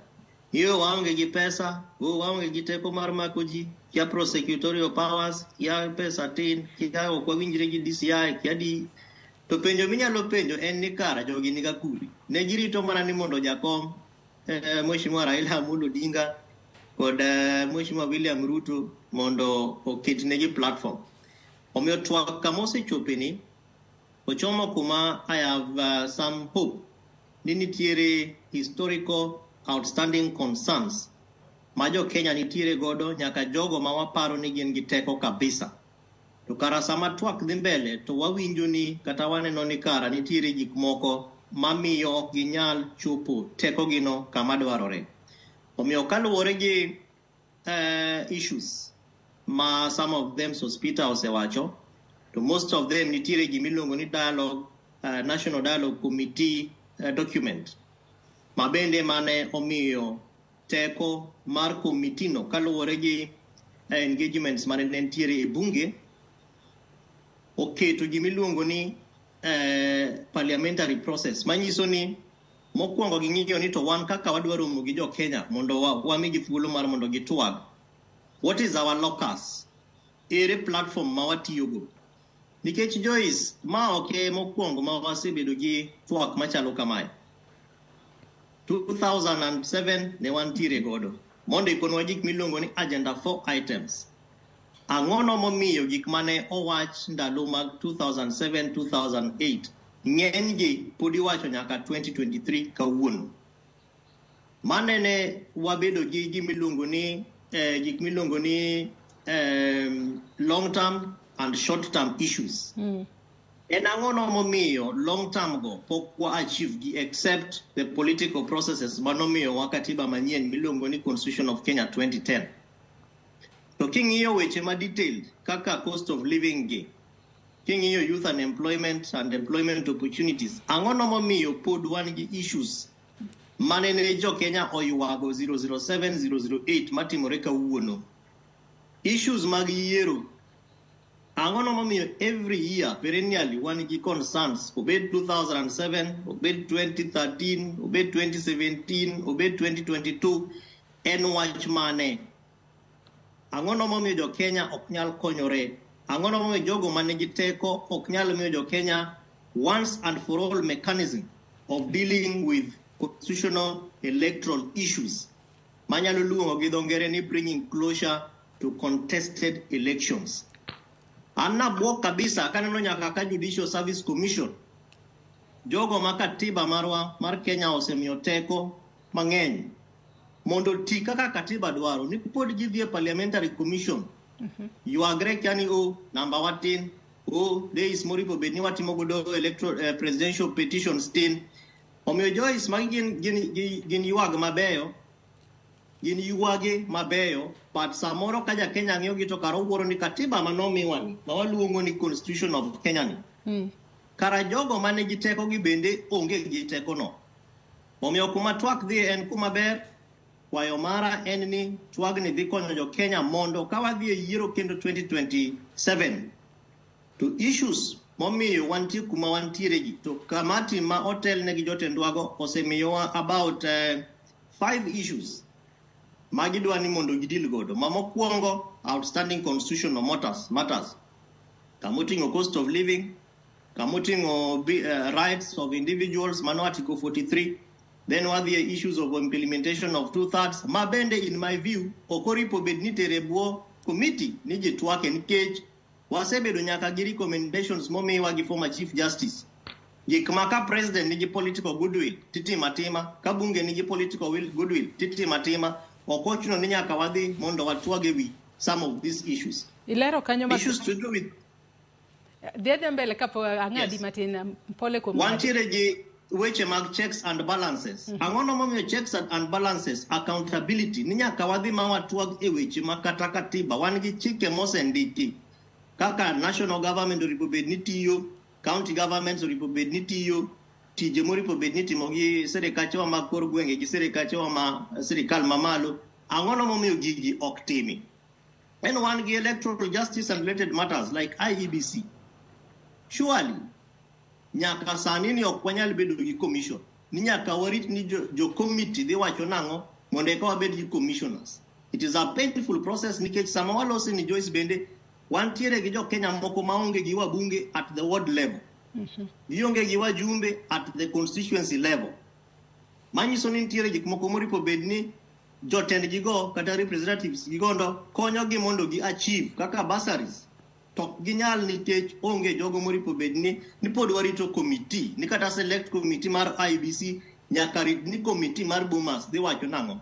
Dware ni mondo get to a level ma elections is a finality ma ka ng'ato osewach noloyo to process motim godo election en process ma wanyalo luongo ni transparent, accountable and judicial. Manyiso ni kopenji ni form ni ondik nang'o tinyalo prove without necessarily tero duoko jo Kenya ni 1 year down the line kane wasebedo gi elections pod wa discuss mana weche mag elections. Ilero kanyo makara ahinya.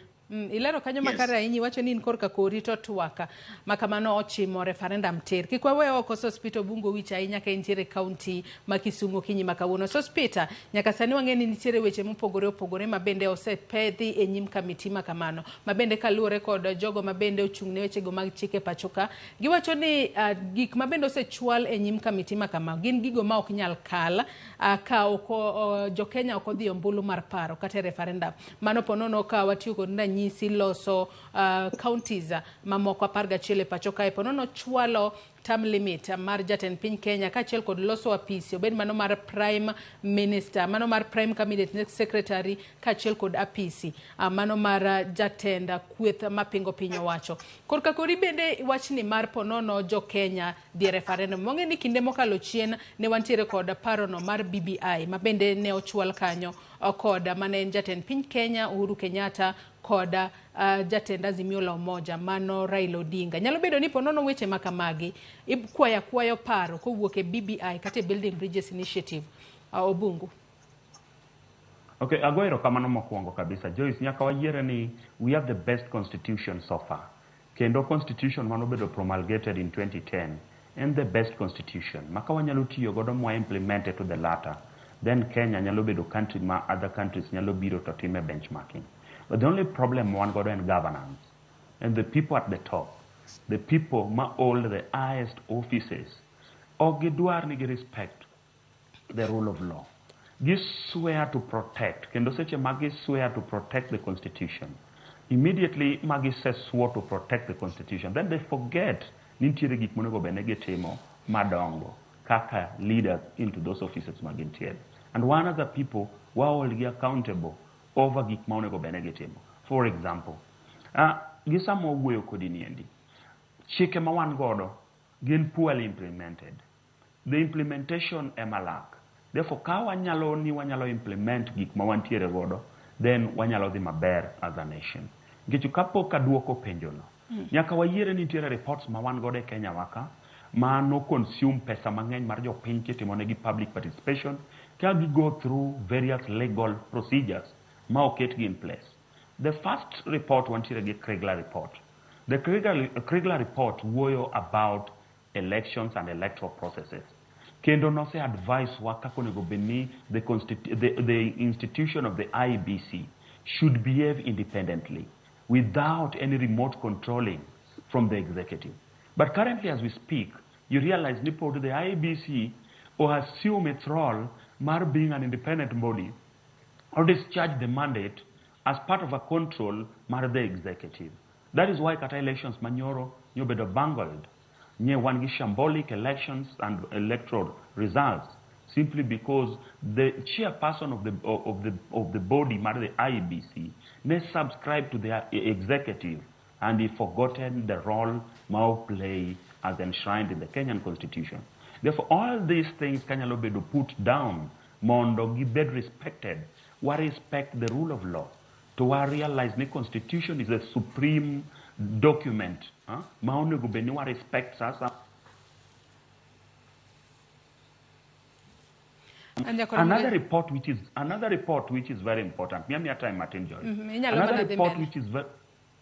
Another report which is very important.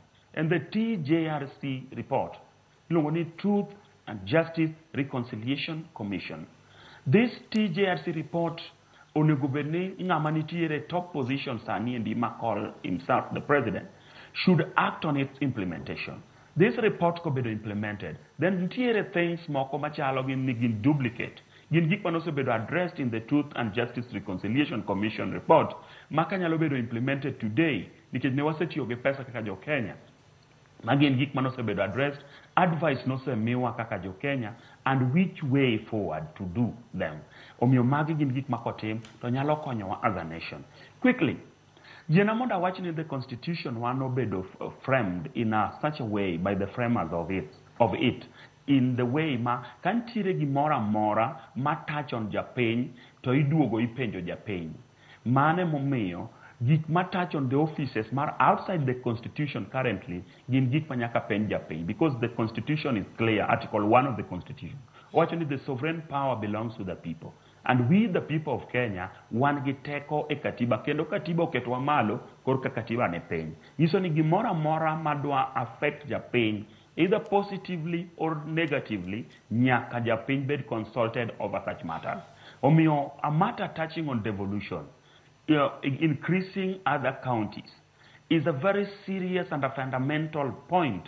Manyaka require the concept and nyaka require the consent mar Japiny mondo Japiny oyie ni onego bed ni medone county. And I fully agree ni nitiere counties moko ma lack representation. Nitie kuonde moko yani places moko ma lack representation nikech devolution was ideally the transfer of power and resources close down to the people, to the villages.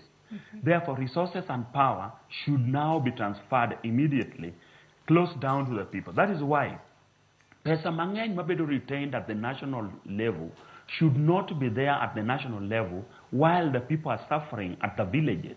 Onego bedni 15% mabiro e counties cha obed increased kaka ne the BBI ne propose to 35%. Nyiso ni the national government should at least remain gi pesa matin maginyalo discharge godo functions mantiere kaka omigi through the Schedule 4 man the Constitution, man work on the separation of power. But you realize that the national government is still onindo functions monego bedni biro nyake counties. Therefore, counties mantiere feel ni ok discharge the mandates of those offices as stipulated in the Kenyan Constitution and the County Government Act. Koro miawacho ni ayie kenda feel ni ka wachiko ni wadhi referendum, then if that is the best way manyalo kiwa the problems mantiere in this country as we speak, then so be it. Another conversation and a debate is somewhere. Jomoko wacho ni the bipartisan committee need to consume about 106 million. Ni manen pesa mangen. Yena muda koni Joyce. The route at which we travel after every 5 years, kawasaya elections, and a very expensive route nikech after elections to realize ni gik moko okotimore yo makare, then we get to our streets because the majority ma ogoyo mbulu ma okoyudo aki margi to gikone gibiro e streets kage demand for justice. And samagi demand for justice, the economy of this country gets deteriorated because the economy cannot be stable while the country is at war. That's while the people are not happy with what the government is doing. Therefore, pesa miditi godo in restructuring and in putting all structures that will be in place to help this country for the period of 10 or another 50 years to come. That to me, I feel ni en pesa matin kabisa omiyo onego benegi work on timo gik moko e makare. Quickly on referendum. Mana mapio pio Quickly on referendum. Sama wawuoyo kodi niendi. In fact, the Kenya Kwanza government owe us a lot of an apology, and they owe Kenyan people a lot of questions to answer. Why did they create the office, the Prime Cabinet Secretary, office which is not recognized by law? And Musalia Mudavadi chamo pesa ma work from the taxpayers' money, work from the public coffers, yet that office is not recognized by law. Mumi Ruto is trying to bring this office through backdoor after noticing very well that this office is not recognized by law. But for us to be safe as a country, nitie gik manyaka bed anchored in law. Kawa dwaro ni mondo wabed gi gimiluongo ni inclusivity. whereby we reduce kata we eradicate gimiluongo ni the winner takes it all. Maka president osedhi yiero, to ka ji oseyiero, to president no kao launch yo makare kata yo rang'enge, to kao loch te to bedo godo ma jomoko onge. That is why I say, creating these offices is not an offense, because it will also add some value. Mamiyo nisoni other communities not feeling represented into leadership. They will also have a say in governance, or as part of government, Madibedo created at that time. Therefore, these offices are not bad. We are added to referendum, and it is not bad. As long as there is going to be value for money, there is going to be full representation, and Kenyan people are going to feel they are part of the government. Ilero kanyo makare ahinya to bende penjo machielo ma bende dagom mar penji in kachiel kod Kevin Osidenik to bende Kenya oikore mar dhi referendum. Bende wantiere kod gigo duto monego beni keto piny e yo makare mar mondo mi wadhi e goyo mbulu mar paro kata referendum. Kapok adhi Kevin Osido ka intiere kaunti ma Mombasa, nyaka Ramogi Ajwang' yiena mar mondo mi akaw yo mokwongo e twak marwa e chenro mar mbako romo kinyi makawuono med chwalo ote penjo moramora ma intiere godo kotudore kod twak marwa odiochieng' makawuono. Ote makamago abiro bedo ka asomo ka wadhi mbele kod twak marwa. Amodho pi matin aduogo, kik idhi mabor.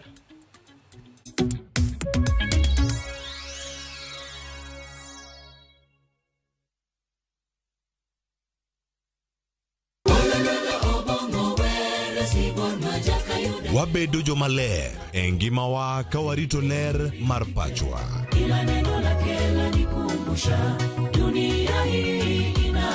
Kod winjruok gi Nyasaye, winj wende Sabato.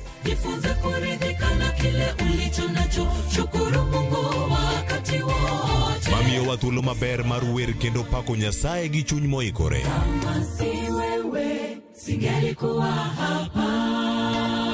Walando gi kinda wach maber mar Nyasaye. Nyasaye okoso ni kanye ma weche olokore ngima ni di ma ok inyal paro kama ni wuoke. Ng'e teko mar riwruok kokalo kuom lamo kod wer. Injili ngima, Sabato ka Sabato, mana e Ramogi TV.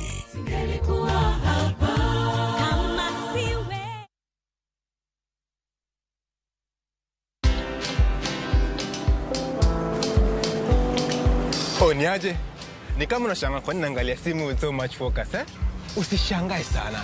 Nimekuwa ndani ya story kabisa. Ni kama ile hali ya juzi. Ni kama nilikuwa hapo. Iki happen. And when this new market was being opened, ni kama nilikuwa hapo tu.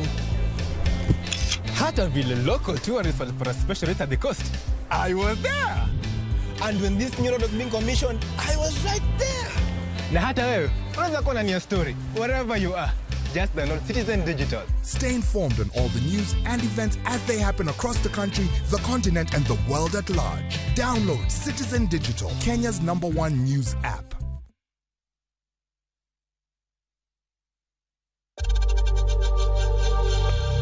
We know times are tough, so save money by buying airtime from M-Pesa to any network with zero transaction fees. Dial *487*2# and get your airtime PAP with zero transaction costs.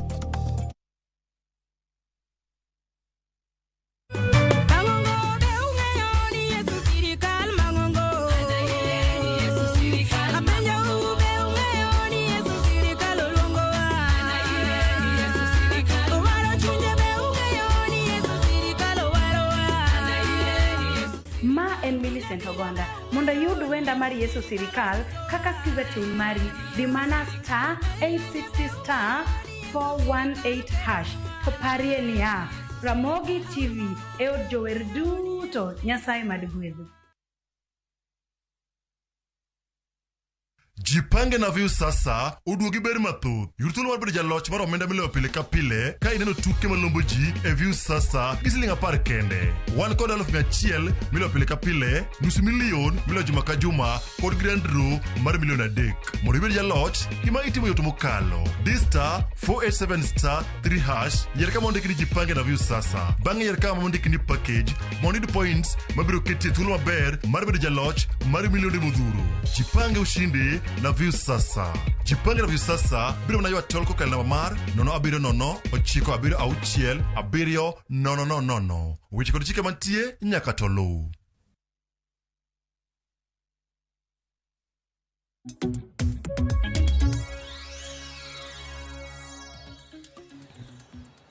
Machiegni kendo nyako Ramogi Ajwang kendo erokamano ahinya kuom medo kete Ramogi TV okinyi makawuono e twak marwa e chenro mar mbako romo kama twaka kod Kevin Osido jalonye weche mag telo kaachiel kod Sospita Obungu Owich janon weche mag siasa. Watwako tudore kod wach mar twaka mar theka madhi mbele e kar romo mar Bomas manobore Nairobi ka. Nitiere weche mopogore opogore mabende osepedh e nyim kamiti motelo ne twak makamano. Nyaka sani kaponi iluwo twak mar okinyi makawuono achiel kachiel isewinjo ka Osido wacho kanyo ni Kenya ochome referendum.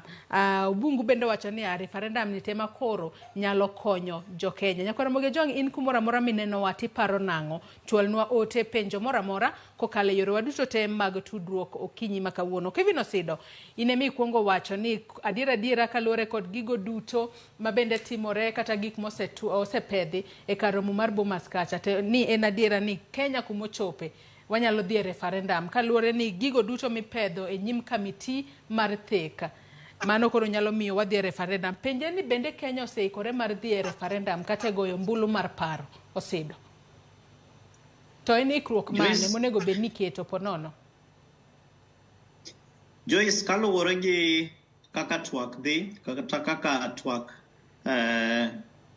ochomre Bomas kacha gi issues kata weche ma ji twak wigi tisomo gi katiba marwa mar Kenya biro nyisi ni twak kaka dhi mbele ochomo referendum. But sadly to say en ni to kapo kadhie whether Kenyans oikore kata ok oikore nitie gik ma nyiso ni referendum biro. Mokwongo ki touch on issues of executive en kama mako office mar president, mawaziri gi jogo te matimo utekelezaji kata mamiyo serikal kwa wacho ni serikal tiyo mar serikal no en gik moko adek ma en executive, legislature kamilose chike kata bunge marwa kod judiciary ma en courts kata kar utewa mag doho.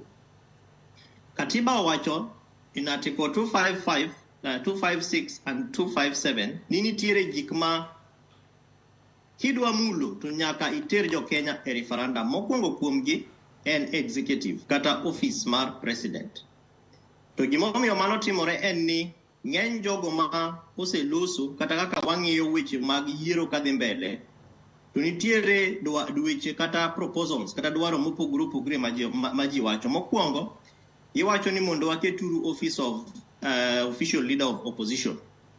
Masama waloso ni en office manitie nikech wan gi minority leader mabete bunge kacha to en minority nikech en motelo ne parliamentarians ma ai opposition kata ma jogo ma onge serikal. But problem manitiere Joyce en ni historically kaka waseneno opposition katimore en ni ng'atno mobedo namba 2 e yiero mar rais ema bedo ga opposition leader. But kaka nondik katiba marwa chon kane isebedo opposition tibedo nyaka mbunge nikech nigo ni kura mar president to in president ma en bunge. For example kane ne jakom Raila Amolo Odinga ne president ne Lang'ata MP to en MP mar Lang'ata to en nyaka ochung nyaka bedo president. Koro koko bedo president to bedo mbunge mar jo Lang'ata ma jo Lang'ata oseyiero to donje bunge ae to bedo leader of opposition. Sani waonge gi gima chalo kama. To the moment mawa insinuate kata wacho ni wadwa time manyiso ni we are effecting the executive. Namba 2 nitiere offices moko kaka mar prime cabinet secretary gima onge katiba. But the moment mawase wacho ni wadware it means ni mano office mawaketo kaluwore gi dwaro mar executive. Namba 3 nitiere weche mag term limits to katiba marwa kisomo sura 136 nyisowa kaka iyiero president, election of the president. Second Tuesday of the fifth year majo Kenya dhie kura to katiba wacho in article 142 ni ng'ani kosegone president to bedo president mana for 2 terms manyiso ni higni 5 maluwore makoro bedo higni 10.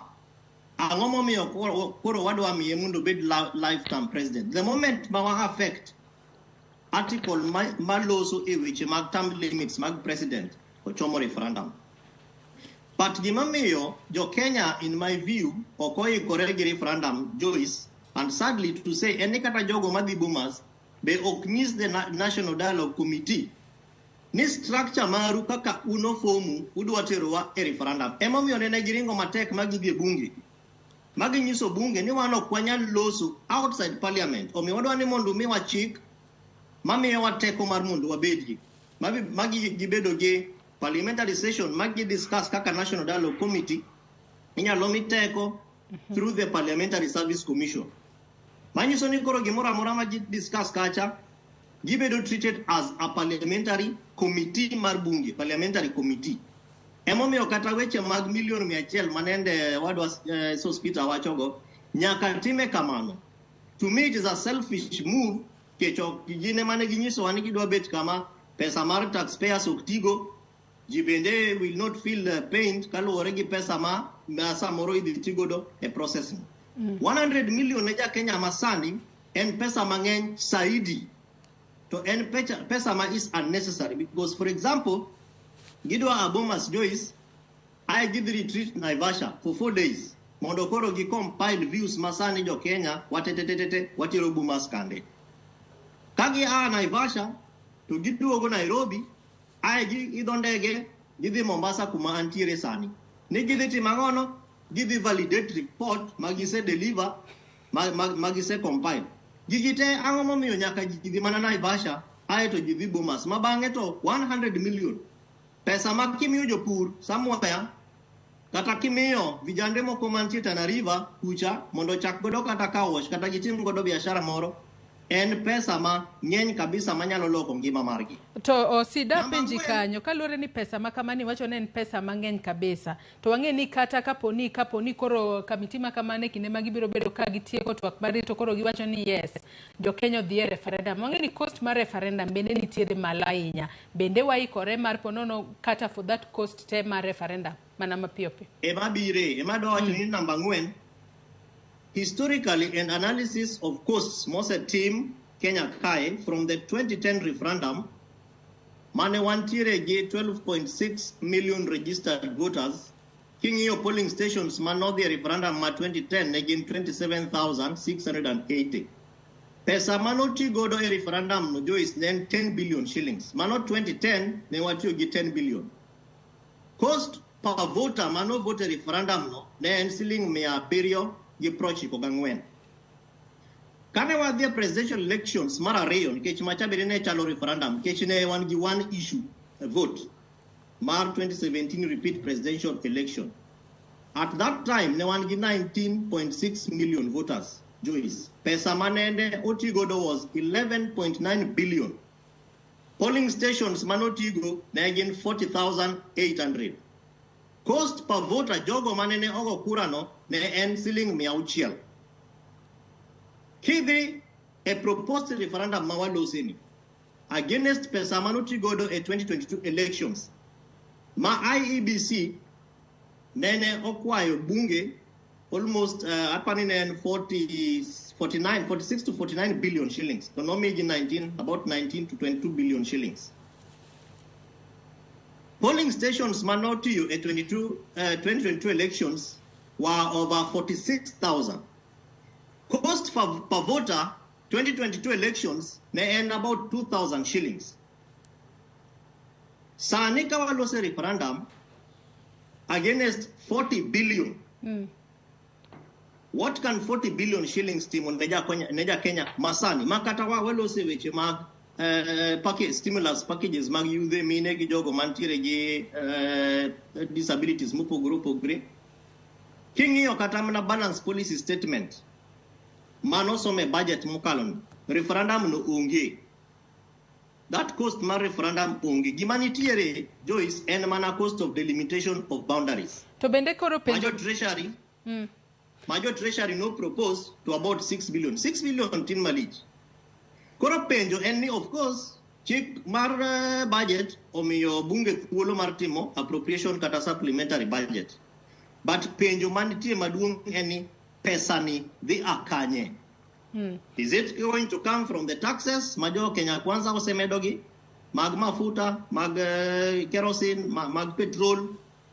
Kakoro wan waweji sirikal ok nyalo miyo farmers rebates kata mana packages mag agriculture. Yudhe pod penyo ni to hustler fund manomiwani irego access levels so low. Wewe winja ne obubungo which bende ka intire county ma Kisumu nyaka sani se wacho ni cost mar referendum adira to ni malo kalore ni bende onge kate budget mane tenda William Ruto somo mano budget mar hikomenda ni mar 2023-2024 to bende sospita ka intire county ma Kisumu kinyi makawuono wang'eyo ni referendum ka po nono ni koro chopo nonego beni wadhi referendum to nego beni duol matayo weche magiere pacho ka IEBC matayo referendum makama tadira kumwachadira sani waonge commissioner mora mar IEBC biro time yo machalo nade kosi biro bed ka itime yo machalo nade mar mondo mi one ni gigo kata kikete tim tadira en ombulu mar paro mokaw kuom jopiny kendo jopiny emowinjorego ma onge ng'ata ma okale minyalo wach ni mato seche moko nindo nyabathe achiel so Peter Mapio Joyce adwani mondo aket things very clear and straight. Ano kabiro ka to drum up support for referendum. And adwana wachi ni gima nadhi ne barabara kako bungo wich karwako sofria wiya ka mobilize jo Kisumu gi kuonde masebedo ka wuothe duto te ne atimo because na feel ni gik moko oko setimore e yo makare. Omiyo gik ma ana wuon adwaro mondo be discussed kendo abed satisfied kaka representative ma jopiny kaka ng'atno magore ne ratiro mar oganda. Mokwongo en high cost of living. Marario and auditing of the 2022 general elections. Kanya follow the proceedings. Nyoboga kabisa ka IEBC wuoyo kaka giwuoyo cha. Manyiso ni gin begin ga koda dier.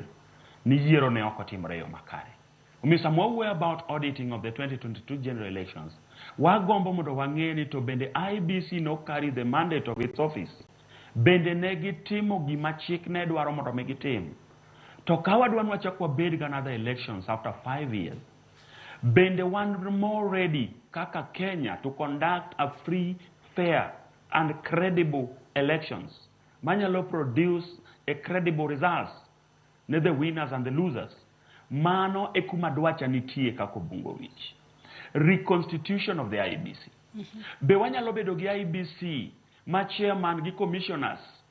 Wacho dhok achiel. Koso wabedo kod IEBC manye one ma 4 commissioners speak differently, the other 3 commissioners bende are speaking differently. Wabed gi commission matiyo gi chike ma constitution owacho. Maluwo the procedures kaka gi stipulate gi e yore gi magi guide godo the elections as a body. Magi gik mana dwaro mondo timna kako bungo wich. Seche mane jopiny tho, joma no negi about 72 people. Jogi noko tho nikech ne giwuok e ndara kiwacho negi ni wadwaro mondo wabed go office mar opposition leader. Jogi nyocho jomo hinyore manitiere osiptande mopogore ma pod thiedhore nyaka sama wan go kani. Mamoko bende bullet nitiere e body parts gi maka ogol to ginyalo tho kaluwore gi gik ma daktache owacho. Jogi ne ok ng'any nikech ne gidwaro mondo wabed go office mar prime minister. Wan ne wang'anyo nikech wa believe ni yiero ma 2022 noko tim makare omiyo Raila Amolo Odinga manoyombo wadwaro mondo yawnwa sava mondo sava dictate nwa ni to ka baba ok noyombo ma Ruto emanoyombo noyombo kod kura di. Nikech okwan gadier ne kura manotim kata bedo ni ne wayie gi Supreme Court ni no make a decision, a legal procedure molando ni Ruto emanoyombo. But one kaka supporters mag baba podo kwa yiere gi duoko manomiwa kod doho maduong'. Nikech doho maduong' be notiyo gi terms ma ok nonego be notiyo go and procedural terms ma wacho ni otea, terms ma ok onego be nitiyo godo e doho mwarito kendo wamiyo respect nyaka malo. Omiyo wafil ni gik moko ne ok otimore yo makare. Kachiwo mana gik moko masani wawinjo ma podo poko bedo gin gik ma ok anyal justify. But mana na somo mana social media. Kiwacho ni nitiere nyaka judges moko mag doho moko ma jomoko nomiyo pesa ndalo mane bura dhi mbele mag Supreme Court. Gigi duto pod miyo wato. Omiyo an adwa wacho ni ok adwa wuoyo about referendum. Gimomiyo ok adwa wuoyo about referendum, though awacho ni desperate times calls for desperate measures. Ka ochuno ahinya ni nyaka wachopie referendum mondo wakiwa some of the problems ma wan go kaka jo Kenya, so be it. Wabiro yora ura ka sa ochopo. But gisani, kako mungo wich, dwaro na maduong' kabisa en ni wach mar fuel nyaka dog piny. Mane momiyo aparo ni pesa na kaka Ubungo wich kaka taxpayer ma Kenya 106 million and above midhi tigo gi bipartisan committee members, the national dialogue team, obedi ni en pesa man gi value for money over issues ma affect japiny positively. Kiko bed gik magin gidhi konyo jomoko nono tok gin gik makonyo jo Kenya. Agenda maduong' manyaka wa discuss gisani en ni cost of education. Puonjo nyathi e university sani en pesa mathoth kabisa mondo mitieki. Just the other week, Joyce, ne I pay attention, na pay a courtesy call to Kisii University. Ne awinjo ywak ma nyithindo ma jo Kisii University nigo gin nyithindo ma wuok Kisumu County to gisomo Kisii University. Awinjo ywak ma nyithindo nigo. Moko timo nyaka mjengo oko mondo gi raise pesa ma gichulo godo rent ma ute ma gidake. Nyithindo ma nyiri koso gi ma gicham miyo gidonje timbe mag anjawo e skul mondo giriwre gi nyithindo machuo mondo giyud kaka ginyalo chiemo. Fees is a problem. Omiyo an awacho kaka jatelo mar piny Kenya ni agenda maduong' ma onego wabed godo en kaka wanyalo discuss gik machandowa kaka strengthening of political parties mondo kik wabed gi interference in terms of kaka leaders wa ma wayiero kendo wamiyo the mandate of office timonwa kendo gi discharge no functions kaka wadwaro. Mano is first point before the national dialogue team. The second one, every constitution of the IBC. Wabed gi full IBC mabedo gi value for money, ma japiny bedo ga dier ni yiero otimore yo makare, mamiyo japiny ok bed gi chuny magore mawacho ni ok achaka dhi e yiero. Sama wuoyo kodi ni Joyce nitiere jo Kenya moko mano osendiko nyaka barua ne IBC mondo gol gi register mondo kik gichak gigo ombulu e piny Kenya. Nikech giwacho ni already presidential results kata ng'ama bedo president en gima bedo ga dictated with the IBC as a body, but not the people based on what the law says. So magi gin gik manyaka discuss. 2022 general elections nyaka wang'e ni to yiero notimore nade, kaka notimore mafull mondo wabed fully convinced maka wadhi dhi yiero makato Ubungo wich e ma higni moko mabiro kato bed 50 years to come ka biro dwaro mondo mi achung president mar piny Kenya to nyaka bedi gi raticha mar chung ma okan kod toni ng'at machielo emidhi landi kata bedo ni ane mayombo. Iblero kanyo makare ahinya Ubungo malando ng'atno moyombo. Wewe winja ne Kevin Osido bed weche mag chiemo nyaka los ma japiny nyaka bed ni onyalo keto chiemo adek e mesa. An mage manomiyo ne wang'anyo ne ok wang'any ne weche mag referendum. Iwacho kanyo makare ahinya Ubungo. To kayiego gi sana. Kevin Osido, ka iluwo twak okinyi ma kawuono penjo Ubungo wich kacha ka intiere kaunti ma Kisumu. Adira wang'eyo ni gisani to waonge kod IBC. Referendum ni tibiro time yo machalo nade, ng'ama biro tae tibiro time nade mar mondo mi kotime to jo Kenya oyude lokruok adiera madwarore kaka osepedh e nyim kamiti ma kamano. Joyce, penjo no en penjo ma smart. To kaluwore gi chik manitiere en ni referendum to ripo otim gi IEBC. To emomiyo kata sama walose ni nitiere process mar selection panel mane dhiga mbele. To emomiyo sama ne wachako twak ma wantiere godo kawuono na penjo ni ang'ono momiyo kata mana processes madhi mbele nyaka rit mana committee mar Bomas. Machaka wacho ni nitiere wabunge moko kuonde ma jo Kenya onge gi wajumbe mekgi ni podi rito gima timore Bomas. Okoripo bed ni timore kama. To nikech ka wang'iyo historia marwa, wabunge magwa ginyalo bedo jok ma very cunning. To kata sama walose ni kiny gibro pitisha chik, gibro kalo chik matieko weche mag IEBC gi mamiyo gi go ahead mondo gitim godo referendum, mamiyo gi go ahead mondo gitim godo delimitation of boundaries, nikech mano bende en process mitimo gi IEBC.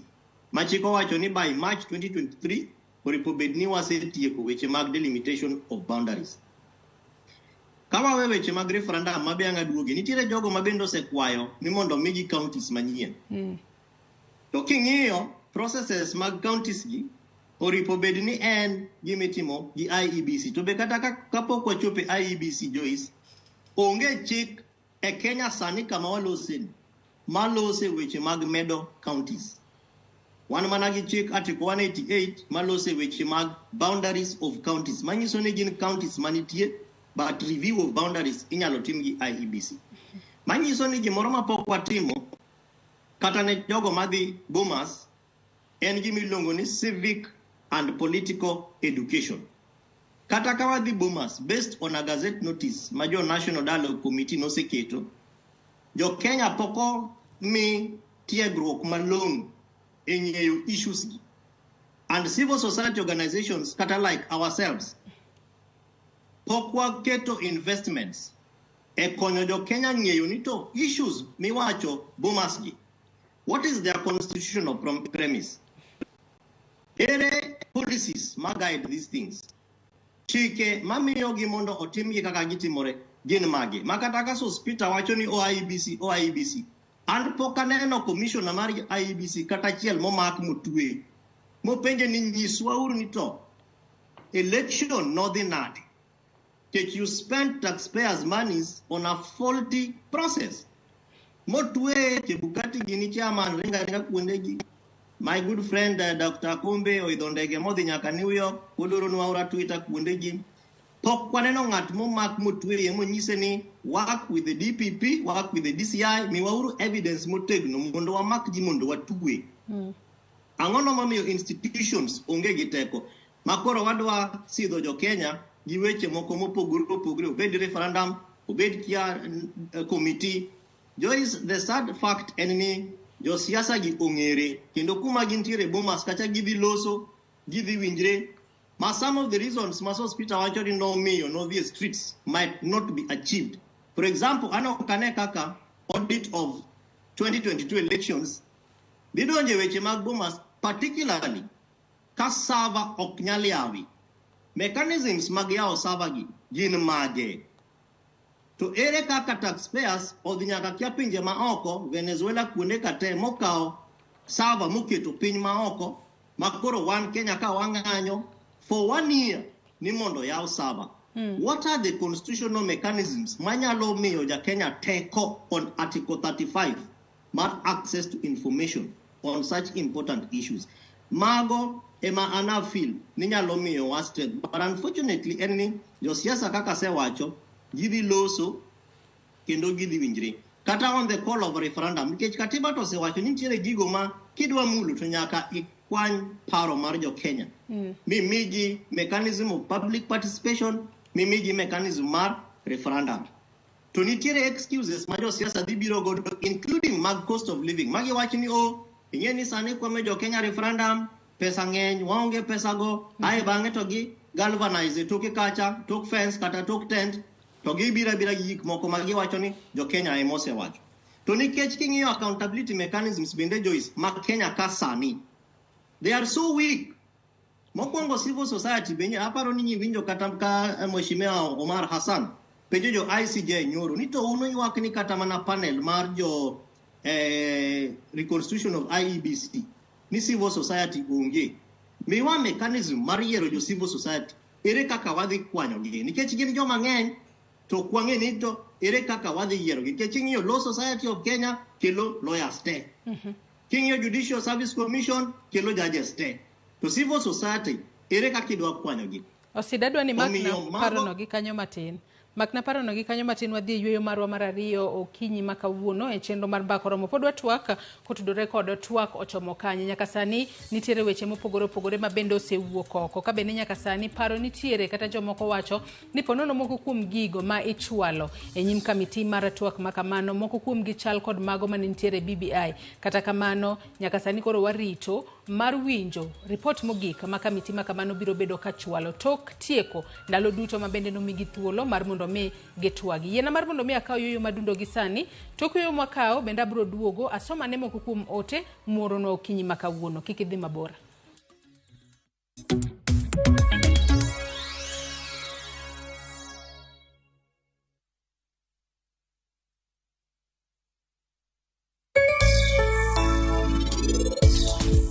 Ohand furniture okanyal nyiso ni en wala marach nikech nyaka chak tie an gik manyalo kwano. Anyalo kwano project na mar gwen dala, anyalo kwano investments maga. Abet 3 months kagado mana knowledge mos. After 3 months ayudo ka koro nanyalo timo ne customer quotation kaka dot drisa.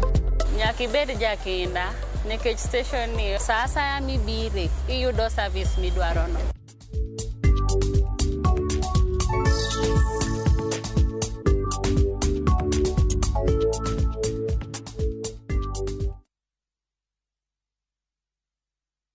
View Travel presents Hidden Gems and Well-Hidden Treasures. 3 days, Mombasa, Diani or Malindi from 13,999. 3 days, Masai Mara or Amboseli from 14,500. 3 days, Savo or Samburu from 23,000. 2 days, Mount Kenya, Naivasha or Nakuru from 3,900. 5 days, Dubai or Zanzibar from 640 USD. 5 days from 1,050 USD. 5 days, Egypt, Thailand or Turkey from 1,150 USD.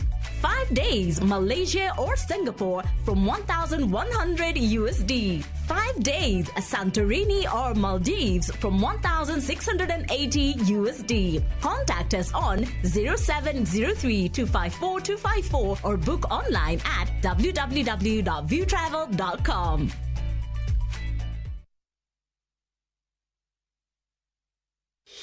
Setting up a fundraiser is now just a click away. Visit www.saidika.co.ke and start your fundraising journey today. Medical emergencies, funerals, weddings, supporting your church, school, or corporate needs, Saidika makes fundraising much easier. Once you visit www.saidika.co.ke, select Start a Fundraiser and watch your cause come to life.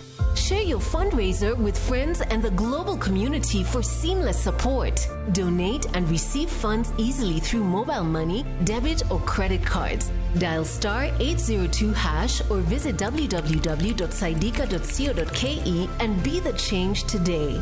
Saidika, connecting hearts, changing lives. Together, we make a difference.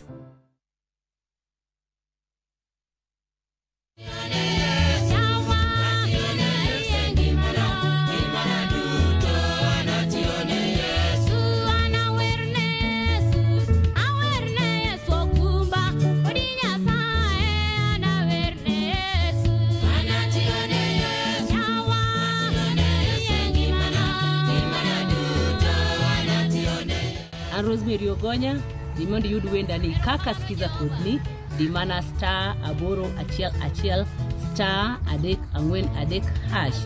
Uparie ni ya Ramogi TV en audio werdu tote. Shabikia na Mia.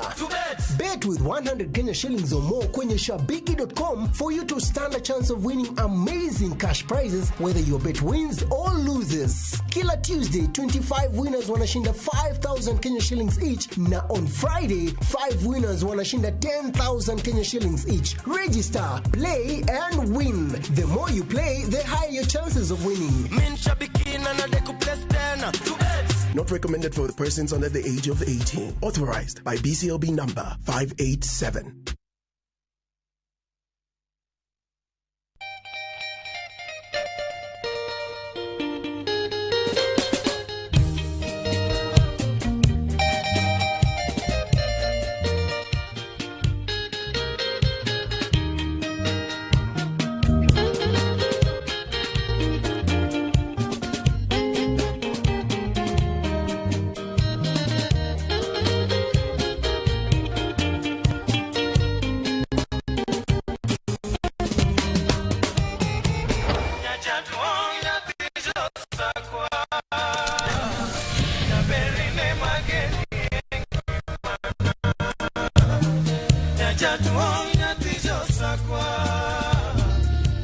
Radio Ramogi, Cartoon Jaluo.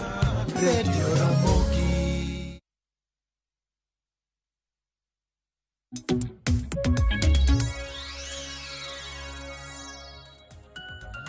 Machiegni kendo nyako Ramogi Ajwang' kendo erokamano nyako medo kete Ramogi TV e twak marwa e chenro mar mbako romo kinyi makawuono kama wagoyo mbaka kutudore koda kama twak madhi mbele kar romo mar Bomas ochomo nyaka sani. Manen kaluore ni nyaka sani grube mopogore opogore osechopo kacha mar chwalo paro margi. Mago paro ewi lokruok madegi gomba ni obede pacho kae. Lokruok magigeno ne ponono kokete tim to nyalo kelo resruok ne jo Kenya. Kaponi kitudri kodwa gi sani antiere kod wela riyo Kevin Osido jalonyo weche mag telo otudore kodwa ka entiere county ma Mombasa mane yor Zoom kachiel kod Sospita Obungu Owich janon weche mag siasa otudore kodwa achiel kachiel ka entiere studio marwa e county ma Kisumu. Nyisi nyako Ramogi Ajwang' nabro bedo ka somo moko kuom ote mochwalo no okinyi makawuono.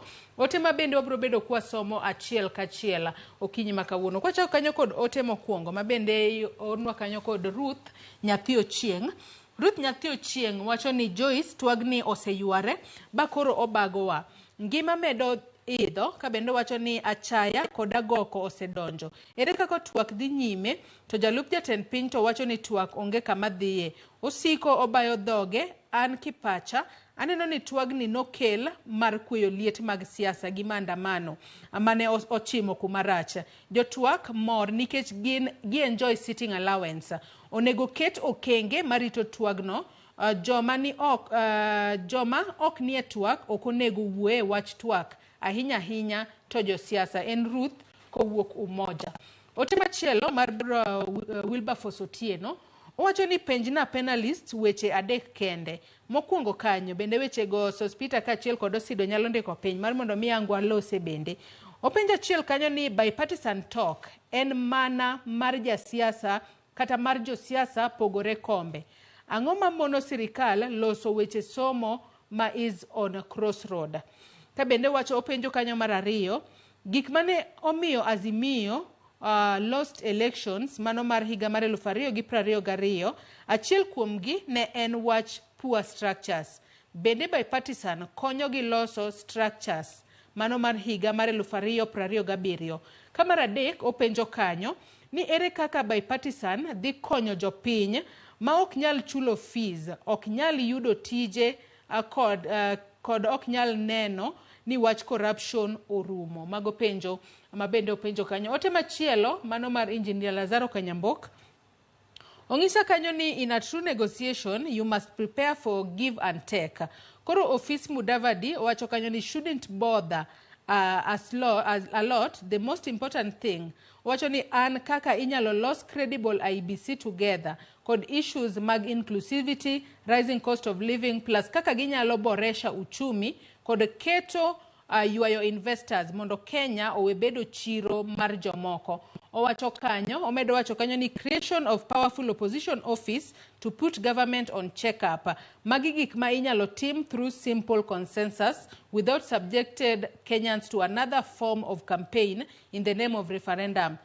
Mago ote mabende ochwalo nwa kanyo mano Engineer Lazaro Kanyambok mar Kariobangi Jamaguye. Mago ote mabende gichwalo nwa achiel kachiel okinyi makawuono kokale Facebook kacha kama wantiere live odiochieng' makawuono. Sospita geno ni winjo moko kuom paro mabende ochwalo nwa kanyo koda Wilberforce. Akeni wachaka koda mano penjo mabende openjo kanyo mogika.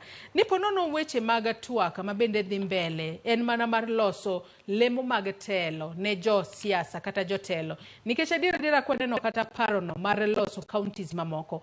Counties mamoko go kolosi to ponono biro bedo kod governors moko, biro bedo kod MPs kachiel kod MCAs mamoko. Wachno mar loso apisi mano mar jatend kweth mapingo piny owacho en mana mar bero ponono joma nitiere kweth mapingo piny owacho. Wachno mar Prime Cabinet Secretary's Office kachiel kod choro lemo kata choro thuolo mar telo ne jatend piny en mana gigo mamulo jotelo. Bende japiny adiera biro yudo resruok kowuok e twak makamagi. Joyce agoero kamano kabisa. Mano momiyo kana chako wuoyo to ni winjo ka wacho ni an gima ne wadhine barabara gin weche manase kwano. Kendo adwa nachaka nuo kendo motegno. Ni ne jopiny odhi e barabara kane gin kod to ni jiero noko timore yo makare. Kendo kaluwore gi report mane wayudo through the whistleblower mane baba o communicate nwa nombuche ne okwal. Kendo ombuch jopiny manogone kura moingo milion 6 gi wiye. mane ong'eyo kendo wang'eyo go noyombo. Omiyo kanyo e kama pod wantie. Adwa nanuo maber ne bipartisan talk ma support kako bungo wich. Ok en bipartisan talk madhi pogo lemo.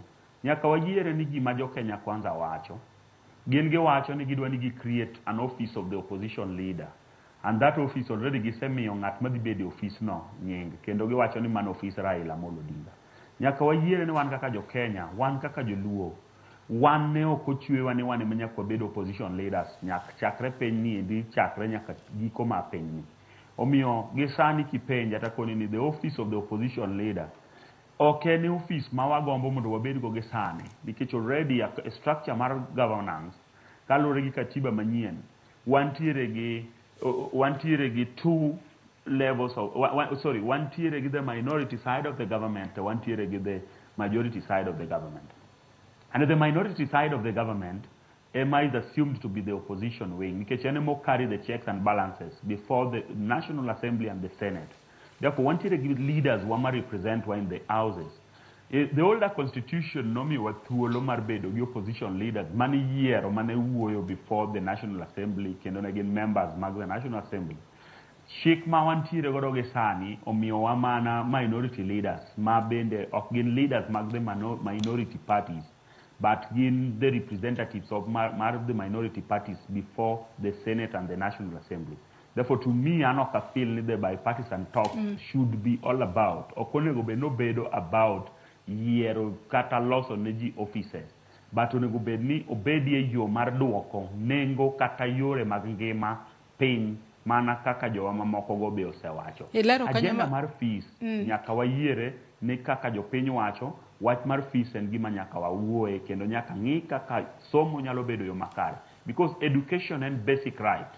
Omiyo sirikal, it is the role of every government in power to make sure ni or give proper education structures na nyithindo mawuok e bwo piny no. Omiyo Kenya kaka piny en ratiro mar sirikal mar Kenya gi japiny man onego bed ni dhi skul mondo yud kaka osomo e yo mowinjore. Nikech gik ma ne jowa machon, jodongo machon, kata Jaramogi, kata Kenyatta, gik ma ne gigore ne gin gik moko adek. Ne en tieko dhier, ne en tieko fuwo, then ne en tieko tuoche. Koro tieko fuwo ne en kelo weche mag education.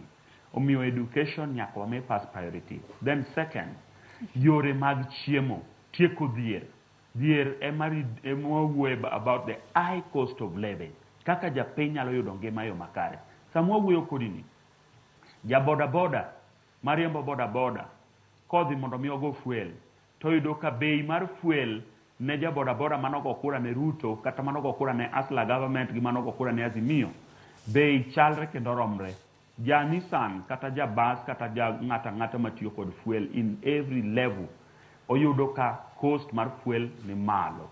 Yore mag thieth, lit kabisa Joyce, kanyalo wacho ni kata most of our facilities, osiptande wa wantiere godo kate counties. For example, kata kidhi Russia kawuono, that is jo TRH, Jaramogi Oginga Odinga Teaching and Referral Hospital. Ibiro dhi hospital kacha, to yath kende mibiro mi from that facility, en mana Panadol, emibiro nwang'. But the rest of the things, nyaka pigi nindiko ni dhi nyiew pi oko. And your TRH is a referral hospital. Ka referral hospital ema bedo underfunded. Oko yud pesa maber monyalo miyo godo jopiny yore mag geno kaluwore kod joma tuo.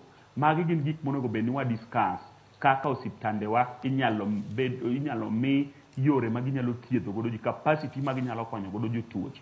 Miyo magi agenda monego bed ni wa discuss. We wawinja ne pach Kevin Osido ka imbe. We winja ne Kevin Osido ka ntiere county ma Mombasa okinyi makawuono. Kevin Osido ka podi luwo twaka okinyi makawuono. Ne oneno ka mano dul mabende ochung'ne okinde, kinde mabende ne gichopo e nyim kamiti makamano. Ne gichwalo paro mar mondo mi ponono mar mondo mi lokruok makare obede yo kaka wagoyo mbulu e pacho kae. To oketo odiochieng' mar goyo mbulu, mano mar kom mar ten piny Kenya obed mopogore kod kombe mamoko abich ma iluto mbulu. Wang'e ni kinde mag yiere pacho kae, jo Kenya luto mbulu e kombe duto auchiel. Gin koro gidwaro nopogre mar jatend piny obed ki en kombe moko abich gi bende obed ki en korka kori mana mapiyo piyo kapok watieko. Paro makamano bende nyalo konyo e pachoka e mar ponono ng'ato koyombo to koro wacho ni ponono ne okwano mbulu makare kalore ni mbulu mane ogo kigin gi koro ne onge ponono haraka moro mar kwano mbulu. Joyce, parono en paro maber ndi, but king'iyo kaka jo Kenya go kura, parono en paro ma misplaced. En misplaced e yo machalo nade? En misplaced e yo machalo kamae. Mokwongo, nitie gimomiyo IEBC and framers of our constitution nene oketo mondo go kuche auchiel gi kanachiel. Ng'e ni sama iloso ballot papers, gin ballot papers ma iloso gi auchiel dichiel, gimiluongo ni design. Manyiso ni sama koro wadwa pogo gi, to nyaka ang' wang'e ni to ka ang' wasepogo gi candidates ka, security midhi mi candidates, ng'e ni mago pesa ma iluongo ni taxpayers. Either wadhi go kura mar president mbele kata idhi go e chien. But ng'enyne king'iyo kaka campaigns ma Kenya ka itimo, preparations mag commissioners kata mana IEBC, basically the electoral management body, focus ng'enyne en ga presidential vote. Manyiso ni en idhi go e bang'e ka ang' wasego abich ka. Extended security midhi mi jogi chal nadi. Number 2, campaigns ma Kenya ka, particularly for the presidential vote, is normally the main thing. Sani wan gi counties, masa mori nyalo wacho ni governors bende sani nigi new frontiers of power. Manyiso ni gibende koro sama gi campaign to ji luoro gi ng'iyo gi kendo ng'iyo ni to ere kaka wanyalo engage governors. But largely and mostly, the presidential vote normally is the contested one. Manyiso ni kata campaigns mitimo mag MCA, MP, wabunge gi senators, normally ji ng'iyo ga mana presidential cha. Koro ka ang' wasepogo gi, manyiso ni nitiere votes ma bende wadhi disenfranchise. Disenfranchisement manyiso ni nitie jogo ma wadhi miyo either ok gi vote kata gi vote but not kaka ne gidwaro. Mokwongo joma nie diaspora. Ng'e ni joka, for example, jogo modak America, imigi ga mana maybe one polling station, Washington DC. Ng'ato dwa Los Angeles, pesa ma mare oidho go ndege ma IEBC ok ochule. Tidwa ni dhi igoch mbunge ne, igoch ne president is diaspora mostly is just for the presidential vote. Tidwa ni mondi safiri kiduogo idog kumi ai. Jomoko bende akucha ka gibiro Kenya ka. Bende IEBC kata jogo machiwo paro machalo kama osebet piny mo analyze trends mag voters locally and internationally in terms of diaspora Kenyans. Nitiere pinje moko ma bende igocho kaka gi propose no, like very close by Nigeria, yen gi kombe madhi auchiel tigo gi mopogore opogore. But kata king'iyo kombe ma iwayo ji is normally the presidential and the gubernatorial. Koro nitiere jogo manyalo biro kata osiepewa moko ma odak diaspora to gibiro Kenya ka go kura, manyiso ni en odhi jipanga ni kata kokwayo leave kata kokawo ndege mare to samoro kata presidential vote ni idhi goye. Of course, it will be done as the last vote. Manyiso no kobido thuolo mar gocho ne MCA, okobi gocho ne governor, kombe moka bichka, okobi gocho ne nikech ka concept plan mare no biro gocho ne presidential. It is a very good proposal, Joyce, but anajawacho ga pile pile. And is a recommendation ma anabro dimbele jiwacho ni angono mamiyo from the seat, the comfort of Komba Kuma Betini. Anyalo oro ne Joyce pesa through M-Pesa. Madhi mo confirm ni ayudo pesa nino. Mabende kolal to an gi namba magoyo. Kain gi ja postpaid 200. Kain gi regular 100. Mi go milosi gato minyise ni adwa oro ne Joyce pesa to dhi kumarach. Konya uru monda recover e. Be kodagi to ginyisa ni *456 ta oro message no to pesa no duogo na. Mabejo Safaricom have a mechanism of manyo jogo makao pes jok moko erroneously. Angono moyo gima chalo kama digital voting ok wanyal timo effectively mondo ji are not concerned about and bothered about kata traveling from Nairobi niye kaka ondege kata idho easy coach kata any other campus company na dhigo kura Uyoma West Uyoma Nyabera school kumagoe kura. Koro kose poge, it means ni an adhi travel adhi agoch ne ji abich. Then one day maybe after 2 weeks kose land MCA, kose land senator, kose land governor, kure ka buo grana dhigo kura ne president. It means kata jakom, for example, or whoever it is madhi chung ne president, okbiyudo the benefit of having my vote. Nikech samoro, angama tiyo office kamoro, omiya vote nikech normally Kenya kae, elections are a national holiday.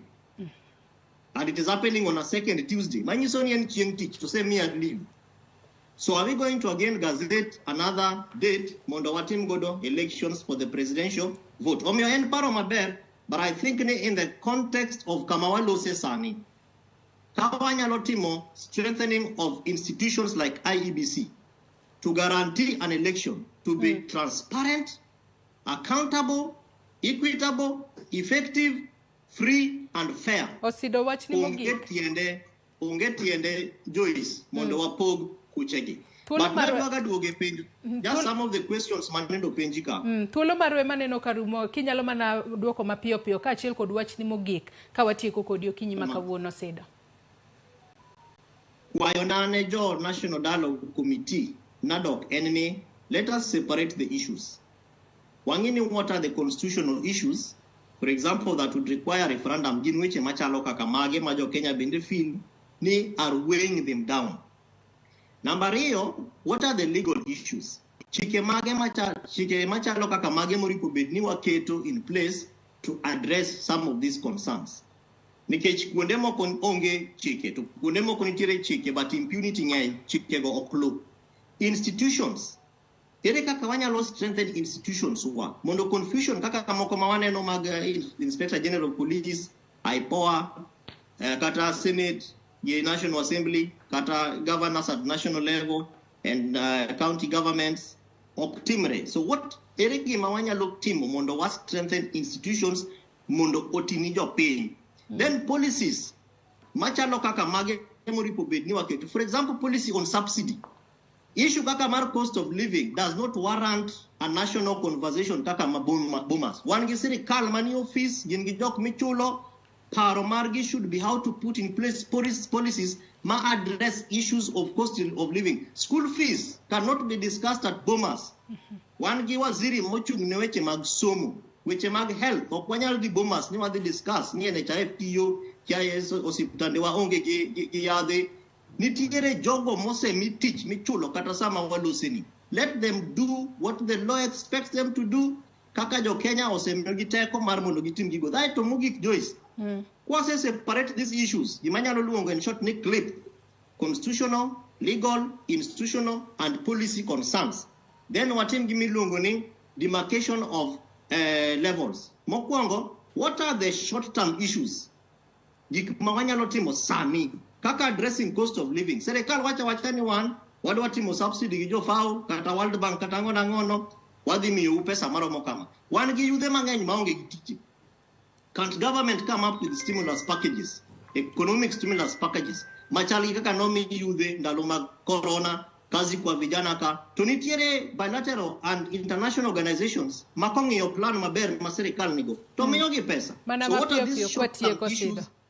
What are the mid-term issues, then long-term issues? Kuro long-term issues, gingaka mag political parties. Some of those things, kura katakuwa address issues of jokma makalo azimio donje Kenya Kwanza, nyaka warit mana elections, or we call for by-elections, oknyal time sani. So what are these long-term issues? Omiomano would be my last word. Yo Kenya, let us be resilient. Wandi kuru petitions, ikmao ku understand, wandi kuru barupe ne jogo mawasemi yoteko, manie telo, mondo gimi wa duoko. To chiko wacho ni within 4 days, ka onge duoko, tinyalo tiro ng'ato, ki court to demand for answer ipenjo. Ero kama na inya. So Spito Bungu Owichi, ine makoro thuolo dhi ng'adi oko. Adwa ni chiw pachi mogika, mana mapiyo piyo. Buonyeri prade, kwa loro twak mar okinyi makawuono, samaro emorumo, so Spito.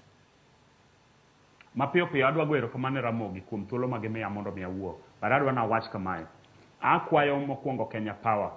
Ang'eyo ni mano nyalo bedo out of the topic. But akwayo jo Kenya Power ni mondo gibie mapiyo piyo mondo ging'iye kaka ginyalo konyo area ma Manyata gi Kondele Ward, moso Manyata Primary School along that area. Stima osekoso kanyo for about 1.5 weeks. Kendo jopiny sechegi weche mag maundu timore kanyo nikech koso stima mantiere alwora makanyo. Mar ariyo, wach mar yath. Akwayo mondo yedhe okete osiptande wa mwantiere godo alwora wa Kisumu County. Jopiny ok yud yo mayot magithiedhore godo. An kod tournament makwayo jowa duto moyera dhula. Tarik 14, tarik 15, chieng' finals en tarik 20. Uduto rwaku. Katieko on the bipartisan. Adwa kwayo jogo moyudo thuolo ma present issues kata views gi before the bipartisan committee. Ne was stress so much on kaka wanyalo duoko yore mag ngima piny. Mano e agenda maduong'. Mar ariyo adwa kwayo the national government. Gima onego bed ni sirikal mamalo timo ne oganda wasani en compensation. Jogo duto manyocha onegi kokalo kuom maandamano manyocha jowatimo. Sirikal mar national government motelne gi William Samoei Ruto ogol pesa maginyalo goyo godo pole ne anyuola duto manyocha oneg familia gi manyocha bende familia gi ogo kendo pod yudo thieth e osiptande mopogore opogore. To katieko tawacho ni gima is very important and the policy and the implementation. The committee will initiate good policies, then we work on a committee mabiro konyo after kagisetieko the policy framework mondo kony in terms of looking into the implementation aspect part of it. Nikech kata kagiketo good policies to ng'ama implement gi okoketne strategies kaka gigo dhibedo implemented, then dhi chalo mana kaka ne waloso the Kriegler report to onge ng'ama ose implement, mana kaka ne waloso TJRC report to onge ng'ama ose implement. To gi chike duto ma wan go mabeyo e piny Kenya waka, ma none of them are fully implemented according to kaka katiba wacho. Erokamano Nyasaye mondo ogwedhi. Erokamano ahinya Sospita Bungu Wich kaachiel kod in Kevin Osido mane tudore kodwa kowuok e kaunti ma Kisumu kaachiel kod kaunti ma Mombasa kuom kawo thuolo maru ubi watwaga koda nyakwara Mugejong mana neno ma okinyi ma kawuono kotudore koda kama twak ochomo. Nyakwara Mugejong gikanye mochopo gode giko mar twak marwa e chenro mar mbako romo okinyi ma kawuono. Erokamano ahinya kuom bedo kodwa nyaka ne wachak chenro marwa mar odiochieng' ma kawuono mane wachako kanyo kar saa 12 mar okinyi. Elo jogo duto mabendo neno ni chenro ni obiro ni yo makare kawuono nantiere kod nyawadwa Sharon Ong'ao, jomak picha, jomak duola. Kaachiel kod jogo mabende nitiere TX wagonu erokamano ahinya. Nyakwara Mugejong ibed kod odiochieng' maber nyaka kendo waromo odiochieng' ma kiny. Oriti masani nyinga Joyce Oduor.